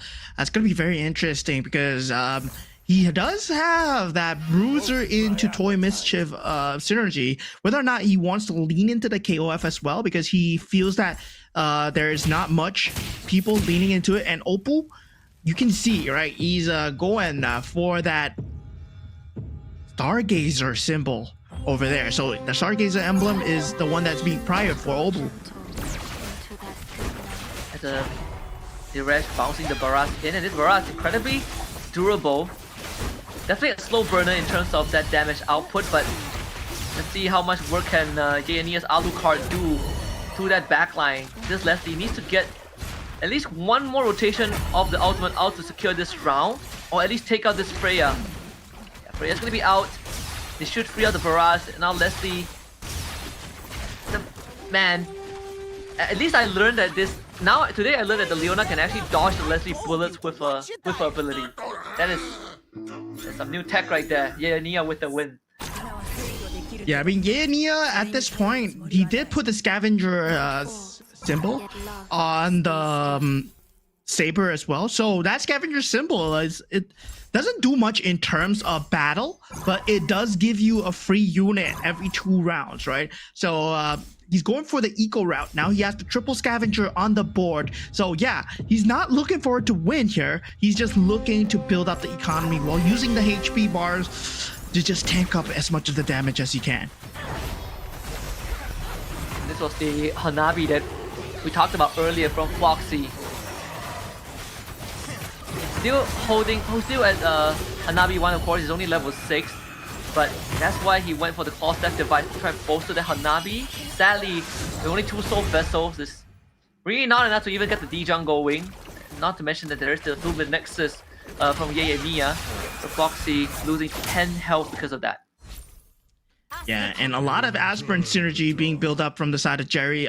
Your Reg so far, sorry. Your Reg, aka Cambodian Jerry, because your Reg is actually, fun fact, Jerry spelled backwards. So now we do have that blue cards coming in. Okay, going for the glittering jewels is Yeania, and there we do have the dimensional shot coming through from the side of Ken as well, right? So now we have a lot of eco cards coming through, which is pretty standard. Yep. And a lot of jump the guns. The item round is also going to be pretty important to see how this one is going to pan out. Yeania opting for some extra equipments on the go every 9 rounds, if memory serves me correctly. And just coming at the right time where he's starting to win rounds too, so that could help him down the road. As he's at 7, right? We're looking for 8. Anxiety is the first one to hit level 8. Coincidentally being in the last place, so that could not only help him get Carousel priority with enough health to work with, but give him a heads up to start hitting some forecast. Yeah, Ken at this point sacks off the aspirants units. He sacks off the aspirant synergy as well. He only had 10 aspirants energy and goes for the Freya build. Does not get the 4-star wing though. So yeah, he is going for more of a soul vessel into the defender combination and just banking everything on that Freya with that 1-1 synergy. Yeah. And that's the 2-star Leslie with the Sea Halberd. The Red pumping up some big numbers there, but the barrage needs to hang on for a bit longer. Sadly, that would not be the case. Face Whopper Harley and Leslie could be enough though. Can she pump out another cartridge? Seems like not gonna be the case. This Harley also going down. Chen able to weather the storm. Yeah, Freya dealing a bit too much there. Even the 5 cost, not enough to deal that much damage. Harley by itself, you do need quite a bit of frontline. You do need quite a bit of itemizations to get the mana on the Harley so that you have the consistent cast of the cards as well. But now we do see the Karina coming out from the side of Sarah Mertens. So he's really banking on the K, and he swapped out his Bruiser Toy Mischief synergy into that KOF that we were talking about. Yep. The K also has the Quick Blade too. Should be able to get some executions on that backline, making quick work. The majority of the pieces, you're red. So the lose at Leslie right off the bat. So he comes down to this Harley. K will start to work on the barrage, which is still stuck at 1 star, and that has been sort of the bane for your red, because barrage was needed to hold on. But a lot of the times when the barrage goes down, the entire composition collapses. With that execution, it should be enough for Zero Merchants to edge out the Hardy. Another loss forced to be taken by your Reg. Yeah, at this point now, your Reg still hanging on though, right? Zero Merchants and Jerry somehow at the top. Jerry, I expected him to go for that late game build, but somehow he found his synergy, and now Anxiety looking towards that Starwing build, trying to swap out from that Scavenger, removes one Scavenger, now currently at 2, does not get the 2 gold right now, but still getting that free unit. Yeah. Anxiety really trying to speed run that leveling. Let's see if we can get past the Zero Merchants with a win here, then it would benefit him even more to head into level 9. But this K is doing hell of a work with that Karina Twin Blaze. With the crown, it's not going to be enough from the Freya. As this K gets the work done. But Terry Bogard should be the saving grace for Anxiety.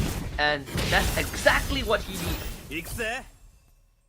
Same thing happening for Jerry, losing that win streak to Reg as well. Now going into the second carousel here, Floxy will be the first to go. Does go for the cap +1, and that KOF is available. I mean, if who's that? Zero Merchants wants to go for it. I don't think Kyo Kusanagi is the play right now, but he actually picks it up, and Reg picks up the Demon Hunter Sword as well.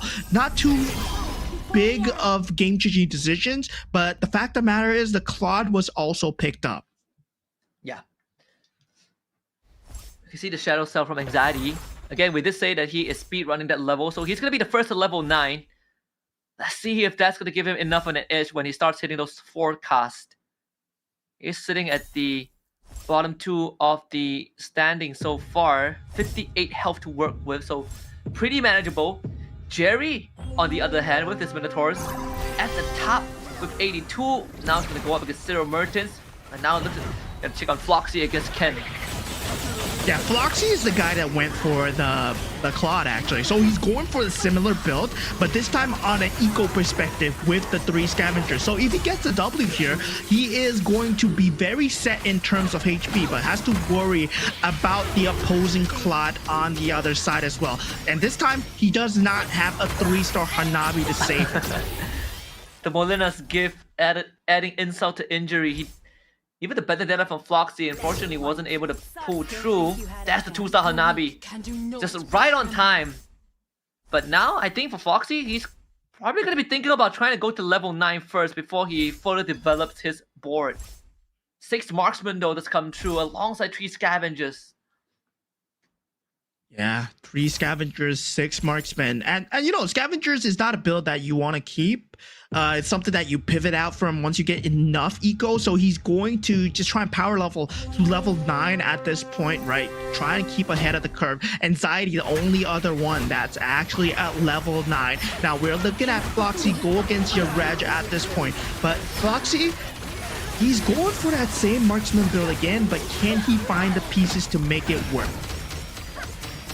The Claude doesn't have the items though. With the Hanabi down, it should be a win for your Red. Foxy did clear enough of the board, so only 10 damage as Yaya able to find a win over on the Zero Merchants with that Edith, who also has that Karina enchantment, so some scavenger buffs on top of that, on top of it for his eco. Yeah, going for that purple go-go cards coming through. Zero Merchants. He picked up the Kyo Kusanagi. Right now, he does have that Winter Crown. So, Floxy. Oh, interesting pick. That could be what he needs, right? To kind of reach the finishing line.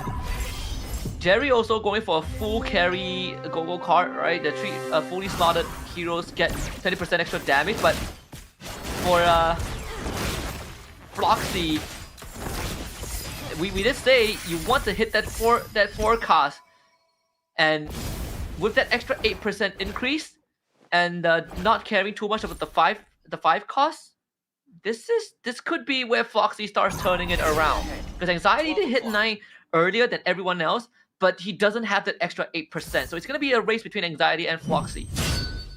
Yeah, the extra 8% really gives a very big difference here. Now, Floxy, we know that he's trying to build towards that Hanabi and also that Claude, but the Claude is being highly contested right now, so he will have to go for either one of the two so far, unless there are eliminations coming, but it's not going to be in sight right now. All the players are still relatively healthy, all above 50, except for Anxiety and Floxy, but now going into the next round here, Jerry going up against O. And Jerry is all inning on that Benedetta. Extra 20% damage. It only matters if the Benedetta can stay alive for a couple of casts, but so far, only getting one Electro final blow, and that is not enough. So, Commander Shield that he got early on is gonna be down to just one. Floxy able to win his bout over Zero Mertens with that fat 20. And every single round that Floxy wins from this point onwards is going to even benefit that 8% increase even more. At level 9, you get 18%, but for Floxy, it's 26. Yeah, Ken getting that Guinevere level 2 right now. So it is going to be a 2-star that is available, but 6 Bruiser synergy is there. But the itemizations is not there for the Guinevere, right? Is a raw Guinevere enough for this? No, he puts the Demon Hunter Sword and also the Inspire and the armor on the Guinevere as well. Just give it some form of sustainability. Can Floxy pull this off?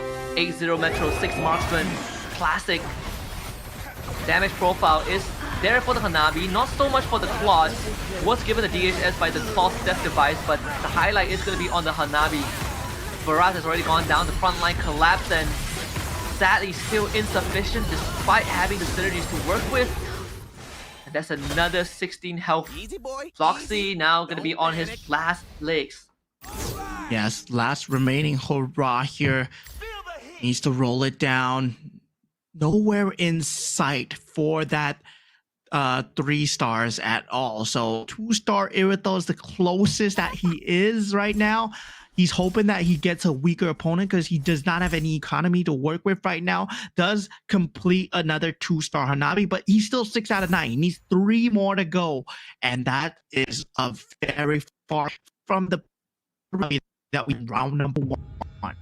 Yeah, he's going to have a bit of a leeway if he wins this round. Yuresh, a 2-star Irithel. So there is some contest there for the marksman build. Maybe between him and Yuresh. As Zero Mertens still trying to rely on this K to get him the wins, but the ship has sailed for quite some time. The Winter Crown does proc, but Zero Mertens fortunately is actually I think was able to win out this round. No, Anxiety is the one that cleans up shop.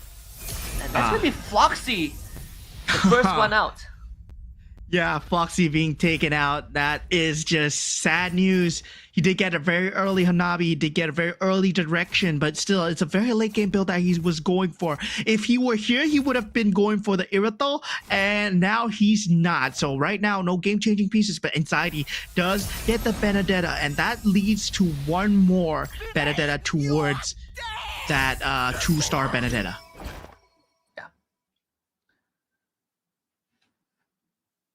All of the damage on this Obsidia too. I think you are definitely trying to hunt for that 2-star banner. Zero Merchants been on a lose streak for quite a while. Again, banking everything on this K. He needs one more Switchblade to hit 6, but doesn't have the resources to commit to that. 9 Zero Metro synergy here for your wretch. 2-star Irithel. Yeah, right now we do have the Metro Zero build coming in for the other side as well, but now KOF build not really going to be doing too hot here. Jerry taking 18 as well. Zero Mertens out of the game. I don't think the KOF line was that build coming in for Zero Merchants. He did have that Toy Mischief and the Bruiser start. He should have went with that pool. He should have went with what the game was suggesting to him instead of trying to go against the grain. And yeah, not working out too well this time. Yeah, very, very unlucky. You see the frustration too for Zero Merchants. He really banked everything on that K. But when he started losing rounds, there was no pivot Or at least there's no attempt to pivot away from it. He doubled down and the gamble didn't pay off. As we're down to our final 6.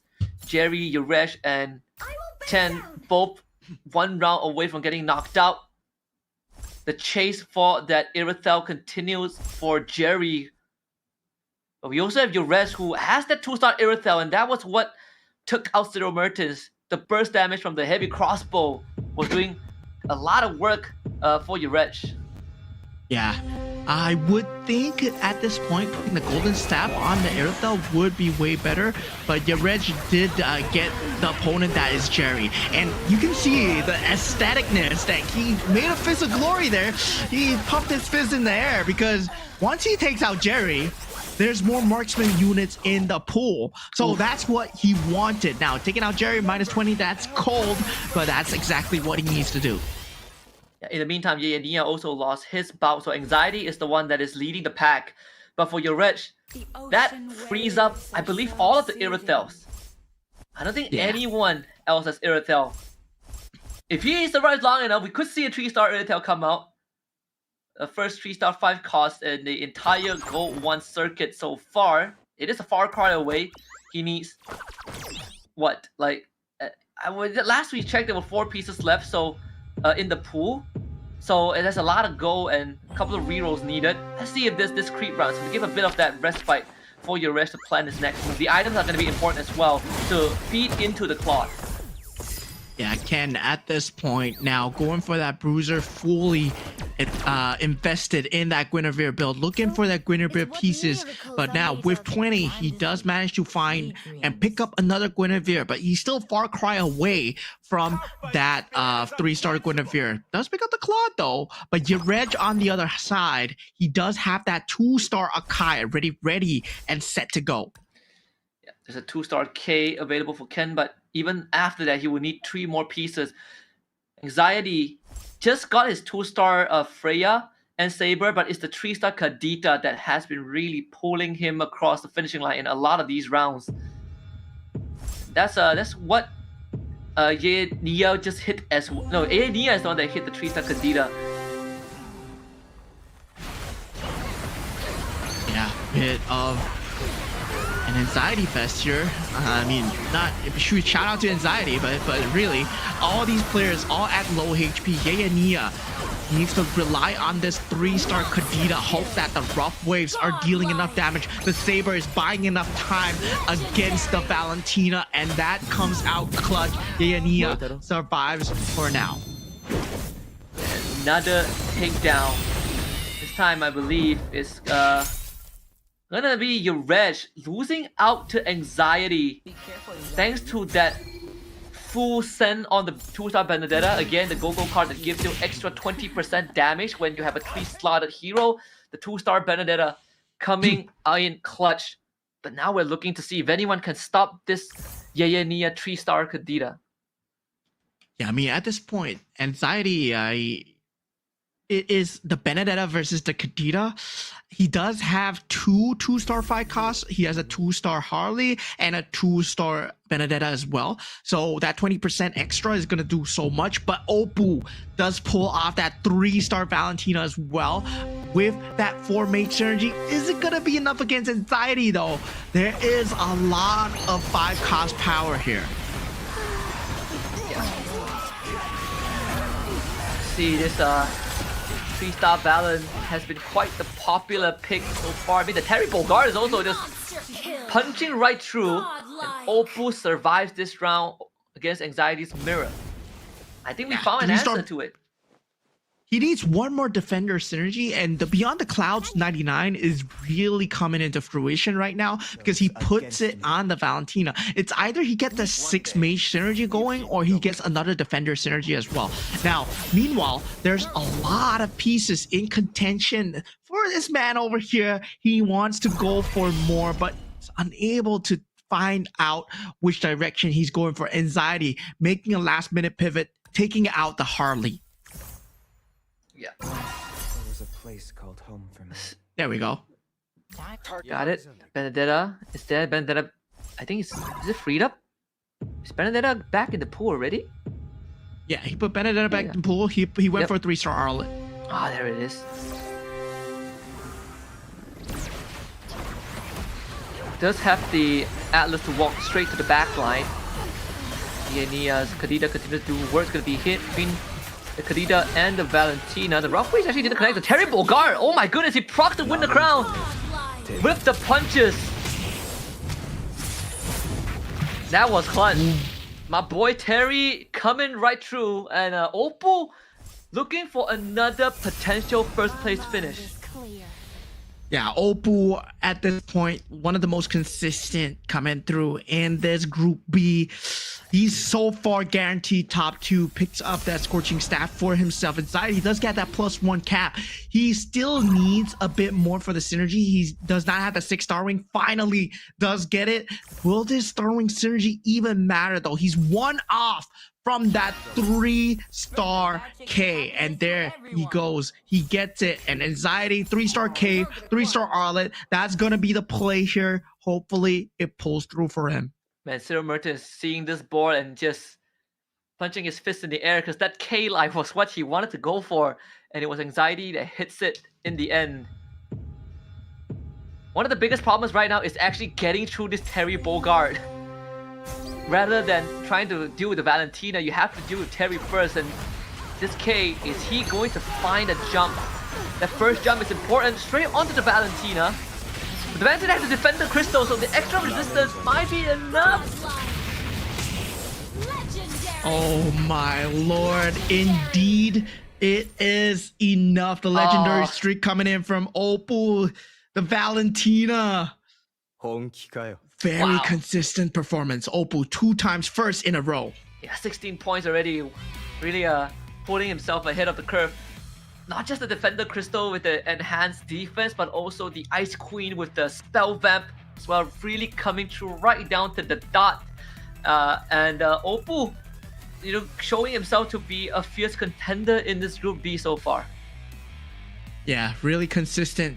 I mean, 2 first place finishes. That's already 16 points in the bag. That's a lot of points, man. Oppo really going on that royal road so far. Of course, there's still 3 more games to be played, but looking at the rest of the builds coming through, we saw Floxy getting the Hanabi extremely early, going for that 6 marksman build, and you can see him at the bottom here did not really perform up to standard. Floxy was pulling that 3-star Hanabi and Claude in that first game, right?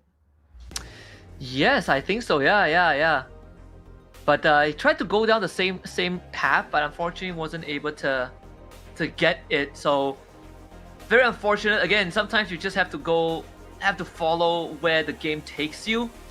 We saw some attempted like force lines, and that sort of didn't work out as well. And a very good example was Cyril Mertens, right? We saw the Howling win go card. Like, we talk about him doubling down, he tripled down on it, but it was on a loose streak. So again, a pivot might have been the better approach. Still, for Oppo though, he was able to find that perfect adjustment towards the very end. Yeah, Oppo at the start, not really the most best of starts, right?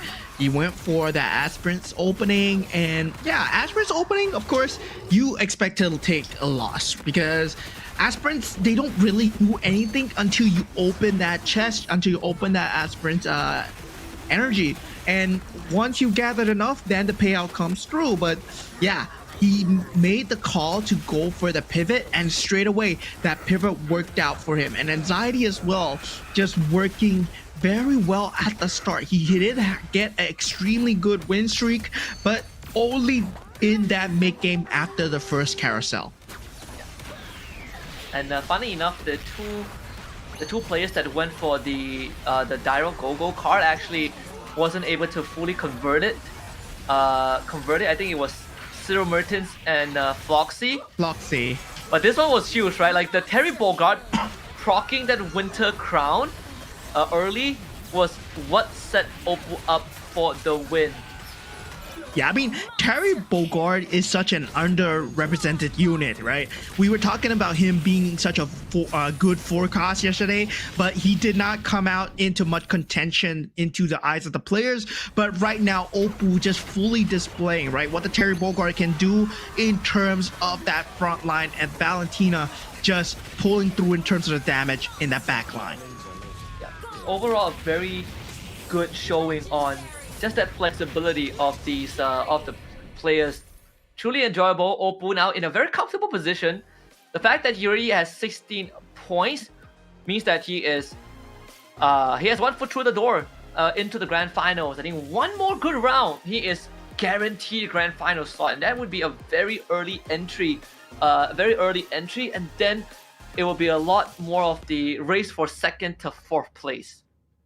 Yeah, I mean, Oppo at this point, it's more about how he's going to do against Finn, the other consistent player coming out from Group A as well. So Oppo currently 2 first places. You see from the build straight away, Gushin, right? He was number 1, so he did get last choice in Commander and still goes for Glittering Jewels and Payday. Very good economy route and works the economy very well. Now taking a look at the standings, Oppo far above the rest, 16 points, Anxiety and Ken falling very close, all 3 from Indonesia. Indonesia has continued to dominate the leaderboard. Your Reg coming in hard from Cambodia in 4th, but for Jerry, really struggling so far. Cyril Mertens as well, being not able to come true. And for Foxy, sort of dropped the ball a little bit with, again, another force forecast approach. 8 points is tied with your Reg, so there is going to be some catching up to do for these players. But so far, the only person that has really pulled ahead is Oppo. Everyone else has a fair shot. And sadly for my boy Jerry, he's all the way down in 5th place. Looks like the Burmese are not performing very well in the semifinals. Of course, the games are getting a lot harder. The consistency is very hard to maintain, especially when everybody else is going for economy. Everybody else is going for the same builds that you go for. It's not your standard rank game, right? Everybody's competitive here. Everyone knows what the end game build that you need to go for. And sometimes the game just doesn't give it to you. Yeah, and the game did also along the way offers tools to tell you what you might need to go for, especially the hero trackers to tell you how many pieces are left. Very generous function given over, and that's where the information really comes into handy when the game goes late. We see some of these players actively checking enemy boards, actively checking the pools, and Finn doing everyone a service by warning impending 3-star forecast just now in match 1. Let's hop into drafting phase of game 3 again. I saw a couple of questions in the chat of our viewers not understanding how the drafting phase works. It's very simple. The first game of every single match, the sequence is randomized by a dice roll, so from who picks first to last is going to be randomized, but from game 2 onwards, it depends on your placement of the previous games. For example, Oppo placed first in game 2, so he will pick last in game 3. Whereas I think for Foxy, he placed last in game 2, so he will pick first in game 3, and then you guys can work out the rest of the sequence. Yeah, I mean, at this point, it's looking at the commanders being picked up already. It's pretty much set in stone. Everyone here loves their economy, or if not, we just go for the Karina, right? So we have the Karina, we have the 1-1. They're being shown a lot of love, and Oppo being the last to pick once again, he goes for the Yuzong. And no, this guy is the GO1, pass. I'm not talking about Oppo. I'm talking about the Yuzong, the GO1 pass skin. Of course, you have that prime skin reminiscent of the M5 series. So yeah, you do get that prime skin coming in, and yeah, Yuzong, a hero that's really dependent on that Go-Go card coming in for that first Go-Go card, because you get a free upgrade on that Go-Go card, whatever it is. Look at What? this 2-star Kula at the start. Straight off the bat? That's a generous shop. Well, at the cost of no synergies, of course.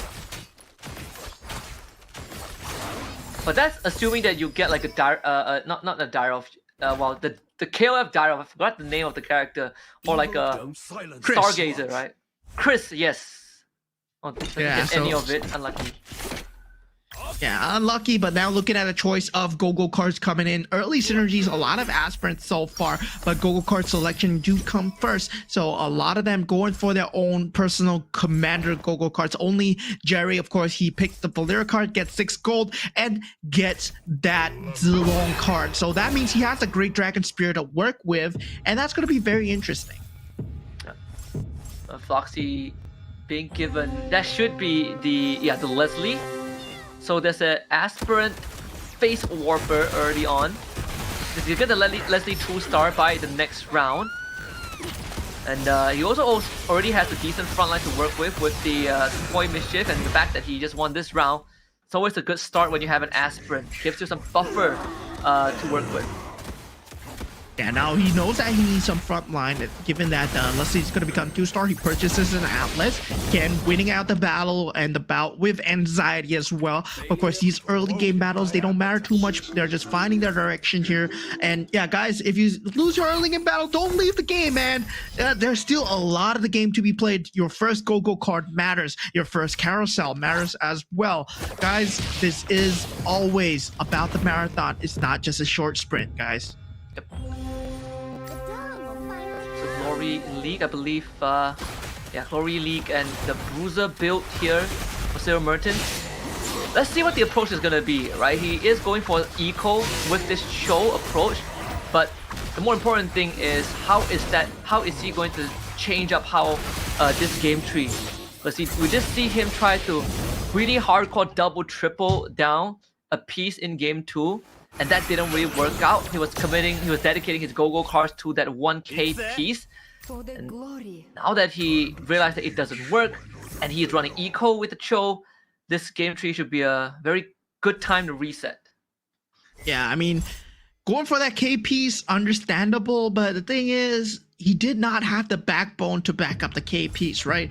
The backbone was not there. There was only the 6 KOF synergy, yes, but the 6 mage synergy or the 6 swift blade synergy, it was not there to make the K work. So yeah, just jumping the gun a bit too early there. Now Jerry with that early Toy Mischief, Soul Vessel, and Bruiser. This is the best possible early game synergy that you can get. All 3 very highly sought after.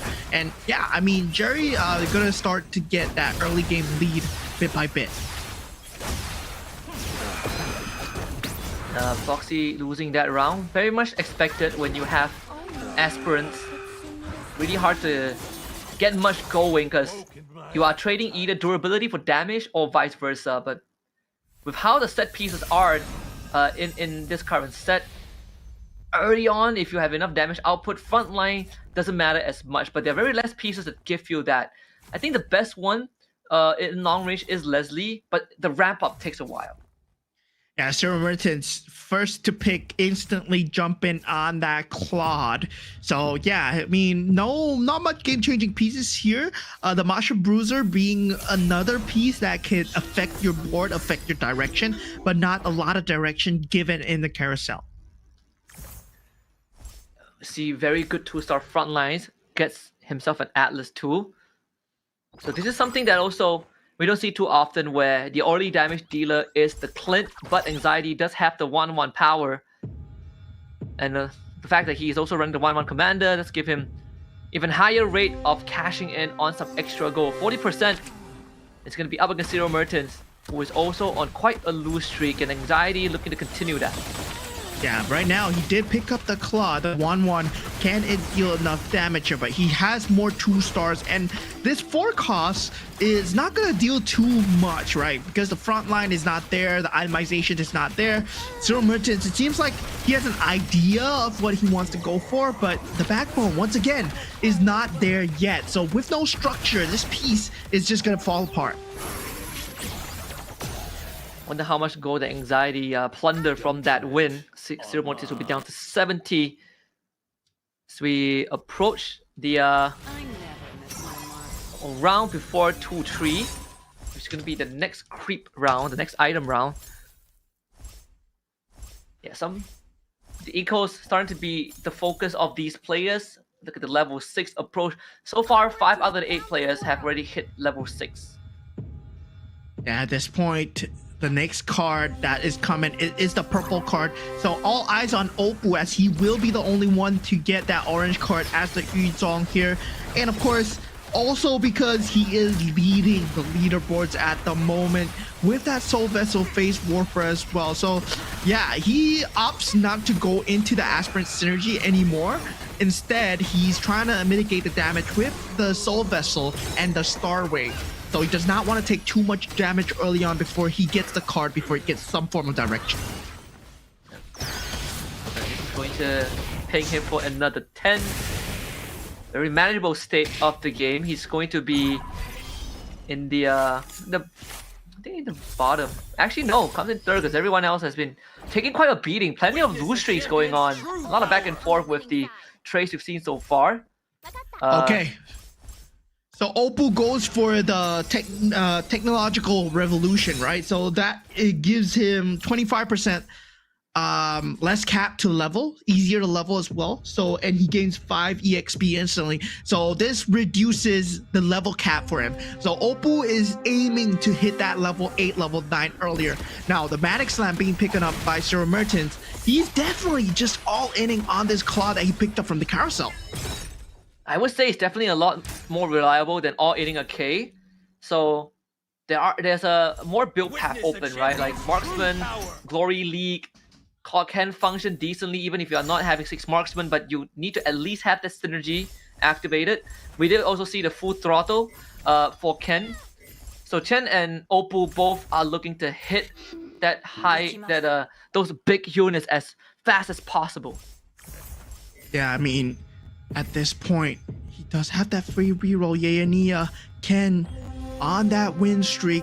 Synergies are there, but it's a lot of haphazard synergies that Guinevere is also given to the side of Yayania. So he has a lot of ways that he wants to go for. Now Floxy identifies that Oppo has that technological revolution, pings it out through the rest of the players, puts everybody on the clock, right? Oppo has the best way to get into that end game status, and it puts everyone into the chase for their 4 or 5 stars. And Zero Mertens with that Manic Slam doing just enough to take out Yayania. Anxiety starting to get his win as well. And even Chen taking that early loss. And the Grange is going to be picked up. There is that Beyond the Clouds, Stargazer, and also 4 defenders for your Resh. Now it's time to figure out where this Granger stands if he wants to put the Granger in. I think there's no space now. Maybe level 8, but even then, for the Thunderstone, you have to decide on which units gets it. And it seems like with the items that he has, the Xavier still makes the most sense.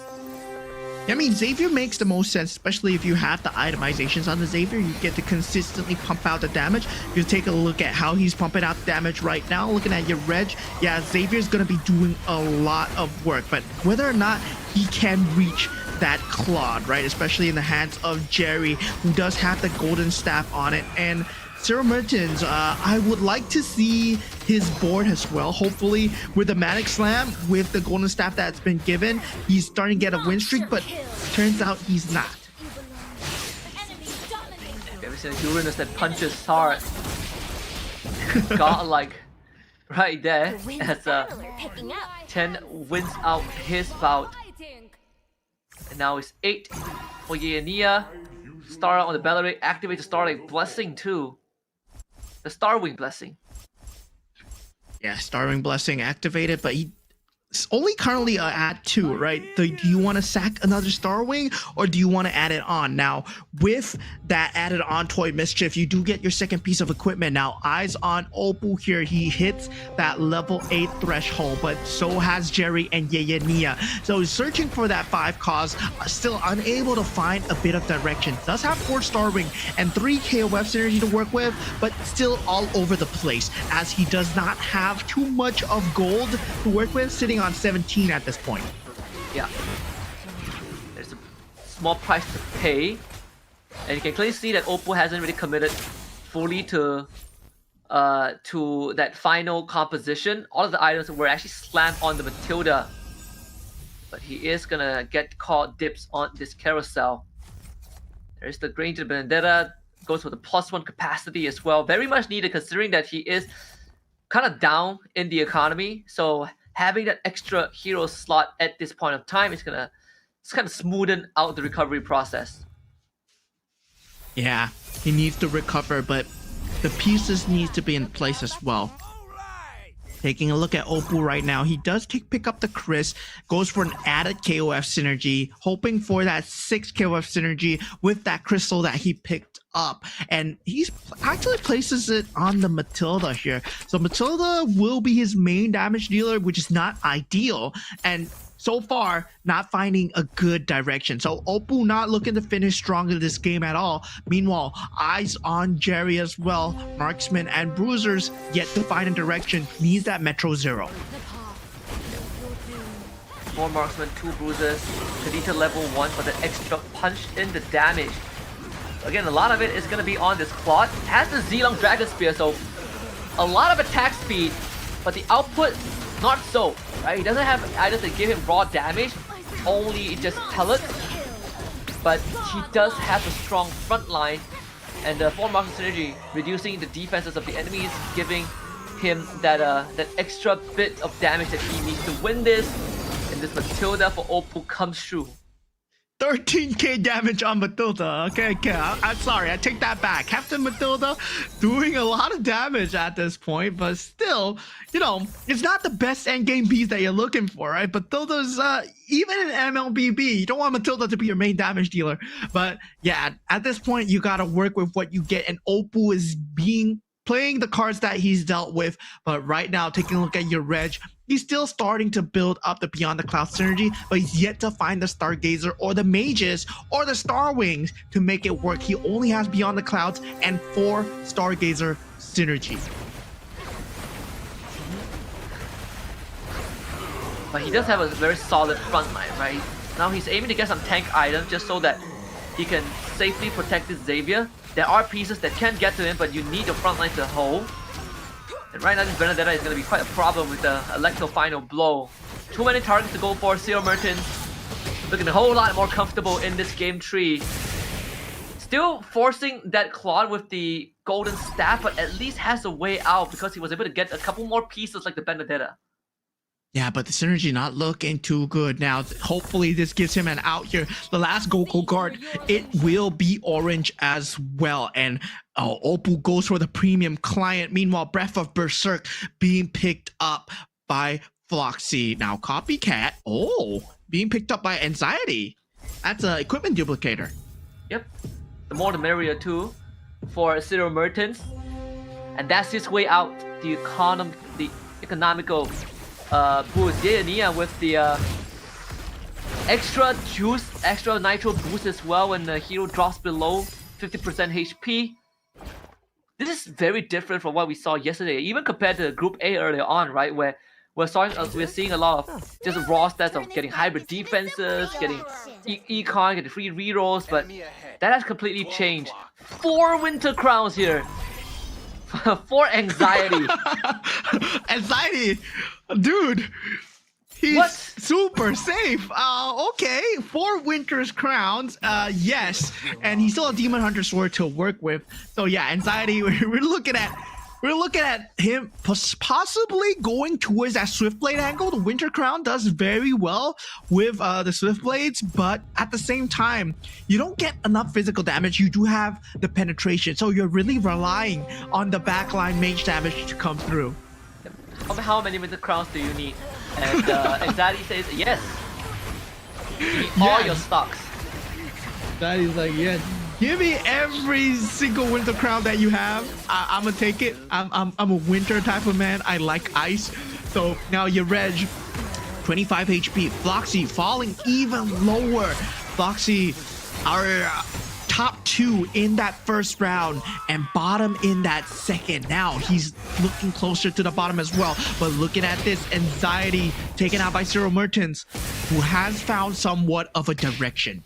And it's kind of sad that having 4 Winter Crowns still doesn't stop that the Benedetta from just Julianing your entire line.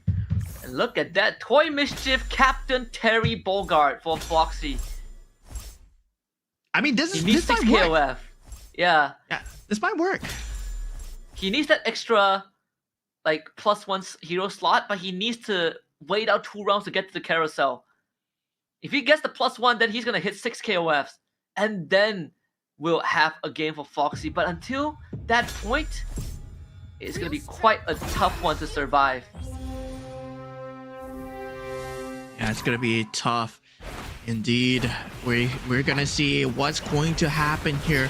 Now Terry Bogard taking a gander here, walking around, taking a lot of damage, but does not matter. He shrugs it off, man. He hasn't even split yet. Terry Bogard coming in with the jabs, man. Just procs all the winner crowns.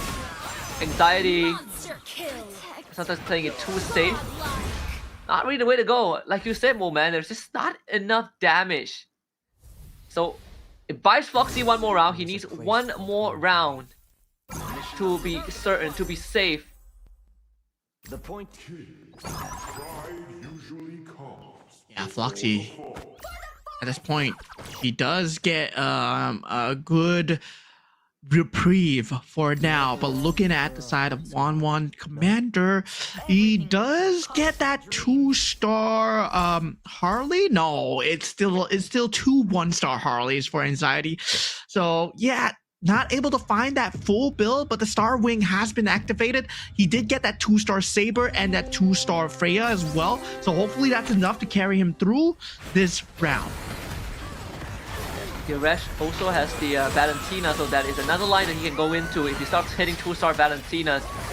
But right now, he's gonna have to face the wrath of 4 Winter Crowns. Anxiety seeing light at the end of the tunnel.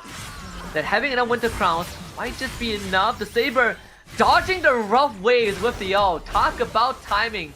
But now it's gonna be between the Harley and the Khadija, and that is gonna be just enough. Anxiety edging out Yuresh. Dude, Anxiety's his playstyle is giving me anxiety.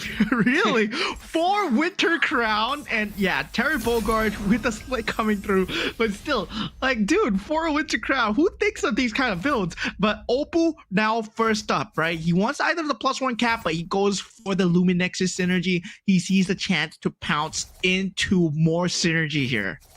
Yeah. Opal. This is the closest to defeat we've seen from him so far. Everyone is still in the lobby, by the way. We are at stage 4-1. Yeah.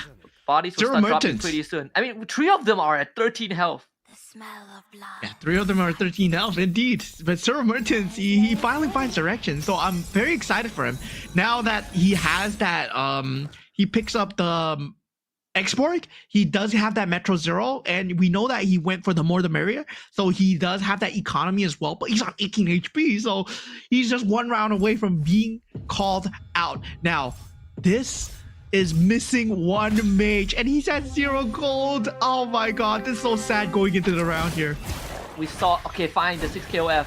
We said that Floxy needed that +1 slot, and he was given it on the carousel. Now Captain Terry Bogard about to give everyone that covered in knuckle sandwich. Sakai has nothing on him. Here it comes. And Zero Mertens takes the 18! Oh! I was excited for Zero.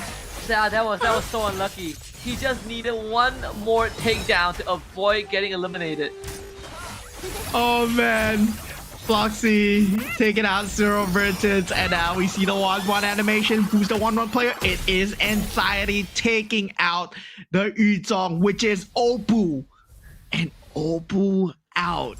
The most consistent player, top 1, now being taken out. Not able to find the direction that he needed in time. Not able to find the pieces that he needed in time. Zero Mertens might have lost his chance of qualifying for Grand Finals after this round. Unless he does what we saw earlier on by our Burmese rep. You do that, run it back, but it's gonna be tough from this point onwards. He's looking at a maximum of 23 points. And thanks to Opal's first 2 rounds, the bar is actually pretty darn high.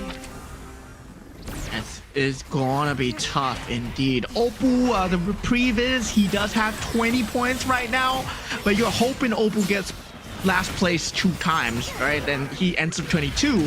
So that's that's like just trying to find a needle in a haystack. It's just gonna be extremely hard to get that possibility. Now, Nia being taken out as well, not doing too hot in all the games.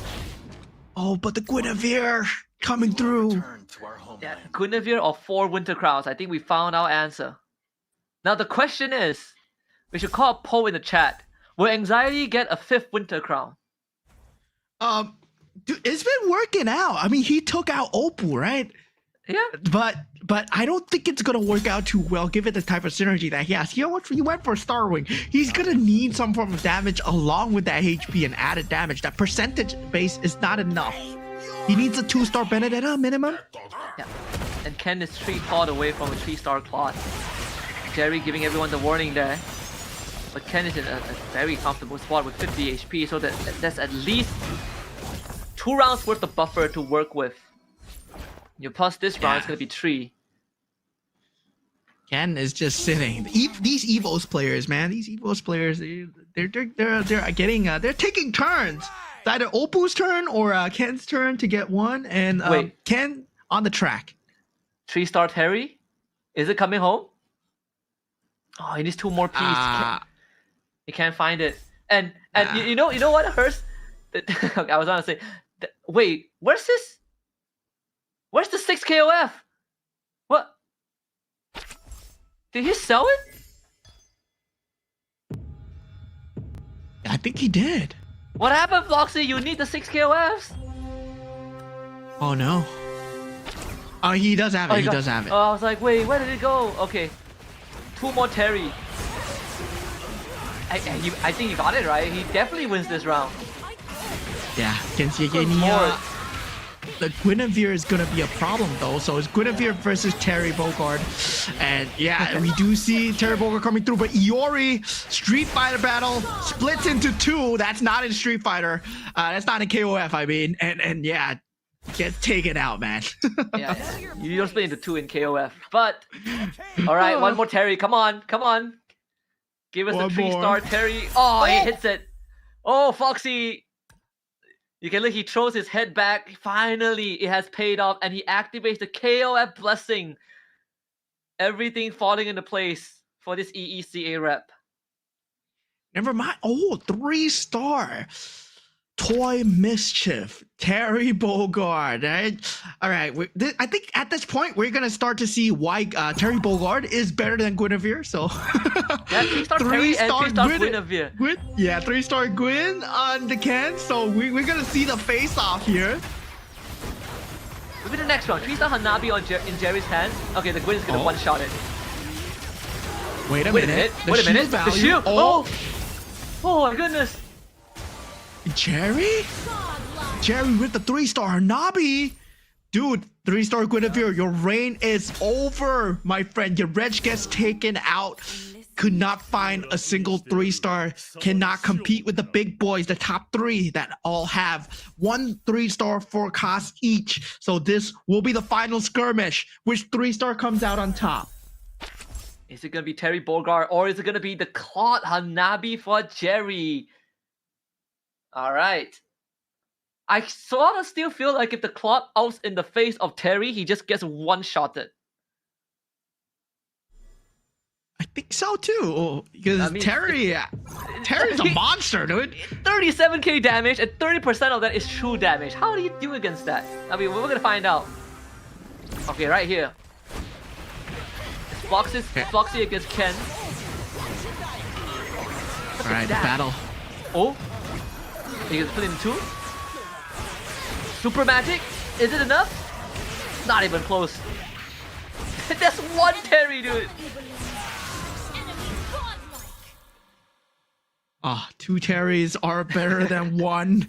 Foxy takes out Ken. Ken was looking poised to go into the top 1. He was at 50 HP. He was comfortable. He rolled for the 3-star Guinevere, but that's taken out by Captain Terry Bogard. Foxy picks up another Bruiser synergy while Jerry picks up that +1 cap. So it will be Now, Captain Terry versus Hanabi here. So now the Marksman synergy going up against the KOF synergy. How will things work out?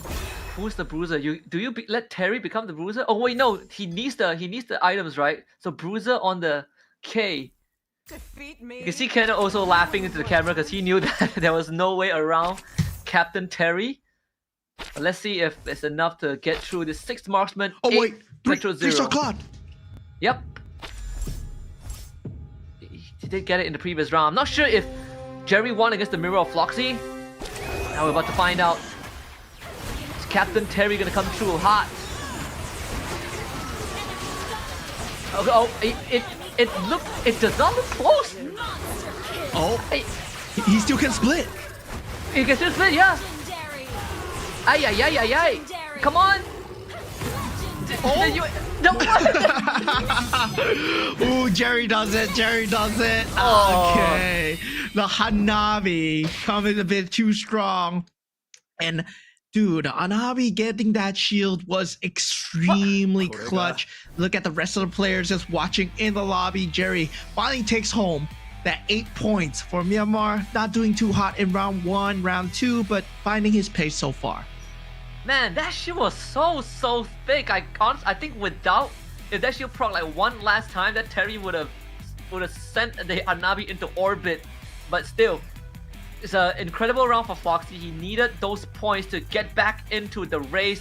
Same as Jerry as well. I think the competition has been blown a bit more open in that Group B, especially with Opal finishing in 7th.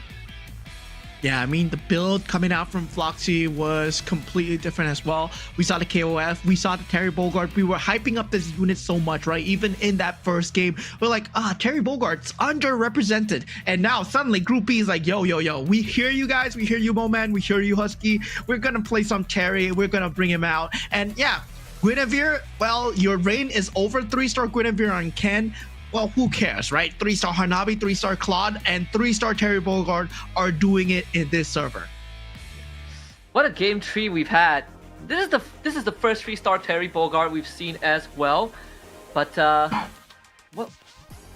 Oh, it was also the go-go cards that allowed Jerry to really edge out in the end. That explains the extra damage that was given to the Claude and the Hanabi.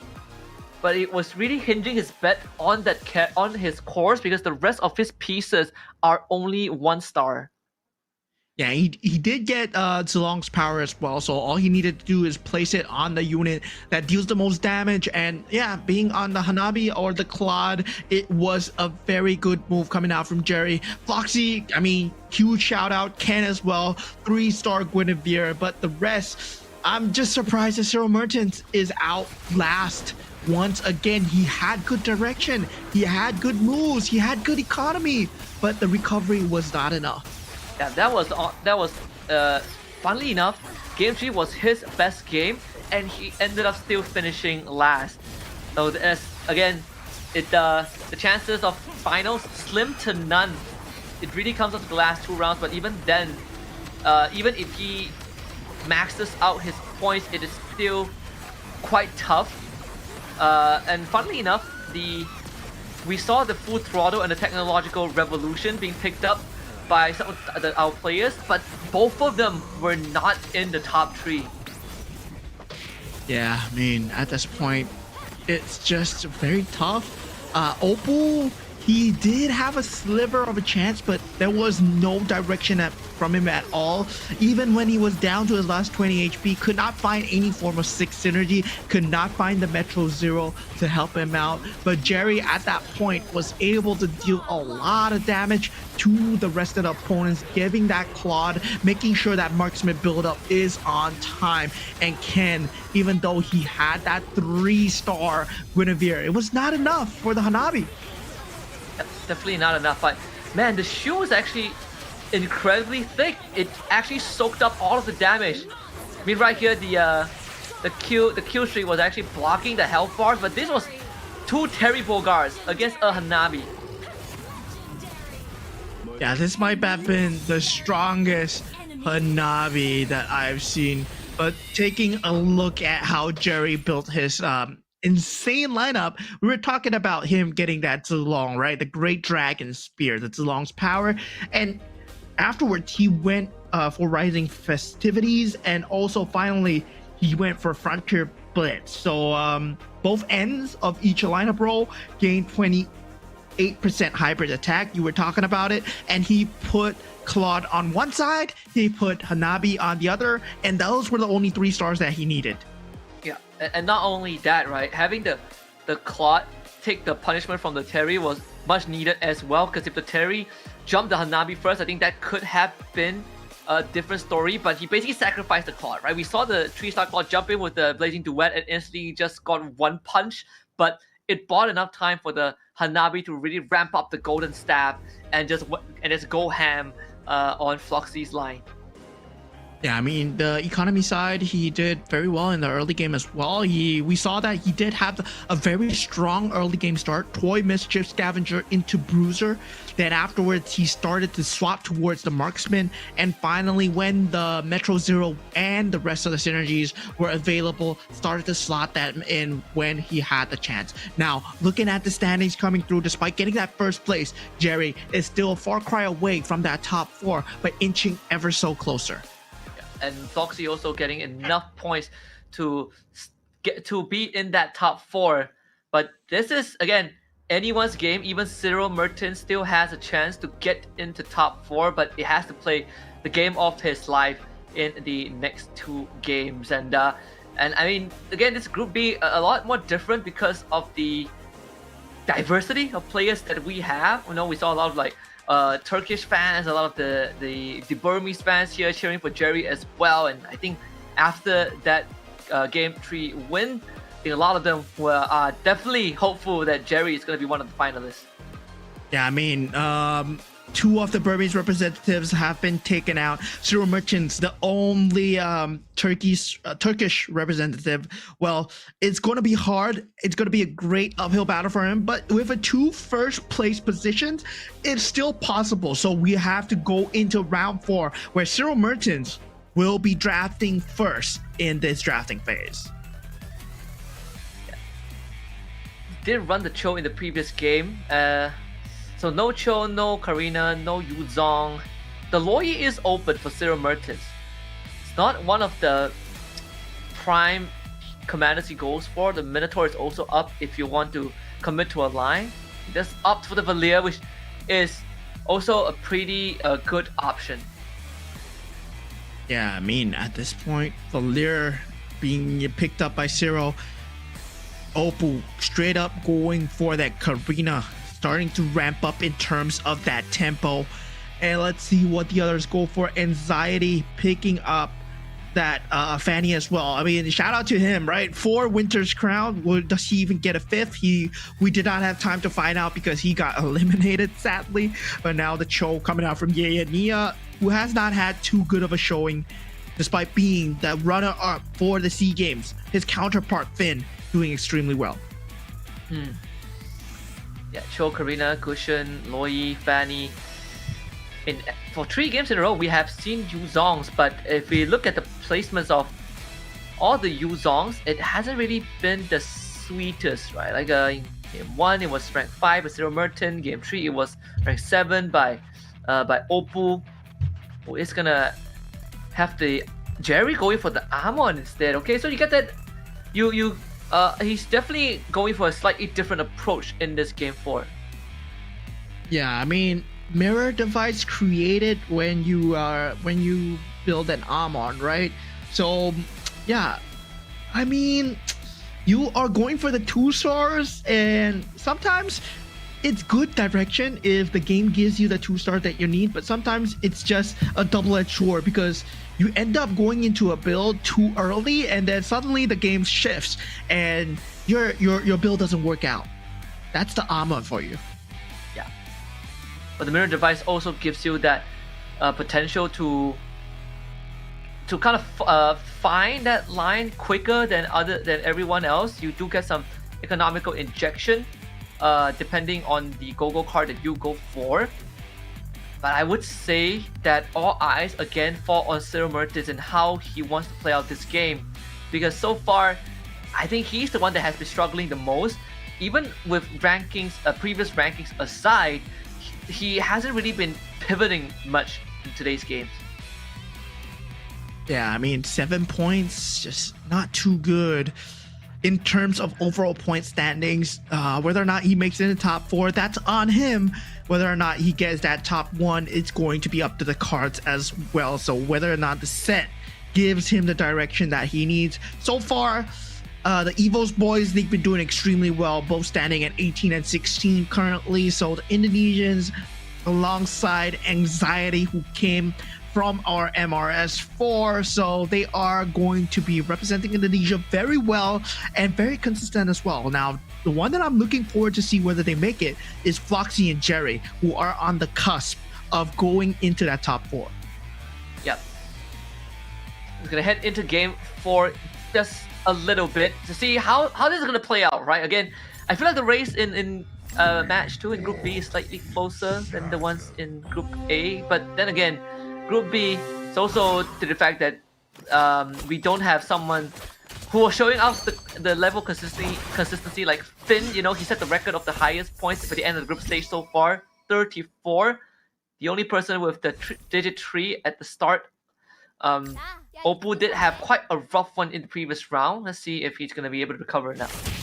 Yeah, early game, Shadow Cells being the one of choice here, aspirants for Oppo and Yayania, but we do see the commander cards coming through. Zero Merchants does get the Lunox card from the randomizer, but Anxiety goes for the Kagura card, which is very surprising. Now, with the rest of them, they do pick up their own standard Go-Go commander cards, so we'll have to see how this plays out for the Kagura card coming through for the side of Anxiety. Getting the early KO F2 with the Chris. Again, Chris works best when he's able to stay in the fight for long. And Oppo having the Karina on the Chris, we did see this yesterday, where it gives you the potential to ramp up very quickly because of your AoE damage. So that could allow Oppo to snowboard slightly quicker, although KOF pieces are pretty expensive to get.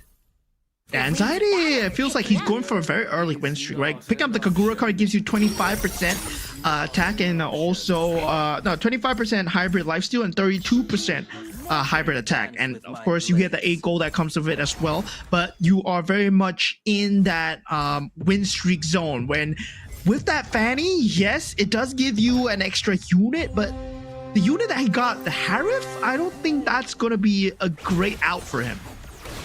One of the weaker units too, even when given the items. Of course, there's the Almond Power. Every time someone reaches 2-star, you get 4 gold. That's the route that Jerry is going down towards. So there are some early snowball angles here for Jerry. That's going to come at the cost of trading that HP away. He is looking at some of the potential 2-stars, but the problem is he's not hitting in first. Yeah, currently right now taking a look at Zero Merchants and Yayania as well. Going for that early Soul Vessel Starwing. Very good early game synergy. I'm more curious to see, right, whether or not the Aspirants synergy built up that's coming through from bottom 2 players. They will want to go for the Aspirants in the meantime. Meanwhile, Zero Merchants, of course, we said it before, we'll say it again. He's the one to watch because his points are just way out of reach of top 4. Yeah. And his maximum points is going to be 23. So the stars have to align for Zero Merchants to make it, but until that point, gotta still fight for that potential slot. 4 Stargazers very early on for Ken, along with Beyond the Clouds, is really gonna stack up the Thunderstorm quickly. It's a very fast timing to get Beyond the Clouds and Stargazer, and he has a perfect lineup to work with it as well. Now he just needs the itemization, but going into that carousel round, it's going to just determine which direction that they go for. And yeah, the Guinevere straight up picked up. And Jerry continuing to try and get the snowball rolling, but it's also quite interesting as well that he is the one taking the most damage. We sort of talked about how that is most likely going to be the case. But let's see if this is gonna pan out, right? That Guinevere, if it starts getting him some of that early wins. Yeah, did he save up the mirror devices? Okay, he goes for the 2-star to get the mirror shards, and then he uses the mirror devices on the Guinevere. Yes, he saves it up. So now he gets the 2-star Guinevere. Now he needs more synergy on that Soul Vessel synergy. Cannot find that Bruiser synergy in time. Only 3 seconds left on the clock. Blessing activated on that Bruiser synergy. He's all inning on that Guinevere. He gets the perfect activation. Well, it would definitely be a fuse bad moment if the blessing was the aspirin once, but he did get the bruiser. So now this Guinevere value definitely skyrockets. And being a 2-star as well this early into the game at stage 2-1, Jerry should have no problem winning the round. Yeah, Jerry now holding all the cards, holding all the momentum. Now this Guinevere is going to be dealing massive damage. 12,000 to the board of Anxiety here. And Anxiety is not a weak player either. He went for a Kagura card, going for that early win streak, but taking so much damage coming out from the side of Jerry. That's 4 bruisers out already at the cost of toy mischief, but it's not an important factor for Jerry at this point of time. Nia get the early Garden's Helm and the Obsidia. So more of a mix, a blend of synergies. So we'll be anticipating a bit of that lose streak on his end. Yeah, he expects to win this round though. He's keeping himself at 19. Now, Ken is letting everyone know that Jerry has a 3-star, a 2-star Guinevere. And yeah, it's still early days, so there's not a lot of things you can do about it till you reach that level 7. Everyone's still at level 6. He got it from the carousel, and he got it through the mirror devices. So the next Go-Go card is going to play into their hands right now. It's going to be the blue card after the creep round. I won't fail again. Yaresh finds his win here. It seems like Gaia once again being put at the bottom in terms of the health. He's gonna go for some extra punch with the diverse synergy, the purest power. I think he also has the chill sack that we just saw. That's why we saw that item coming out in the middle of the round. The breath of the berserk being picked up there for Anxiety. Rogue's aid for Zero Mertens for the extra power. Both Floxy and Yaresh going for jump the gun, and the Dark Blade for Opal. We don't see that often, but when you have a Karina that can execute targets, the Dark Blade actually has a lot more value because of the health regen reduction, but also can free you up, and you don't have to go for the Sea Halberd or the Glowing Wand. Yeah, you don't have to go for that anymore. But the crazy thing is, right, Jerry, he went for the Uncertain Fortune, which is you either get 7 gold or you get 15 gold. So I wonder what was his outcome, right? Whether he got the 7 or the 15. We won't find out until we see his gold count, but it's okay. Meanwhile, Yarej is on that win streak on the Loi. Now, Floxy's board looking like a full aspirant build up. He's going for that full late game. He does have the itemizations to back him up. Yeah. At the early Valentina too, with the Molina's Gift and Enchanted Talisman here for Floxy. Valentina and Layla will be the main breadwinner, but Layla functions best when there's no one in front of her face due to her dealing more damage to further target. But as of now, the pieces aren't really in place just yet. They don't have the star level needed. Floxy will be forced to take that 13 to the face. Yeah, Opal currently with that Dark Blade, able to find some work with that Glue Soul Vessel. Now, Scavenger build coming out from Yarej. Despite him going Scavengers, he is getting a lot of economy. The first one to hit level 8 will be him and Zero Merchants here, as they will start to roll into that forecast pool. For Metro Zero, 2 aspirants currently sitting at 70, so very minuscule amount by the aspirant standards, but we are looking at Evo's Opal, who had the Dark Blade damage reduction, and all funnel into the glue as well, that has a Task Law on top of him and a max stack Twin Blades. Yeah, but gets taken out by the Granger. The Harif is still alive on the side of Yarej, right? The split can come through. He does have half HP. He goes for 2 Harifs. So these 2-star Harifs are going to start dealing a lot of damage. And let's have the Xavier enchantment, courtesy of the Loi, so extra damage on top due to it being a mage. Gonna have another. Gonna find a Terry Bogart here for the front. Asper's Blessing activated here, but sadly, not really the best in this situation now that we're 2-6 in. Does find himself the Claude, has the 4 marksman synergy. Now, Metro 06 marksman becomes a possibility for Yayania. I mean, I think he has to go for this angle right now. His HP, his threshold is falling a bit too low. It's 43 at this point, and yeah, it's not looking too good for him. Despite being the Cho, yeah, you do have 1 more Go-Go card, you have 1 more Carousel, and that's just too much RNG to count on. You don't really have a board to back you up. Once again, he takes 15 damage, falling to 28 HP. Things are not looking good for our Filipino representative. And you can see the frustration on his face already. Stronger the curse. Like, he's not able to get to the pieces that he wants, but the pieces that he's looking for are heavily contested. So now always 1 step behind, forced to take the +1. And hopefully that feeds into the 0 Metro, but doesn't solve the problem that his pieces aren't dealing enough output. And he's sitting at 11 points on the leaderboard. So if he bombs out last year, he might just miss out his shot to get to the grand finals. And by the way, it's also a C game 2nd place as well for MCGG. Yeah, so currently Opal went for that Sea Halberd despite the fact that he had that Dark Blade already. So he's going for minus regen to the max. So yeah, you can see like, yeah, he's going for a set strategy where you're not going to be able to regenerate your HP.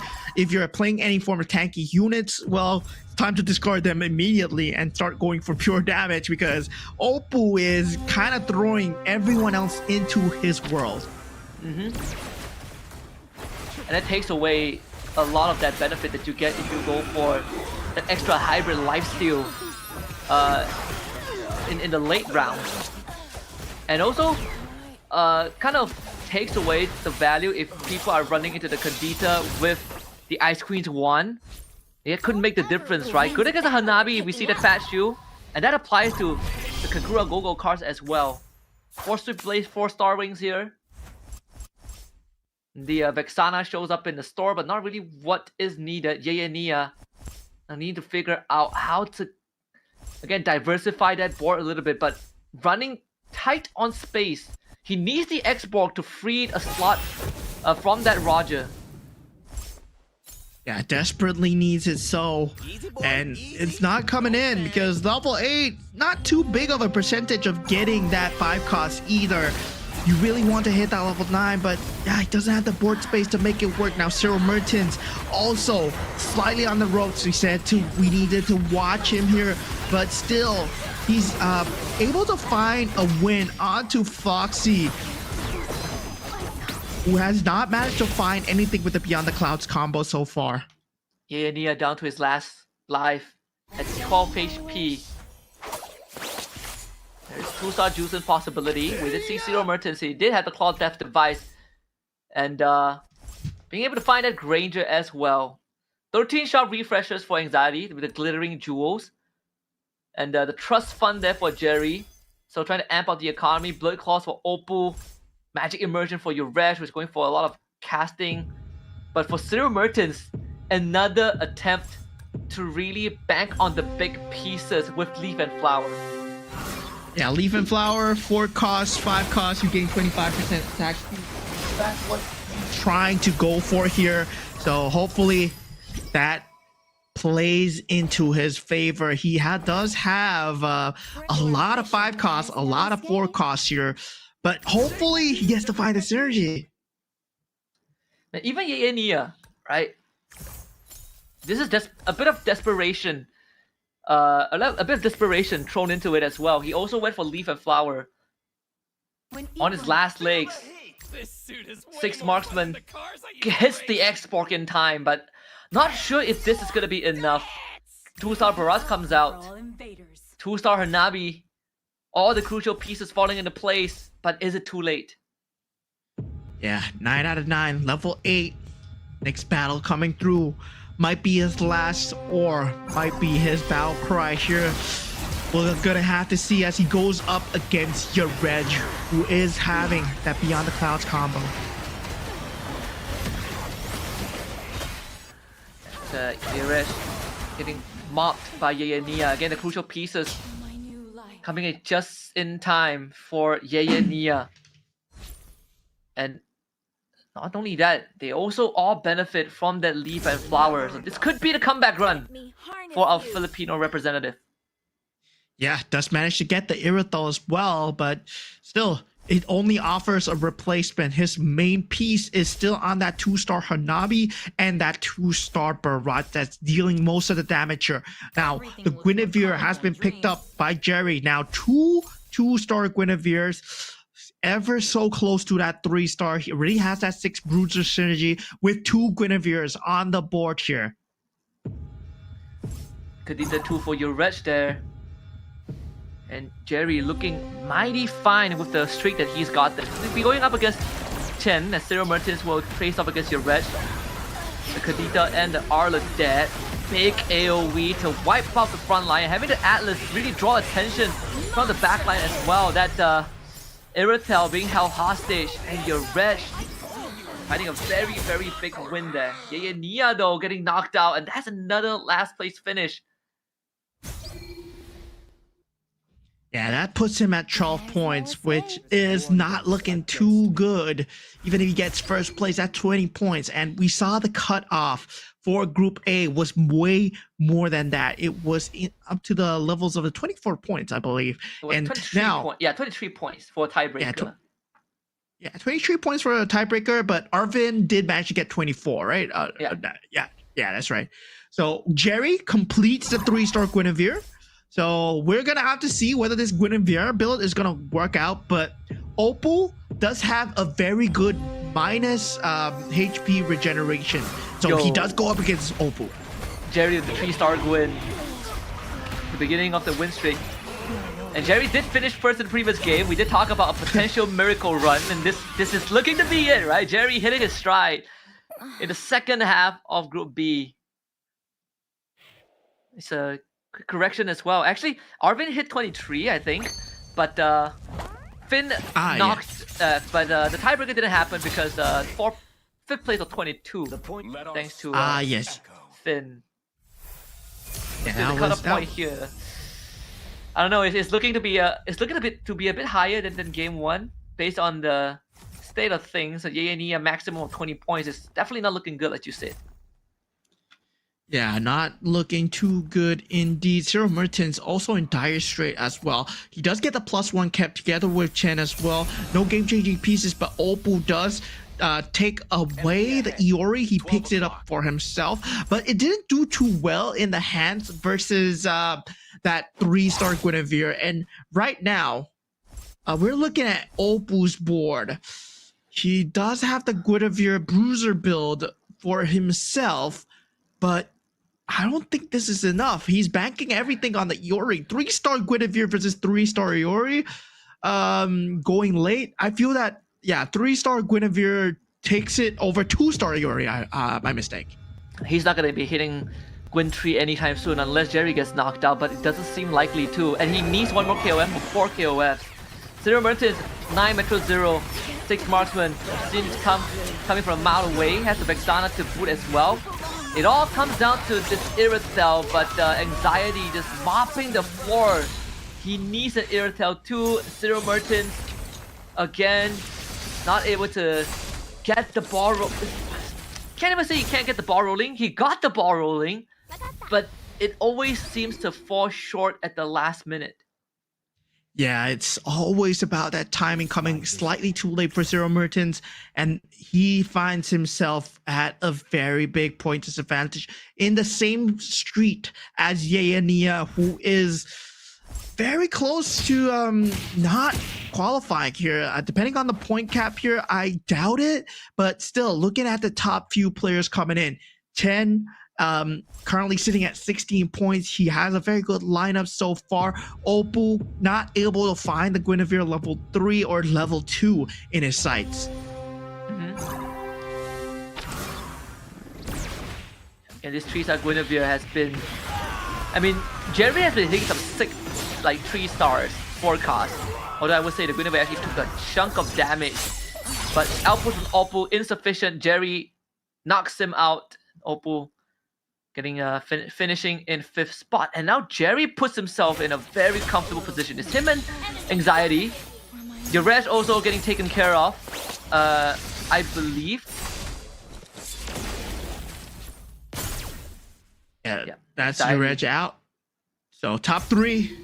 So Anxiety versus Chen and also Jerry going into that orange creep round.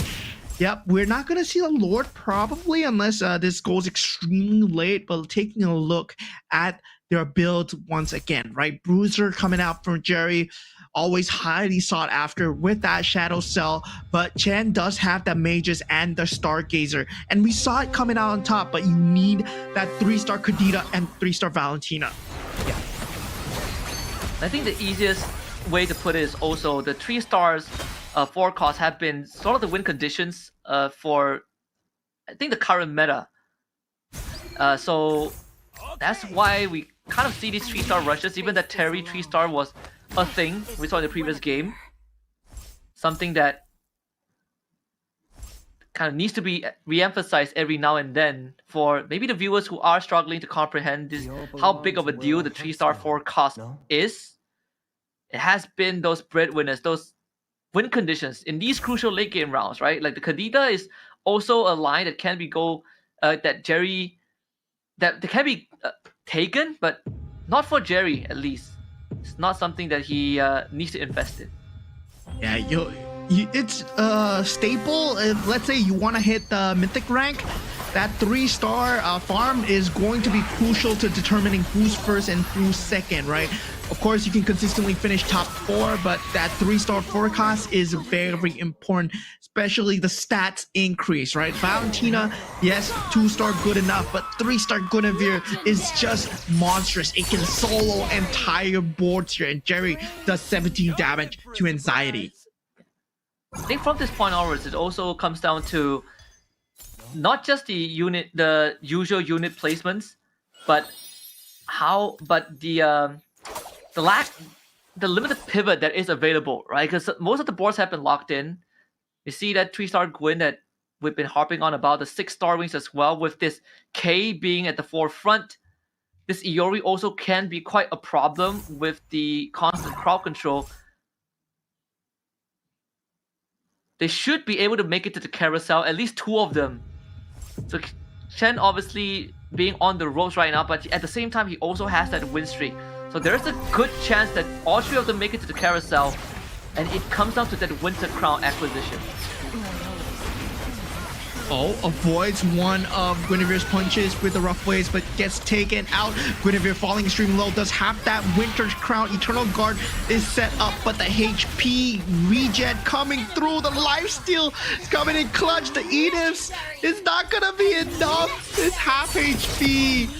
So close. Jerry waves a fist of relief. Anxiety taking 18 damage, and also Chen taking 17 damage. This puts them in very low HP contention. And yo, this one of them is going to go up against the Shadow, so the Mirror. So hopefully it's not Jerry's Mirror. There was actually a good window for the Cure to do work as well, right? We needed Cure too, but unfortunately, there wasn't anyone to continuously sandbag the Gwyn. The Valentina tree is also, I think, one piece away here. Is he gonna get it? Doesn't have the econ to roll.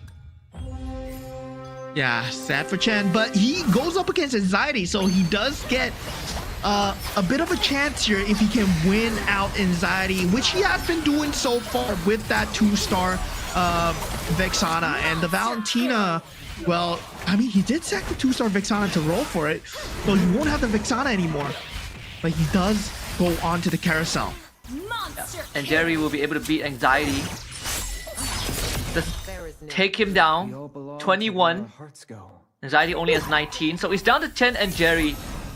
So there is a chance for the 3-star Valentina, but most importantly is Jerry's chances of making it to playoffs, right? Because minimum he's gonna get 20 points by the end of this. The Weapon Master emblem there for Chen. I think Jerry went for the Stargazer. 3-star Valentina out. So Stargazer emblem, excuse me, for Chen. Yeah. So deciding who to put it on, puts it on the Kyo Kusanagi, does put in another meat shield in the form of an Alucard in front at 99. Beyond the Clouds Valentina versus what Jerry has in the form of that Guinevere, that 3-star Guinevere. Man, it's gonna be tough, but the Akai is gonna come into play with that Feline Blade. See the positioning of the Guinevere. We have a couple of bodies that she needs to sift through to get to the Valentina, but the Molina's gift did delay that Valentina a little bit, but the Winter Crown proc very early on to the Shadow Strike, so Jerry is gonna have 2 more lives to try and make things right. At the same time, it's also worth pointing out the Mage Blessing being activated by the Valentina. 6 mages and 2 Stargazer crystals, one on the Kyo and the other one I think on the Zhu Xin. So 6 Stargazers, that means the Kyo could gets to continuously spam the fireballs, and that softens up the front lines of Jerry. So he's now looking for an Akai too if possible, because the Akai needs to be able to at least get the heavy spin to the back before it goes down to allow Guinevere to have the space to cut through the rest of the bodies. And this Valentina is going to do a lot of work here. Ken, he is going to be able to shred through the front lines. The positioning is just perfect right in front of the Guinevere. This is exactly where he needs to be. Props to Winter's Crown. This Guinevere, yes, finally might have met his match here. Jerry scratching his head. He needs the Akai 2-star to kind of put things back in check. This Lord round is going to be a bit of a breather for both opponents. It's still anyone's game. Whoever rolls into what they need right now is gonna determine who gets 8 points versus who gets 7 points, and both of them are hurting for that first place. Jerry has a choice that he needs to make. He has the Weapon Master on this Gwyn. That extra hybrid lifesteal is actually the least of is actually not a problem for Chen, because he has so much damage output with the constant spamming of the abilities. I'm not even sure if the Winter Crown can make a difference, because they can't get through the Edith fast enough. Double Eeyore is coming out, but that again doesn't solve the problem. Maybe a Weapon Master will, right? 6 Weapon Master, and you just bank on the fact that you have enough hybrid lifesteals to cut right through. Target acquired. I'm in charge here. Goes for the 2-star Masha and a 2-star Benedetta. Is it worth putting the items? I think it's worth putting items on the Benedetta. 1 Electro Final Blow, and he needs 1 good one as well. Needs to be on top of the Valentina if possible. Oh, now Gwyn not facing the Valentina. Might not have a chance because there's too much burst damage coming through, and Ken not able to clear it out. Jerry, congratulations on getting that. Ken, congratulations on getting that first place. That Guinevere 3-star, not gonna do enough in the face of that Valentina 3-star. Ken, what a build coming out from Stargazer Mages. Truly the counter to the 3-star Guinevere. Yeah, we've seen a couple of answers to the 3-star Guinevere, which, you know, we were scratching our heads to figure out from yesterday. There were some theories that we brought up, but today we really see it come to fruition as well. It's also worth noting that I think that puts Jerry, I think 20 or 21 points, and Ken at 24. So the race for the grand finals is still pretty tight. We now see the threshold for first, I think it's currently 24 or 5. And this also eliminates some of the possibilities for, I think, Yenia and Sarah Martins. There's almost no way back in the contention, but it has been quite a well-spread competition in that top 4, especially in that late game. Jerry really stepping up in the second half. Yeah, Jerry really coming out hot since game 3 win, of course, and of course game 4 he's been doing extremely good, and hopefully he gets to go to the grand finals because there's not a lot of representation left for the rest of Myanmar because K1 and Willosu just got knocked out in Group A. But meanwhile, on the side of Group B, not looking too good for our representatives from across the globe as well. Yaya, the Filipino representative, the only one left, not able to perform well, and as well as our Turkish representative Cyril Mertens, who has not a lot of points to work with, so it's going to be hard. But taking a back at the match overview here, all these 8 players, what did they go for, what went wrong, and how did Ken and Jerry come up on top? And I think Jerry was also, you can't really fault him, right? We saw that confidence when he hit that Gwyn tree. There was no one to stop him. But at the same time, gotta give props to Ken for leaning not just into the Valentina, but also having the trust fund. He was only him and Jerry went for the trust fund, but having your Resh out of the picture basically freed up Ken to lean fully into that Valentina, and getting 2 Stargazer Crystal as well really sealed the deal for that game. 6 Stargazer, 6 Mages, 3-star Valentina proved to be too much for Jerry, who needed to slowly peel through the front line. Yeah, just like RL, guys, get a trust fund for your kids, please, because yeah, your kids will thank you for it, especially if you're able to afford it. But of course, looking back into the games, looking back into the highlights, we saw Ken not having the best of starts. He was forced to go for the shield extremely early on, but given the fact that he was going for a Stargazer build extremely early, that beyond the clouds as well, he started ramping up the Thunderstones up to that 99 mark, and finally being able to get that 3-star Valentina that managed to secure him out the game. But that was not the only factor, right? That Stargazer emblem was the key factor that just opened up the rest of the board for him. Yeah, and even the items that Jerry put on the Guinevere, you can see is really centered on just the Guinevere being a freight train. So one of the glass cannon, it's a glass cannon more than anything, right? The Purify was to make sure that there's no crowd control, but against Ken, crowd control wasn't really necessary with the build, with the composition that he's going. For him, it's all about raw damage that stiff arms you, right? Takes you down before you can even hit the backline, and sort of that was the story.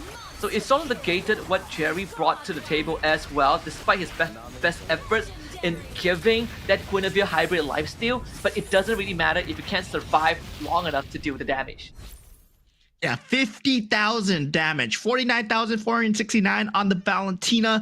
That's just a lot of damage. And of course, one of the key factors that actually led to him having the HP to do so is the rock solid card that he got last minute to get the 20 shield for a commander. We saw the play out of Finn in that previous Group A, and now Ken, he does the same play for himself before picking up that trust fund, and it actually led to him winning the game here. Beyond the Clouds gotten for him very early, then going for that Stargazer and Mage combination, getting that Luminexus also for that added splash damage, and also other added synergies just here and there, just to make sure that he wins the entire game.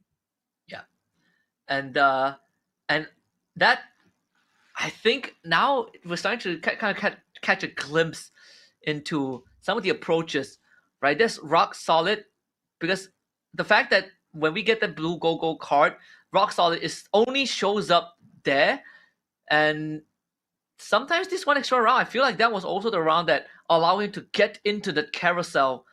So Ken keeping Indonesia on top of the standings. Let's take a look at the current standings by the end of game number 4. Ken coming in first with 24, followed by Opal with 21, and Anxiety as well. Jerry slotting himself into top 4 with 20 points, followed by Floxy with 19, Yaresh with 18, Yaya in 7th with 12 points, and Cyril Mertens with only 9 points in 8th place.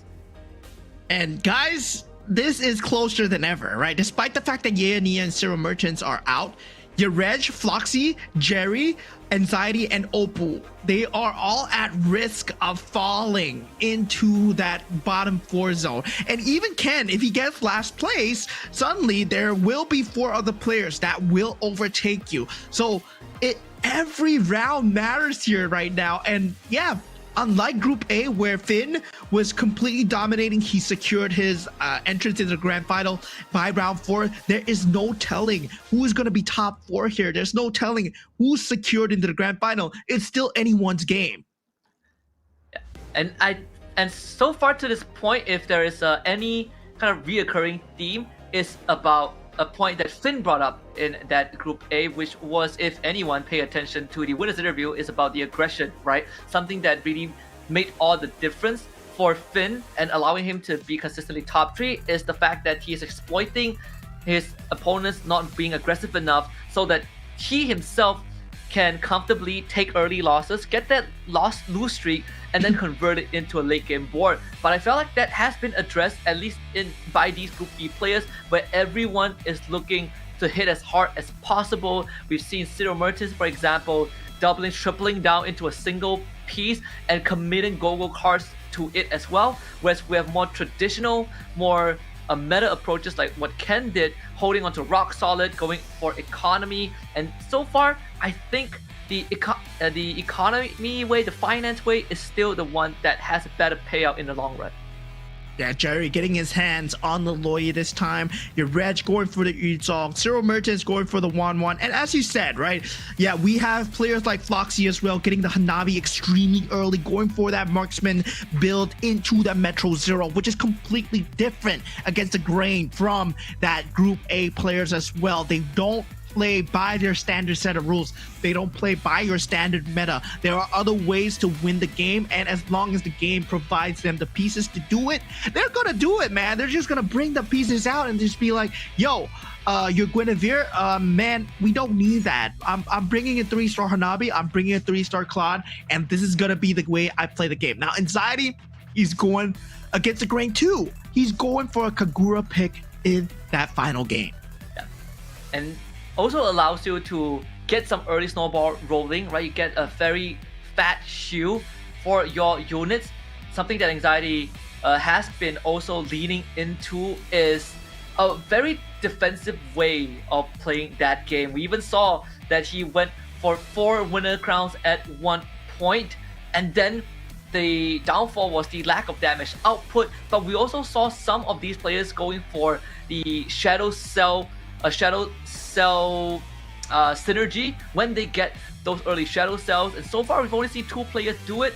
One of it has been Floxy in this Group B. Yeah, I mean, at this point, Floxy, very, very different in terms of approach when it comes to the entire game in general. But looking at the first go-go cards that are going to be picked up right now, it's going to be pretty much standard across the board, except for Opal here, who does go for is that the Amon card? Yeah, that's the Amon card. Let's see if anyone goes against the Commander Go-Go, out of their way. So far, most of it, according to plan, Floxy did take the Kagura Go-Go card. Let's run an extra punch to it. Anxiety willing to go for the lose streak. So only places the Sicilian. Looking for that early economy into that level 5 and that level 6. So he's looking for that 2-3 cost. Yeah, one of the easiest way to get the 20 gold cost is to lose your games and save your gold, guys.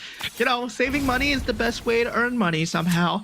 And right now, we do see some people already taking the damage. You're gonna take 7 to 6 damage anyway in that first round. So if you can secure yourself your 20 gold interest and then play from there, why not do so? And that's the approach that Anxiety is going for this time. But of course, he does pick up the Kagura, so he wants to have some form of an early advantage too. Yeah. Already a strong front with the 2-star Atlas and Lolita too. There's also a small detail to note that the Lolita shield doesn't have a fixed range. You can proc on the 2 units as long as there are targets on the map. But up against the Jawhead, the damage output definitely is a lot more there. Not to mention that Oppo does have the 2 marksmen available. But there is a slight ramp up that allows him to tear through your Reg's front line, even though they were both 2 stars. Yeah, Oppo at this point, he has the aspirant synergy as well. Does not have the 4 aspirants, but you can see that he's starting to build up into that Toy Mischief as well, so that he can secure a bit of mid game for himself. Now, Cyril Merchant sitting on 20 gold, just considering whether or not he does need the readiness, because he does see it in the shop, and that Toy Mischief synergy is never wrong to go for.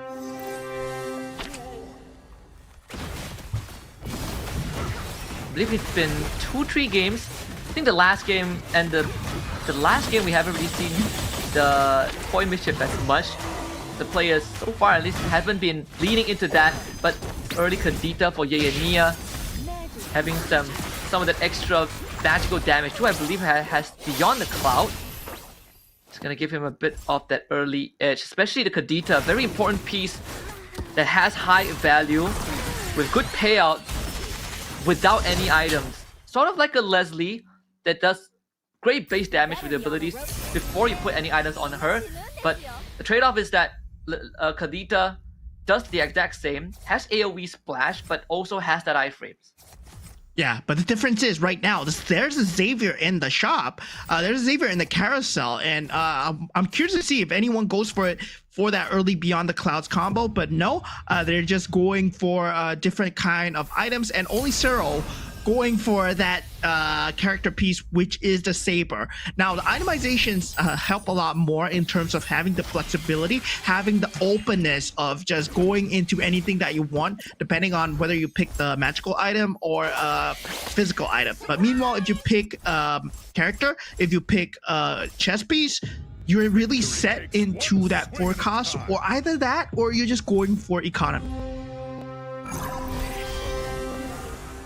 There's one thing that, you know, in future tournaments that I would like for the QOL is to see the current goal that players have in the HUD.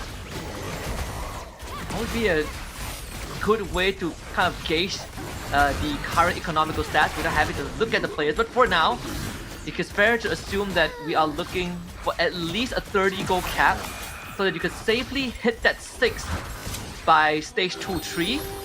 It has been the trend for the entire set so far, and then you can start having some mini chances of hitting the forecast, but also gives you a good opportunity to go into that carousel and start working on your synergies.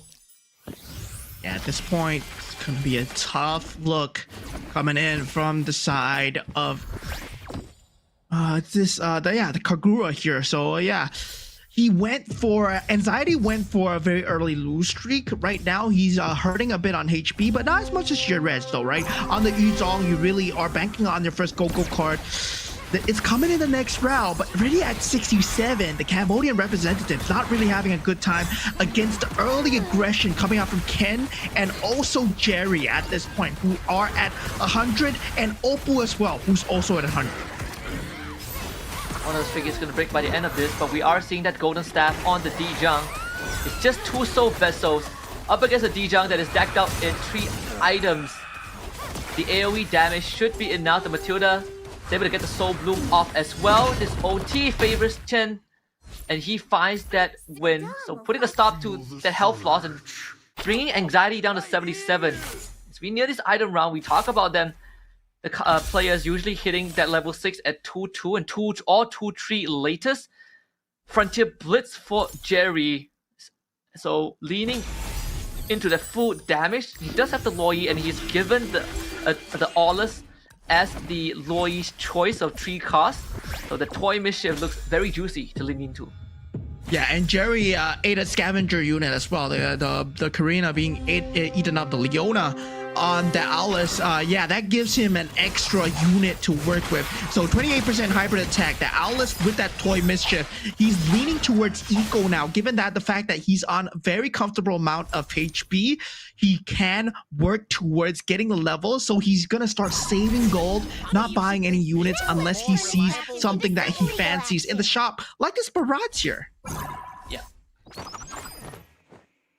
3 scavengers and have the Mischief Gachapon. So this is also very telling of the direction Zero Mertens wants to go into, and it has been the theme for today, at least for him, where he heavily leads into a strat. But you are dealing with Jerry, who is being gifted free Aulas.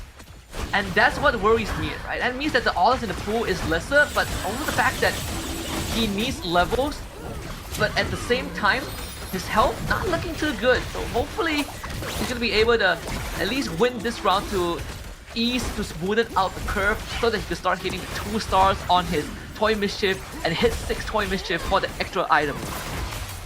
Yeah, it's gonna be a tough straight though. There's 2 Uranuses on the board to deal with. The Barats does split into 2. This 4 cost. Will it be enough to carry him through against Layla? Yes, it is. But you see that he went for the Saber. He instantly sold the Saber for economy here. So you can tell that Zero Merchants, he's trying to ramp up the pace of the game, but he's also at the same time to set in the strategy of going for that Toy Mischief when it's being very heavily contested for by the other opponents. Chen actually threw up a warning as well, telling everyone that, hey, Jerry is 2 Auluses away from a 3-star Aulus. And man, Jerry, I'd say incredibly smart play in how he approaches the game, right? I think his rate of getting 3 stars has been one of the fastest today and has been super consistent as well. This Aulus, if he is able to hit the 3-star Aulus, we're going to be looking at Jerry making it at least to that top 3. Would take his first loss against Foxy, thanks to that Karina Twin Blade Bruiser Belleric. Yeah, at this point, Jerry, I mean, he's okay to take the loss because he's going for the economy. You know that he just wants to buy the pieces if it comes across in his shop, not using any reroll gold at this point. His HP is very, very comfortable. But something that I'm worried about a lot is your reg. I mean, he did get that Go-Go card, that golden Go-Go card, the orange one, but look like it's not enough. Yep. And Yuresh, still not in the clear just yet, so needs to fight harder. I mean, so far, I think Yurej's side, he's looking for some aspirants cash out, right? He's also running Toy Mischief, so we have 3 players who are leaning into Toy Mischiefs, but obviously Jerry's, at this point of time, is closest to getting the last laugh. But at least for Yurej, the way out is to get that aspirants cash out, but he needs to start winning rounds to have more time to stack up that aspirant. 40 points per round isn't really that much if you are losing all these rounds, and Yuresh, he's starting to feel the heat. Yeah, taking 11 damage, looking a bit defeated at the camera, still thinking about what to do here. Floxy now minus 10 HP as well. Zero Merchant, we talked about him just not having a good time right now, and he loses out to Anxiety's Guinevere with a golden staff and a winter crown. So now going into the carousel round, nothing game changing here, and Akai here would actually change the game, but definitely not so. Zero Merchant's going for the Weapon Master too. The Weapon Master Crystal, but we've already talked about the line that he's leaning into, and that's exactly the Toy Mischief thanks to the Go-Go card that he picked for himself. Yuresh having that extra hero slot. So to throw in the Minotaur first, needs a stronger front. Marksman doesn't seem to be the way to go because he already has the Claw, and all the items are on the Claw. I feel like you should put the items on the Leslie for now, because you have that base damage with the ult. Yeah, I mean, it's a very close call for him. He chooses the AoE over the single target damage, so might work out. Not too sure though. But Zero Merchant still in very dire straits here against Floxy, as he does have a very strong bruiser build. This Barat once again can try and carry him through, but the Granger is still alive in the back line. So Zero Merchants taking 13 here at a loss about what to do next here. Now meanwhile, for Yurej, he's also falling extremely low, but this Leslie and Claude pulling him through just in the nick of time. Needed that win. Now he's at 200 stacks of the aspirants. 3 more rounds to 300, that's the threshold of the cash out that we usually see. Depends on how the next few rounds go. He gets the Terry Bogard to replace the Minotaur. Ideally, you want a 2-star Claude, and that is going to be able to get him through the next few rounds. Anxiety also looking for a line of his own. He does have the Guinevere, but is, again, missing out on that 2-star power spike. Yeah, very early Aspirant's cash out. Does have the defender synergy together with Dauntless as well.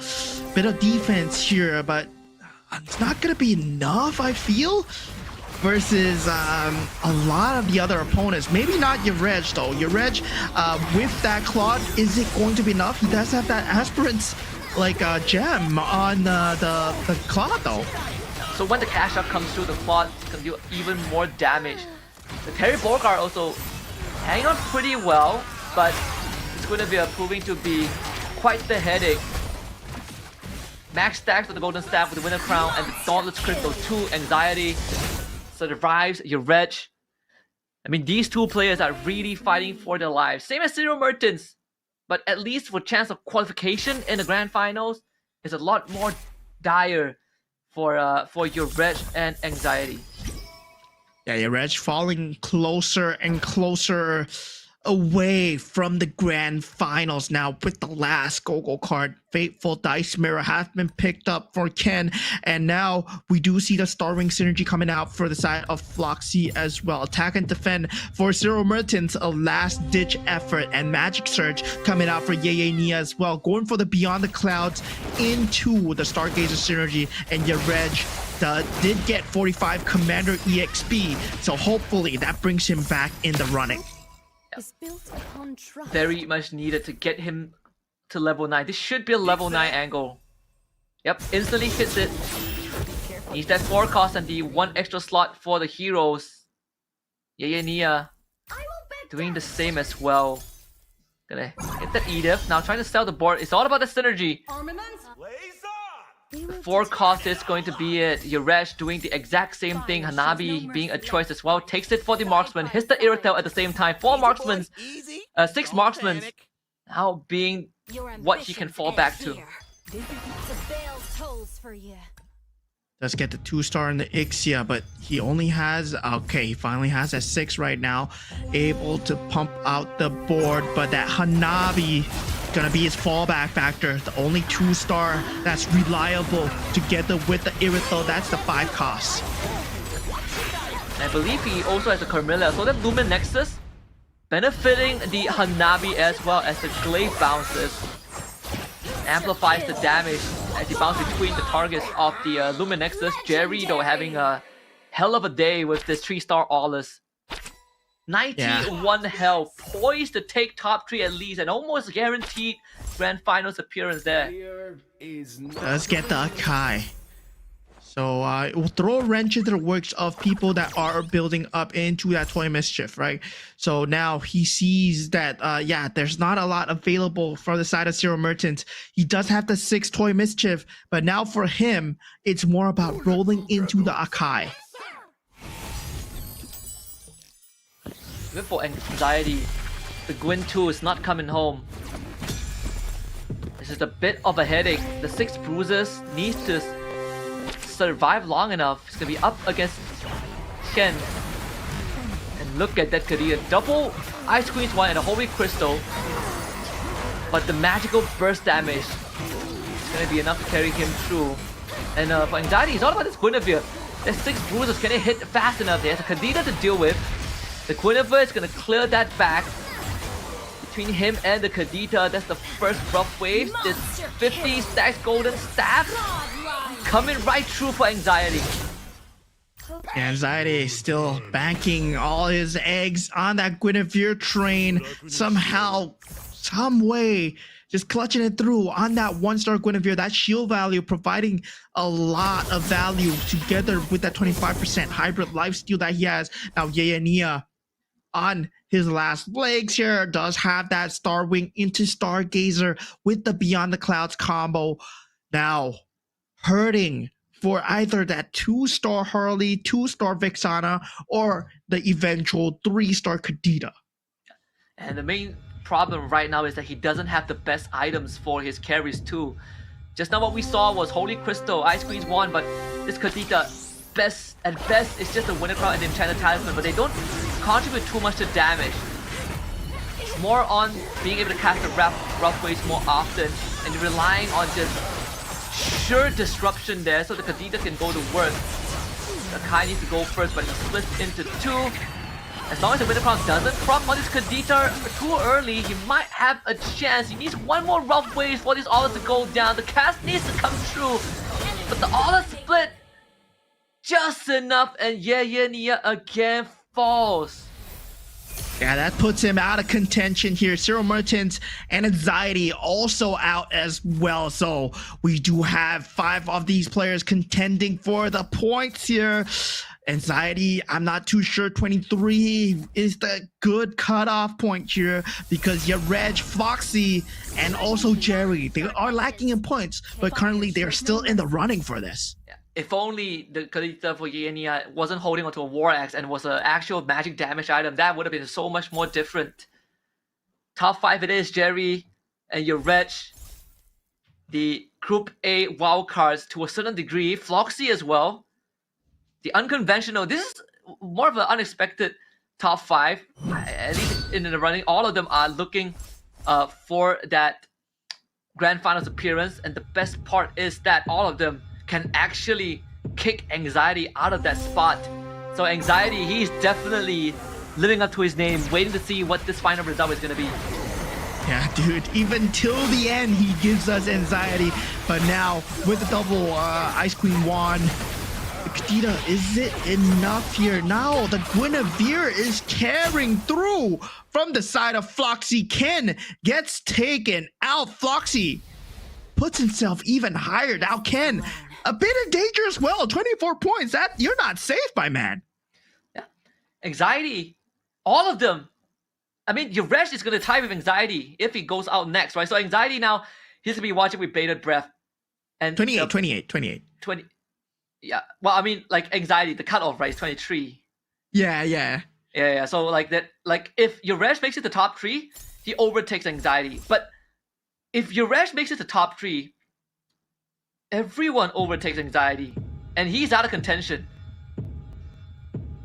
Exactly. So your Resh just needs to survive. Jaresh needs to survive here. Easier said than done. Can he do it against Opal? Opal trying to bring his other Indonesian teammate through into the grand finals now. So far, so good. The Luminexus with the Claude takes out Yareg. Yareg falls short by 1 point. There is going to be a tiebreaker that we need to look at as well, as we'll have that tabulated in just a little bit according to the rule book. So we're looking at total tournament points. They are both same. And then we look at the number of first place finishes. I don't think Yaresh or Anxiety has first place finishes. So we're looking at the number of top 4 finishes. And that will come to light by the end of this game. So if anyone has been keeping track, we are going to have the answer.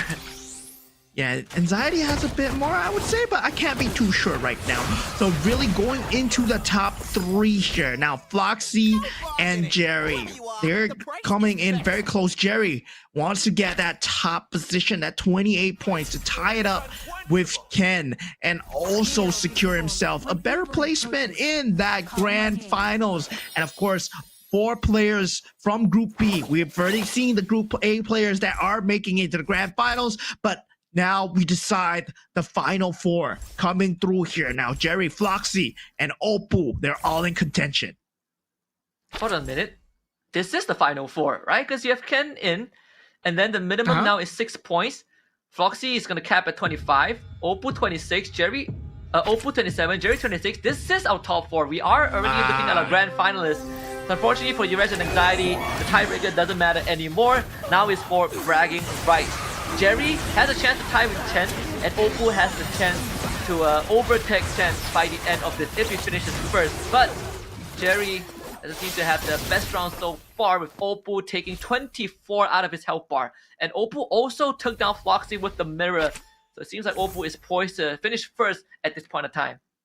Yeah, Opal with that marksman build looking extremely strong. This is the build that Floxy brought out in that first half of this game. And also, he did actually run into it in the second game. Didn't really work too well for him. But now the Hanabi pieces are being opened up right now for Opal. But he doesn't have the space to work with. He's choosing between the Kadita and the Hanabi. Yeah, what's the way out now? I mean, Oppo hasn't hit any 3 stars yet, but it's the 2-star Akai and Kadita, right? We can see the items put on the Kadita as well. This is a Kadita that is meant for disruption, but has enough raw damage built in because it is a 2-star. And playing into the Luminexus, this was something that we talked about from yesterday. Luminexus in that late game, absolutely monstrous. You pair it up with AoE damage like Hanabi and Benedetta, suddenly it looks like an unstoppable force. That's going to be crazy here. Irithel 2-star coming out for Opal as well. Jerry, with that 3-star Alucard that he had all the way, same thing is gonna, the crown is gonna be snatched from him just underneath his, watch. But yeah, it's not looking too good. Doesn't matter though. He gets into the grand finals, and I'm proud of this guy. I'm proud of Floxy as well. Yeah, Floxy really has been working against the grain, even from yesterday, just playing a lot of the games on the edge, in the middle of the pack. But today, the innovation that he brought definitely paid off. And now it's going to be Floxy against, unfortunately, Opal. There's just no way through to the back. So Floxy going to finish 3rd here.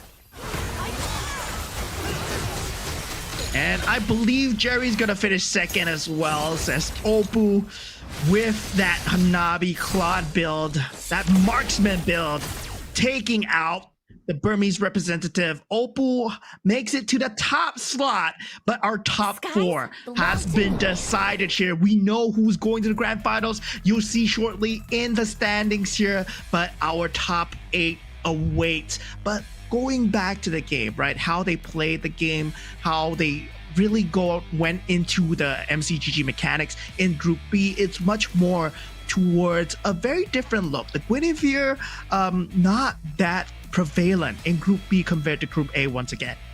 Yeah, and I think this kind of widens the pool as well as we get the stronger competitors in. Yesterday, it was all about comfort, right? Guinevere felt like the way to go, and that's why that Group A pool had so much Guinevere rushes. But then Group B kind of expanded their horizon a little bit, and coming into the day, we saw a lot more different approaches. We have hardcore commitments into a single piece.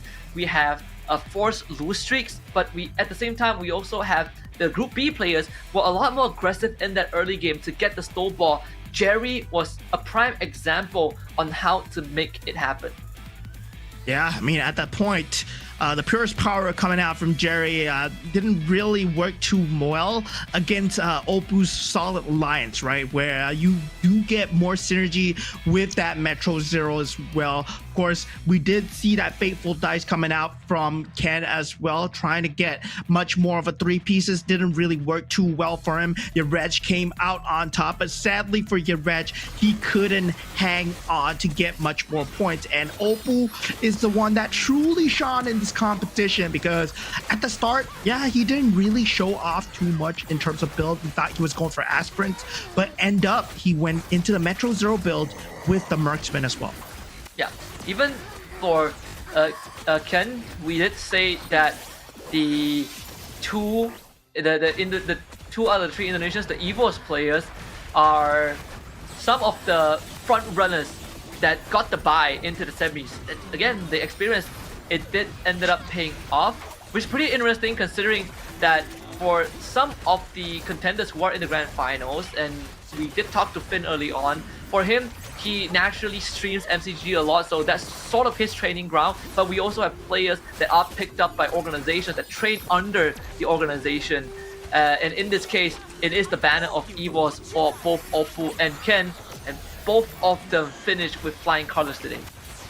Yeah, I mean, the Indonesians are really strong, as we saw in the Group A as well. But now, big statements coming in from Finn, as he said that, yeah, he's looking forward to see them, but he's also going to trash them, just like in the SEA Games. So, yeah, he is our grand champion for our SEA Games 33rd, the first place coming in the 33rd SEA Games. So, yeah, Opal, right now, he has a lot to work with when it comes to fighting the grand champion for the SEA Games. We also have to wave goodbye to our contenders in the semis today, right? Our SEA Games silver medalist, Yayania, sadly just was not able to get the ball rolling. Same as Zero Mertis, both of them have been struggling throughout the entirety of this Group B semis, where the things just weren't falling into place. They can't get the line established quick enough, and when they do, it's always a step late, a space later than everyone else. But the spotlight is going to be on Opal for this final game. I think the Fanny as commander, so you get you get the launch pad to launch an extra hero onto the board, but also having that rising festivities alongside the solid alliance to allow him to hit the pieces that he needs. Yeah, and you know, we're gonna have the winners interview later with Opal, and there's just one question that I want to ask him. I'm just gonna run through this with you first, Husky. I'm just gonna ask him, how many hours of MCGG do you play a day to be this good? Because honestly, I believe he plays a lot of MCGG. The way that he goes for, he has been playing different commander, different go-go builds, and also different builds at every single time. But looking at the overall standings, the top 4 that make it, the 2 Indonesians, 1 Burmese, and also 1 man from the EECA, Floxy Jerry, Opal, and Ken from EVOS. And just great showing from all of these contenders today. But we also commiserations to Ureg, Anxiety, Yayania, and Zero Mertens. It definitely wasn't easy, right? I think for Ureg and Anxiety, they were fighting until the bitter end, but unfortunately they got knocked out back to back, and that was the point that they need. And it was something that we established coming into Game 5. The rat race for top 4 is still pretty tight. Yayania and Zero Mertens, like we said earlier on, sadly just couldn't get the ball rolling. You can see just from the placement points alone, Yayania only having 1 good game, and Zero Mertens only finishing, or best placements was actually 5th place, and that was in round 1 with his Yu Zong pick as the commander. With that being said, we have locked in all of our grand finalists, which will be taking center stage on the 25th of January, which will be in 2 weeks' time, I believe on a Sunday.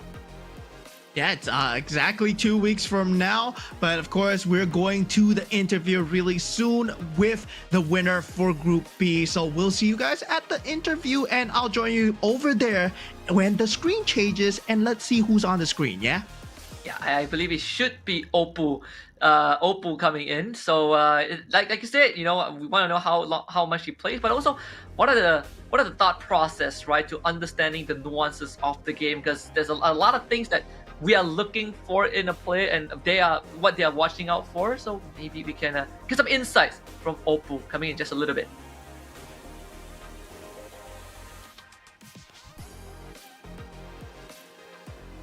Hello everybody! Hello EVOS Oppo FXL! Hello Moyman! Hello bro.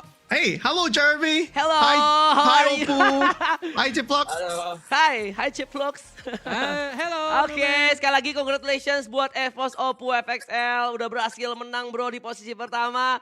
Luar biasa sekali, gue bangga sama lu, sesama FXL ya kita ya.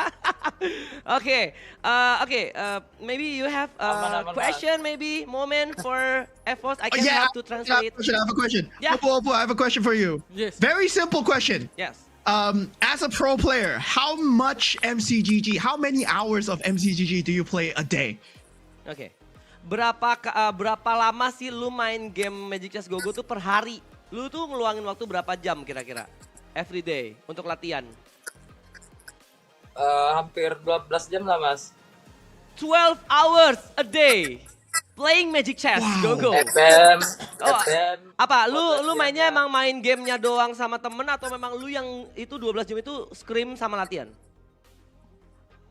Ya latihan emang. Oh, it's a scrim. It's a scrim for 12 hours a day. Wow. And you're not climbing the rank servers. You're playing against other pro players. Yes, he does. That's a lot of hours, man. That's a lot of hours. Respect, bro. Respect. Respect bro ya, tapi sekali lagi ya bro Opu, lu luar biasa sekali. Gua sebagai ya caster Indonesia di sini bangga sama lu ya. Kita sama FXL, kita sama-sama. Nah, mungkin aku punya pertanyaan Bang Apa Jer. tuh kira-kira? Nah, Wih, FXL. EVOS. Wah, gue lagi gak pakai lagi. Gak ada lagi kita ya. Mungkin nih, tadi Opu di call out oleh RV Alvin dari Malai. Gimana tanggapan dari Opu? Tadi nonton nggak call outnya? Karena pengen banget tadi melawan player-player dari Indonesia, apalagi di kandang Indonesia. Ya, gimana? Ya nanti kita buktikan aja lah di Jakarta. Wih, nanti kita buktikan aja lah di Jakarta ya, katanya ya, lu udah gak sabar. Dan kalau pertanyaan dari gua punya pertanyaan, kira-kira nih, lu kan lu udah tahu dong berarti finalnya siapa aja dong nanti? Udah Mas. Udah tahu. Nah, kira-kira dari ke-8 peserta itu yang paling lu takutin siapa? Who is the most enemies that you feared for the grand final? Teman gua Dorki sama Kin. What? Siapa? Dorki dan Kin. Dorki dan Kins, oke. Dorki and Kins is the most ya, paling ya. Ya. The most scary enemies, right? Bener ya? Betul katanya.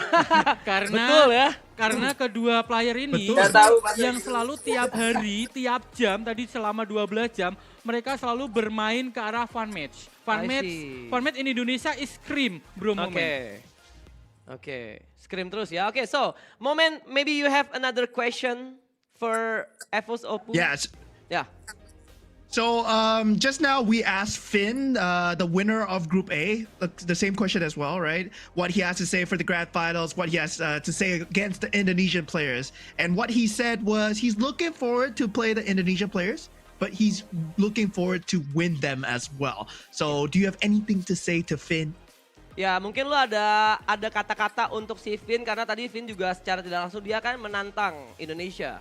Dia pengen bertemu dan dia untuk mau melawan Indonesia. Dia datang ke Indonesia mau melawan Indonesia.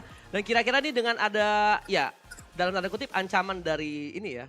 Ancaman dari musuh lu nanti ya. Pembuktian rival lah, ya. rivalnya. Mungkin ada kata-kata apa lu ke Finn?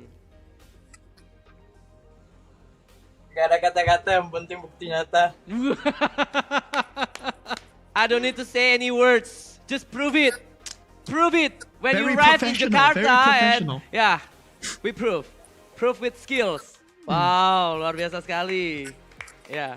Thank you so Very much, professional, Moment. Opu. Thank you so much. Moment. Thank you, Thank Opu. you. See you again and sekali lagi congratulations kepada EVOS Opu. Selamat see you nanti di tanggal 25 Januari di Jakarta ya. Sadir Madya. Bye-bye. Thank you Bye. so much, bro. Thank you, Oh my good luck God. Opu dan juga teman-teman yang lainnya. Thank you very much to Jiplok, Jeremy, and also Opu, the first place out of Group B in the semi-finals, joining 7 other grand finalists who will be in Jakarta in conjunction with the ongoing M Series.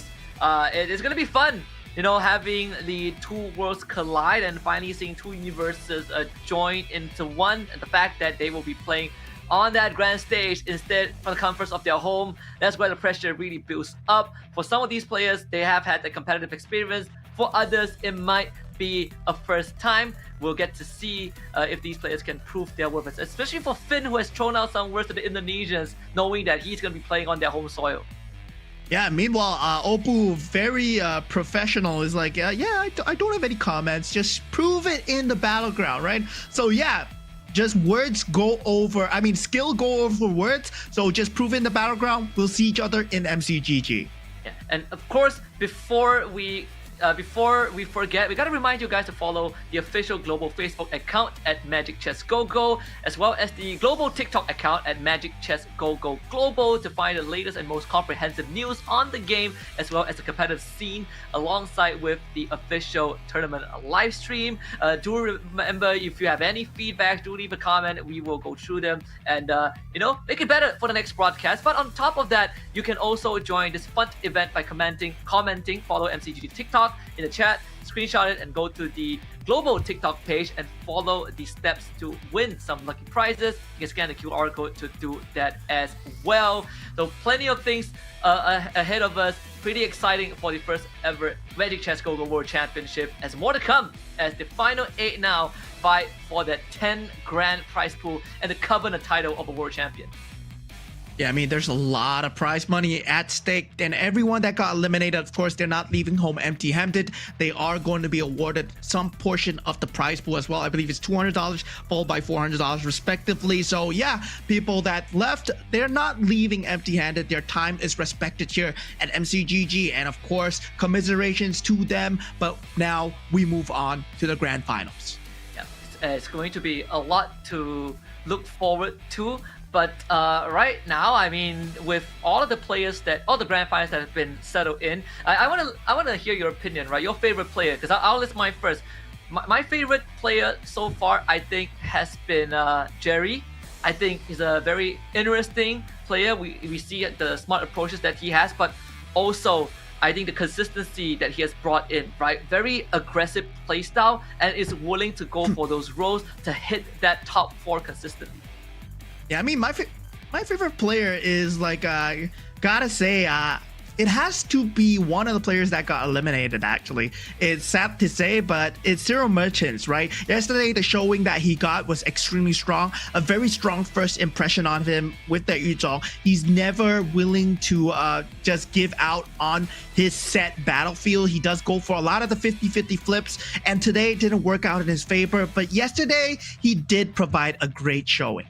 Yeah, so again, at MCGG, you know, we have come a long way from the first set. The foundation was laid out, and now it is everyone's game. Do remember that this GO1 is just the beginning of a long and prosperous journey for the game. And as for us, we are gonna end the night. And we wish you guys have a good rest of the day. We'll see you guys on the 25th for the grand finals. If you guys are in Jakarta itself, I'm pretty sure you'll be able to head down to the venue and see the players in real life.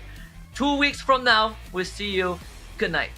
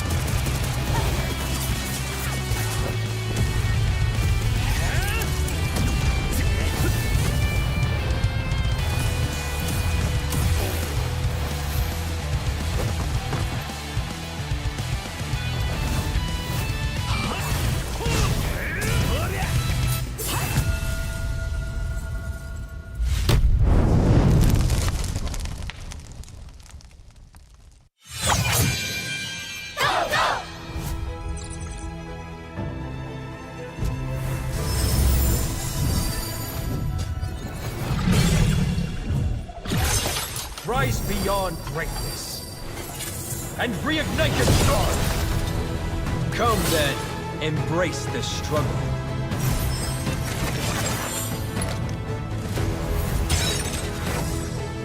Hold on.